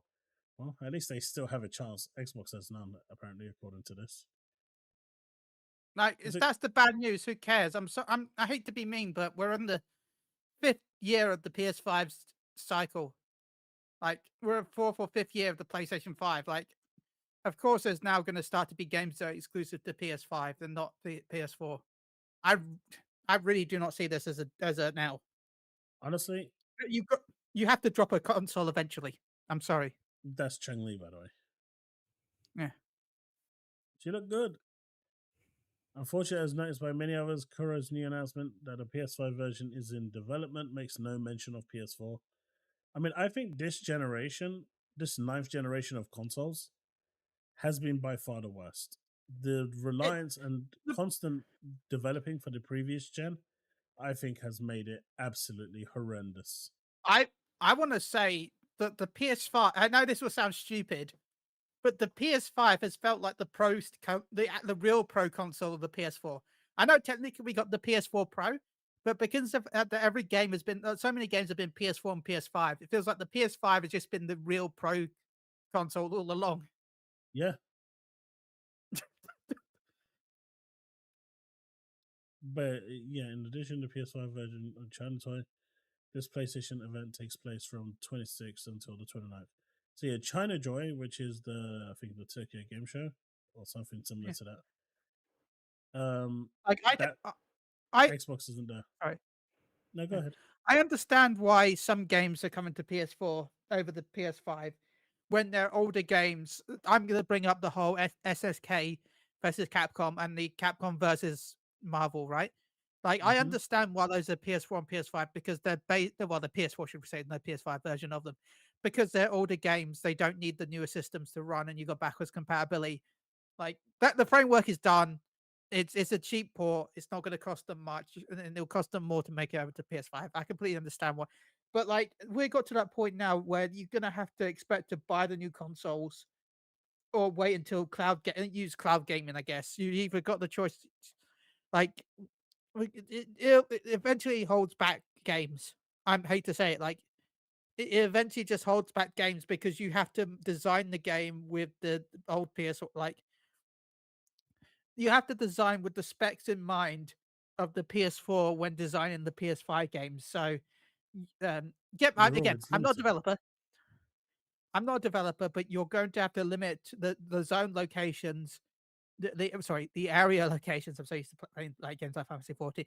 You have to design the area locations in the world around the 8 MB of RAM and the hard drive versus the 16 gig right in the PS5. Well, it's like 13 gig of usable RAM, 3 gig is dedicated to the OS, right? And the Mm-hmm. PS4 wasn't 8 gig; it was like 5 point something gig. Right? You have to design your world based on an older CPU, older RAM, and older the hard drive itself alone, in my opinion. Um, Here's a technical fact. Do you well, I might be wrong about this, but one of the reasons why games were so big before the PS5, and even though the PS5 has higher textures and better graphics than some of the PS4 games, but you'll see that the PS5 has often smaller file sizes than the PS4 version or equivalent, is because due to how slow hard drives work and how slow CDs and DVDs used to work and Blu-rays, I might be wrong with this. You're a developer, right?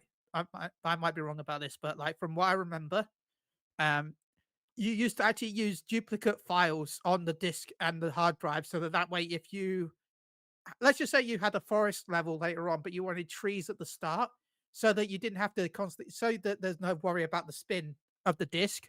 So I had to search for the files. You would then have duplicates of the files that then would reference the other files, so that way it was bloated because of that. So you would have bigger install size because you would have references to future levels because it was easier, and you'd also have duplicates of the same file, so that way when it spanned to try and find the files, it would have less time traveling around the disk. Even though it wasn't that much time, it would still help, right? Am I right about this? Yeah, you are. So basically, the mindset and the theory, well, the Yeah, logic behind it and the tech behind it is, yeah, if you have the same file that you're going to use a lot referenced throughout the disk in certain places, yeah, the travel distance of the laser, not only will it save the laser from burning out, because the PS1, for example, was very prone to having the laser burn out because of how much it actually scanned the disk, which is why for the later generations like the 2 and 3 they actually slowed that down and reduced it. But it basically allows them to read faster, which then in turn allows you to load that little bit faster. For the most and part, without sorry. it improved your loading times by maybe 3 or 4 seconds. But at the time, that 3 or 4 seconds was pretty big. Yeah, back in the day when CDs would take like 30 seconds to load a game, that 3 or 4 seconds is a 10% increase. Yeah, So but with technology now and SSDs, you don't really need to do that. I'm correct because yeah. of how SSDs works versus mechanical drives. So, I mean, mechanical um, drives were even worse, right? Because they actually yeah, had to spin up and then actually go and find the memory for it. yeah, which With is why the games were so big on the PS4, PS3 because they're hmm all mechanical drive installs. It's what again NVMe the changes PS5, it. yeah, and along with the Kraken compression and all that lot. That's why the PS5 versions and the Xbox. I'll bring the Xbox in because the Xbox has it as well. I just know from my side on the PlayStation. So yeah. Xbox's compression isn't as good as Sony's. Ooh, It's generally always bigger. But the yeah. Kraken technology is whatever they're using with that Kraken tech is really fucking good.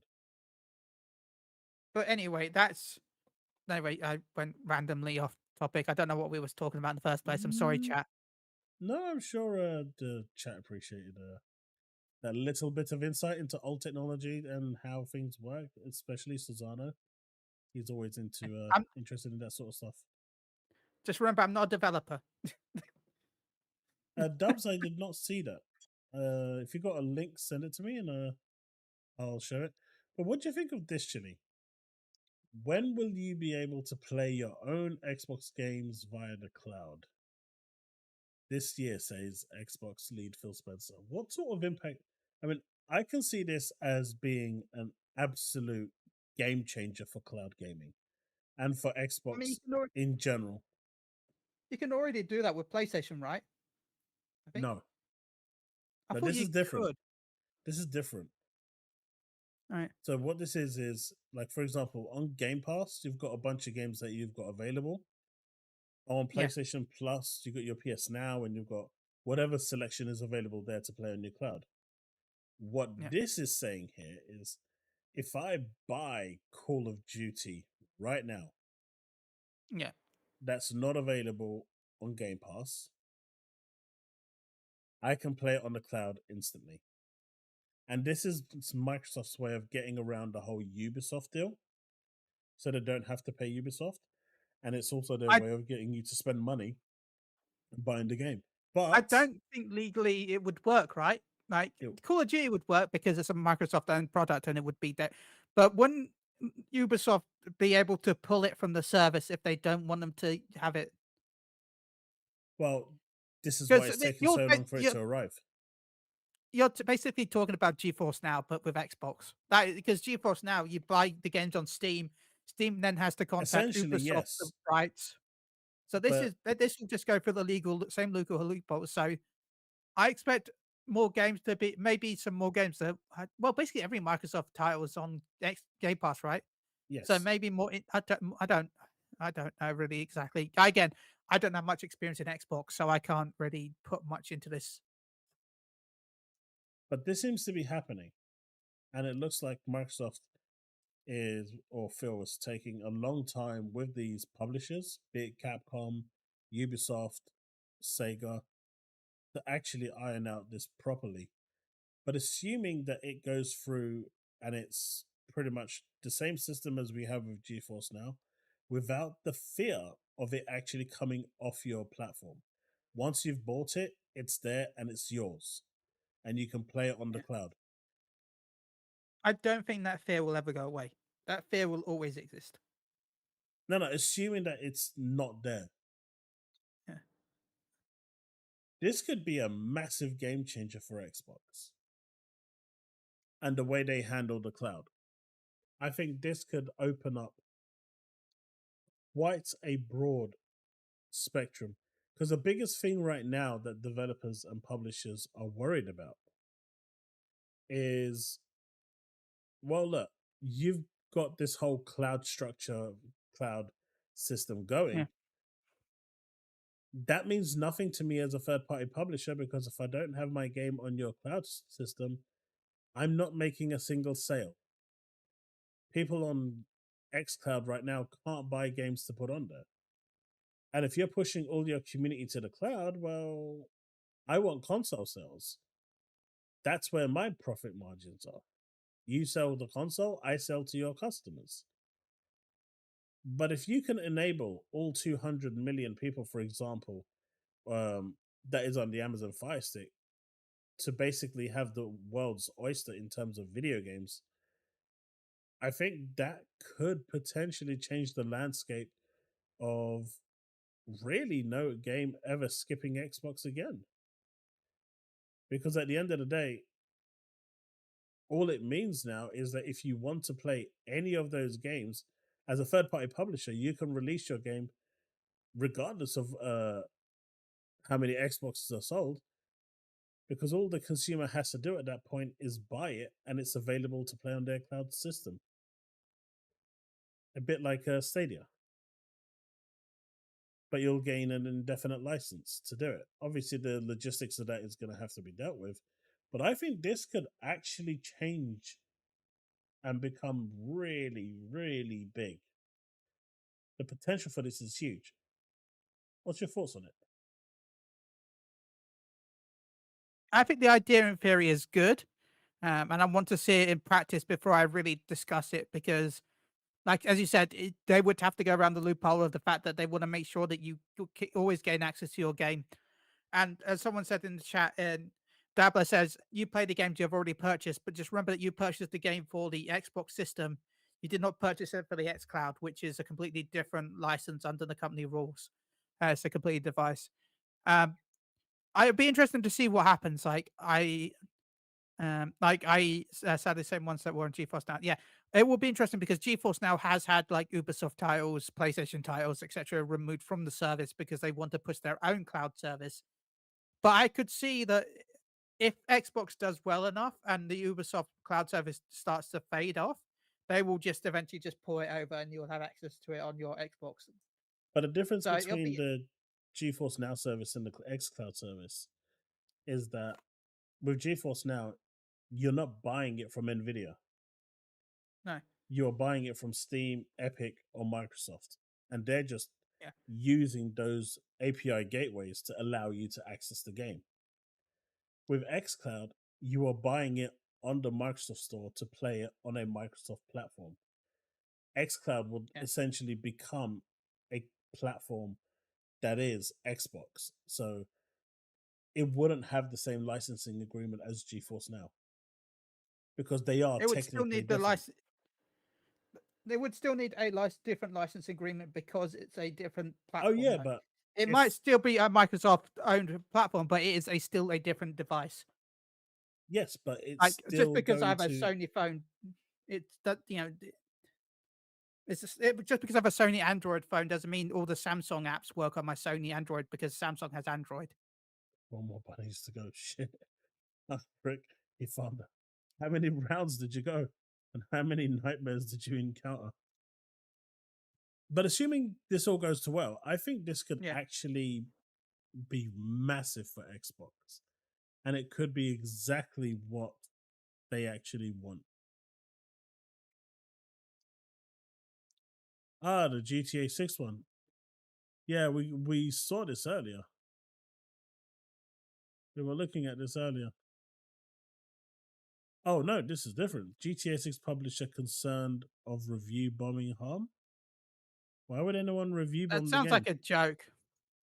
Take-Two Interactive I mean- publisher behind Rockstar titles such as GTA and franchise and Red Dead Redemption has condemned the damaging review bombing trend that has infiltrated the video game, TV, and film industry in recent years. Early in 2024, Dexerto reported how Apex Legends review bombing pushed the game to its lowest ever Steam rating. This is not an isolated incident, with titles such as Helldivers 2 also undergoing similar treatment for various reasons. On the TV and film side, Rings of Power, The Last of Us, and more have all found themselves in a similar position, painting a bigger picture of the widespread nature of this trend. And also something that actually PlayStation fans do a lot is they create accounts with your username. Someone's actually created a Chaos Lounge account on IGN, and IGN won't give me the account back, my name back. So they're actually going there and putting down 0 out of 10 for all Xbox games using my moniker, which is really fucking sad, but they do that. In a recent SEC filing, Take-Two discussed review bombing game file shares. Oh, it's not that long. Where was he? Comments, while the reasoning for review bombing is unique to each product, Take-Two Interactive spoke out about the harm this trend causes and how obtaining and maintaining high ratings of our games on the third-party platforms on which we operate are important as they help drive players to find our games. And that's the most important thing, right? People don't understand that review bombing, if you're a review bombing game bad enough and it affects the overall sales of the game, that will lead to job losses. The same thing that people constantly shit on, the likes of Microsoft, Sony, and everyone else, Embracer Group, when they're laying off people. Well, these are number one catalysts for it. And this is why I say that the majority of people are fucking idiots, because they do it on purpose and then cry about it when there's a retaliation. It's a thing. Furthermore, the company added, if the ratings of any games are declined or we receive significant negative reviews that result in a decrease in our ratings, our games could be more difficult for players to find or recommend. In addition, we may be subject to negative review campaigns or defamation campaigns intended to harm our ratings, and filing continued. While GTA 6 is a while away, the sequel, over a decade in the making, has already been the spotlight for a number of debates. debates, I guess, especially debates. The introduction of the franchise's first female protagonist has been a divisive decision, to say the least, and has spawned a bunch of online discourse throughout the gaming community. As such, Take-Two's review bombing concerns could be connected to GTA 6's launch. The company later added, any such decline may lead to a loss of players and revenues, additional advertising and marketing costs, and reputation harm. So basically, Rockstar are really scared that they have a female protagonist, and they don't want people review bombing it, and it's quite possible that they are. Thoughts, Chille? Sorry, I got distracted by a DM that I just got. I'm trying to work out if they're real. Because if they're real, this is amazing. If they're fake, this is sad. Ah, sorry.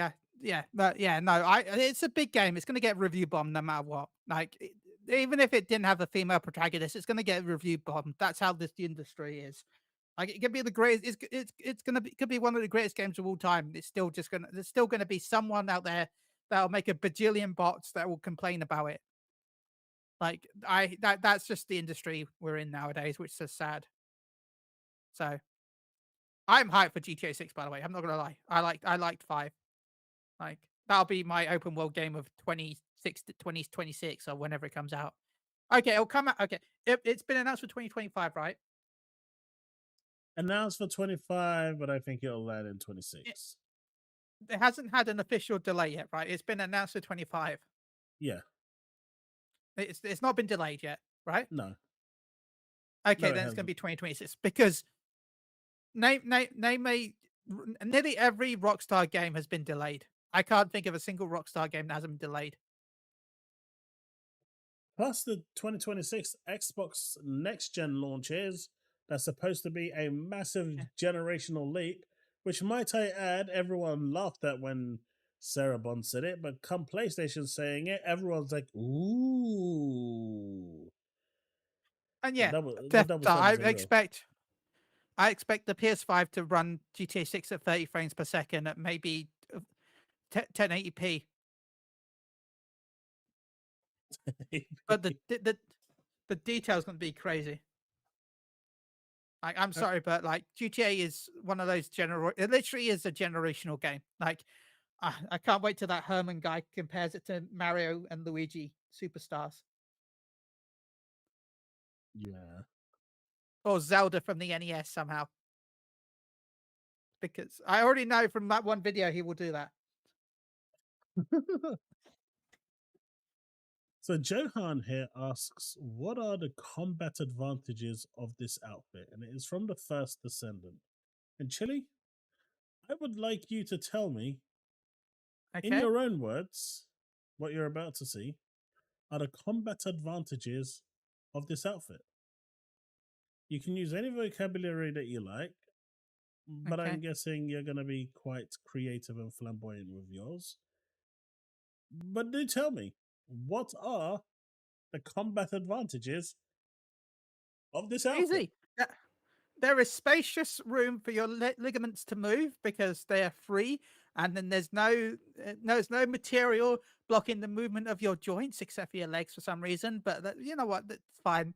But you can see you've got spacious movement. It's flowing. The high heels, like it's a shooting game, right? If you run out of bullets, you can just throw them at someone. You know, I can see that all of the complete combat efficiencies and advantages of this outfit. And look, the head that you can't get a headshot. It's covered. And everyone says aim for look. Thanos told Thor to aim. He should have aimed for the head. They clearly listened to that and protected the head. I like Bags' comment. That is the best one there so far. I like a couple of the others. Keeps you cool, but Bags wins this one because that's what exactly I was thinking. To distract the enemy. And you're bringing some cake to the bow.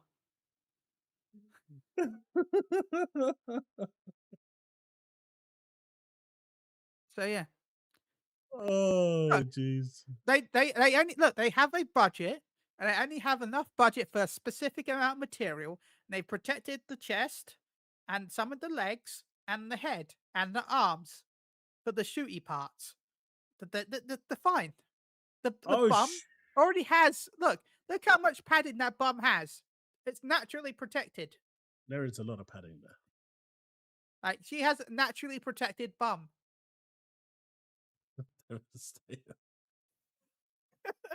Guys, I'm about to show you something. Holy moly. Holy moly. Where is, let me, I need that picture as well. Because this has to be a lead-in. This has to. All right. We got this here. Oh, shit. So that's that. Where's the other one? All right, there's this one. And then there's this one. So, in an era where PlayStation's Helldivers 2 has dropped to less than 10,000 concurrent players on Steam, because clearly that's the only numbers that are worth reporting on, because it's the only ones we know. At a time when the Concord beta has 403, but it's only the beta, guys. It's you know, it's only the open beta. No one plays open betas. Right, chat. Right, chat. I think Paul Tassi here says it all. It's only a beta, chat. It doesn't mean anything.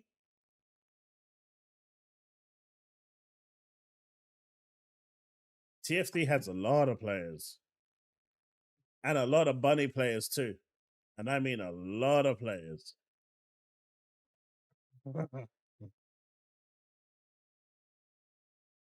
What did Sandra say? The mask is hiding the moustache and the butt teeth. But Chille, Yep. I think we may have lost Chille. It was too much No, for him. I'm still trying to work out if this DM I got is real. Sorry, my brain is like, if this DM is real, I want to accept the deal, but like, can I bring it up here? I guess I haven't agreed to anything. Yeah. Do you want to send it to me? Suppose I've been DM'd by Starforge affiliates. Okay. I'm trying to work out if the Twitter account is real or not. They say it's an official account dedicated, but they've offered me an affiliate program with Starforge.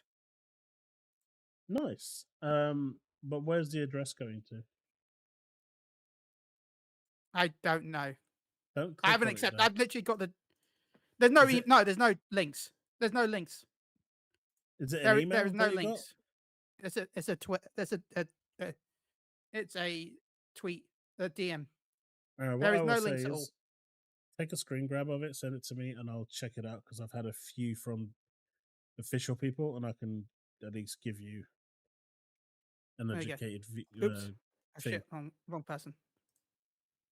I'll do that after stream. So obviously Yeah. it's got private Oops, information I on sent there, it wrong. but I'll sort that out for you. I'll have a look and give you let you know what's what. Like if that's Well- real, then I'm accepting it because I'm using like my spoilers. My laptop's from like 5 years ago, so if I can get a new PC, that'd be amazing. Oh yeah, for sure. I might actually do more. I might do more PC based gaming. That would be awesome. Sorry Well- about that stream. Like that's why I was kind of off because like getting something like that is not something I get every day. Nope, and it's great when you do. What do you think of those numbers, though?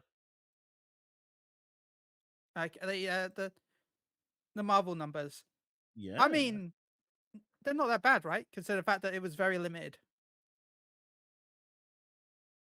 Yeah. This is a closed playtest. And it's already hit 52,000 peak. 49,000 right now. The First Ascendant right now is at 90,000, so I'm guessing this is actually taking some of their players. Let's see, Marvel's Rivals.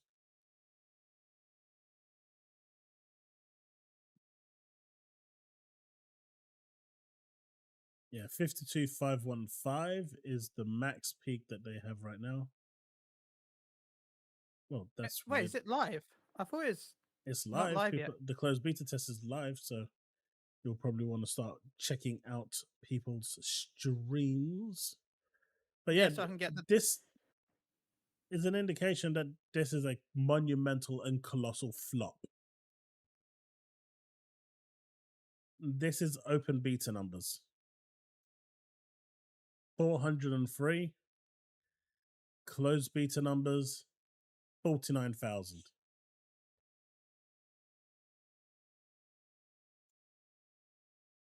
Machiavel, yes, it is.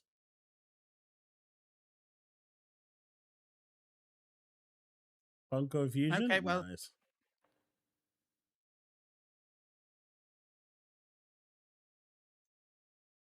Which is all OnlyFans bots. You're not the only one, Metal. I get a few hate thrown in there as well, so you're probably still better off. thank you, Devastator. Yeah, I will ask them if need be. Like that, yeah. But no, that's because the fact it's a closed beta and not everyone is in. There's 65k viewers on Twitch right now. So It looking good. It looking good. I mean, it looks a lot more fun than Concord, but I'm a Marvel fanboy, so. Did you see that there's an exclusive skin for the closed beta as well? How is there? Yeah, you I'll get have to- a Scion. You get a Scion Venom skin. So We'll have to just leave my thing running tomorrow to check it out and whatnot. xCloud will not be enabled for Modern Warfare 3. You can blame the CMA for that. It will be enabled for GeForce Now, though, most likely tomorrow. But the CMA has made it so that it will not happen for xCloud for quite some time, unless they get around to that whole you buy it, you can play it.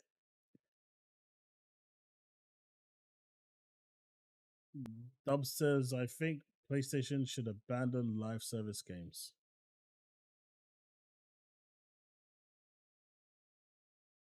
Metal, Marvel Rivals already eating Concord for breakfast.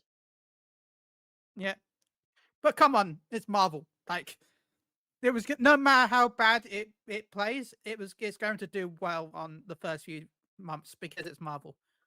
Like it looks like it plays well, so that's a good thing. But like come on, it's Marvel. It's going to do numbers at first because people like me love the Marvel franchises. So it's got a fan base already coming into the game. It's not a new IP. I don't really want to compare it to Concord because Concord is a completely new IP. But I also understand that Concord's bad. I just don't feel like it's I don't think it's fair, but it's also understandable. If that makes sense. It's just bad. Yeah.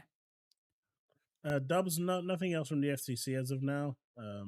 They've gone back into hiding and they're awaiting for the 9th District Court to come with a ruling, which it should have done already by now, but they're refusing to come to an understanding. They want Microsoft and the FTC to come to an agreement without the 9th District Court having to make a ruling. I mean, that's pretty much what the judge told them the last time the FTC brought up anything, which was the layoffs that were happening, which Bobby Kotick already had in motion. So it wasn't something that Microsoft already planned. It was something that was already happening. And he turned around and told them both to sort it out between them because he doesn't want to make the decision. Literally their job, by the way, but the 9th District Court doesn't want to make that decision. Starfield needs more skins. That's what mods are for.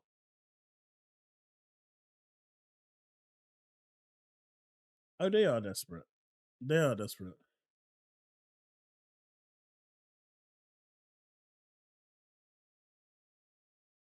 They are. But chat, it is 1 a.m. and I'm gonna have to call it there. I've had a great time. I hope you've enjoyed the stream. Chille, thank you for joining me, and Thank you for having me.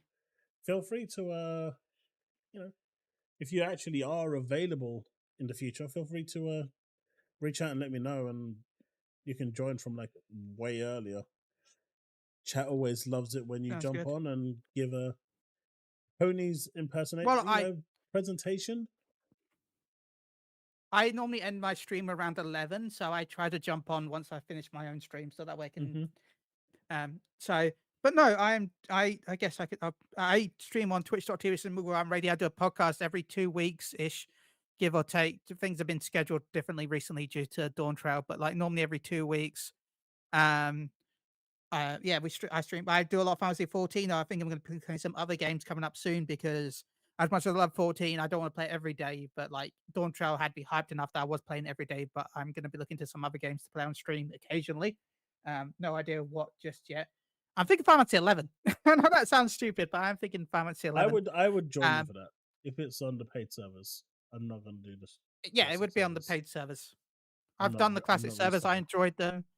But no, I would probably jump onto the paid servers again. I would have to level up a new character, I guess. I can't remember the last, because I made a new character again recently, so I can't remember which server it was off the top of my head. Devastator really likes you, apparently. He wants a 24-hour stream of you and me, with you watching DCG and Harmon, and me just sitting there doing nothing. So he really likes you. I won't do 24 hours, but I will do. Look, if you get my boy Chaos up, if we get okay. No, we should just do. Just do a stream of fun, a summer fun.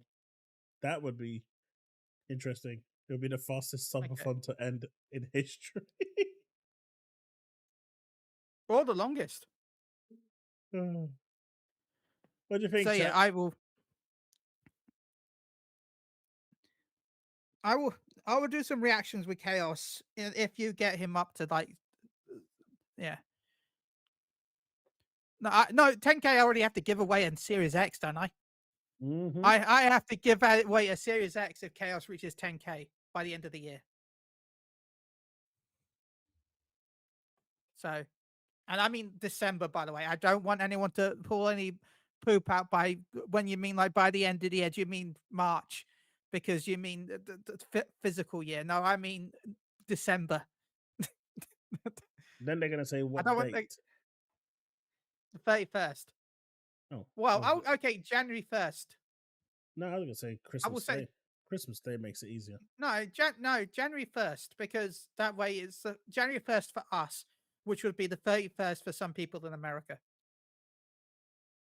Fair. I think you should just do December the 31st. Makes it easier. Well, whatever. You got till then. But no, thank you to Chaos for having me on. I also got a YouTube channel, Moogle Radio, which I should really do more videos. We've got my playthrough of Dawn Trail being uploaded over time. With, in my opinion, some of my coolest thumbnails. Thank you to Lloyd FFXI for those thumbnails. I don't know if you've seen the thumbnails, but they're really cool. I have, and I like them. Yeah. So if you want to see Fantasy 14 content and maybe other content, and maybe I'll do reaction videos in the future. And I don't know. I doubt it. Spoilers, probably not. I'd rather just jump in and annoy Chaos on his streams. So thank you for all the love in the chat. Thank you for all the love in the comments, and thank you again to Chaos for having me on. Yo, chat. I've had apparently all this time the OBS Studio update complete launch OBS. I don't even know why this is here. Oh my god. This stream could have cut out at any point. No way. Why does this stupid OBS keep doing that? You know when you actually update OBS? I do Streamlabs, so I don't know. Oh, Streamlabs. Oh god, I stayed away from those. They caused audio problems for me so much.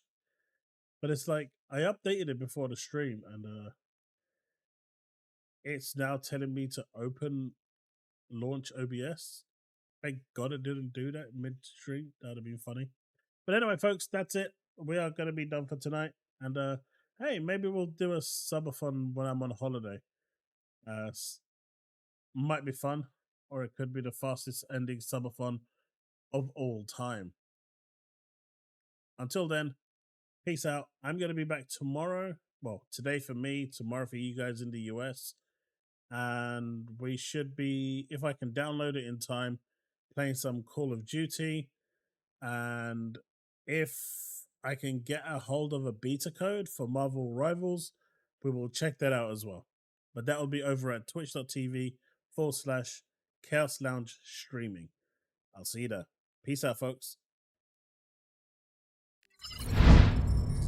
And as always, remain legend. Remain legend.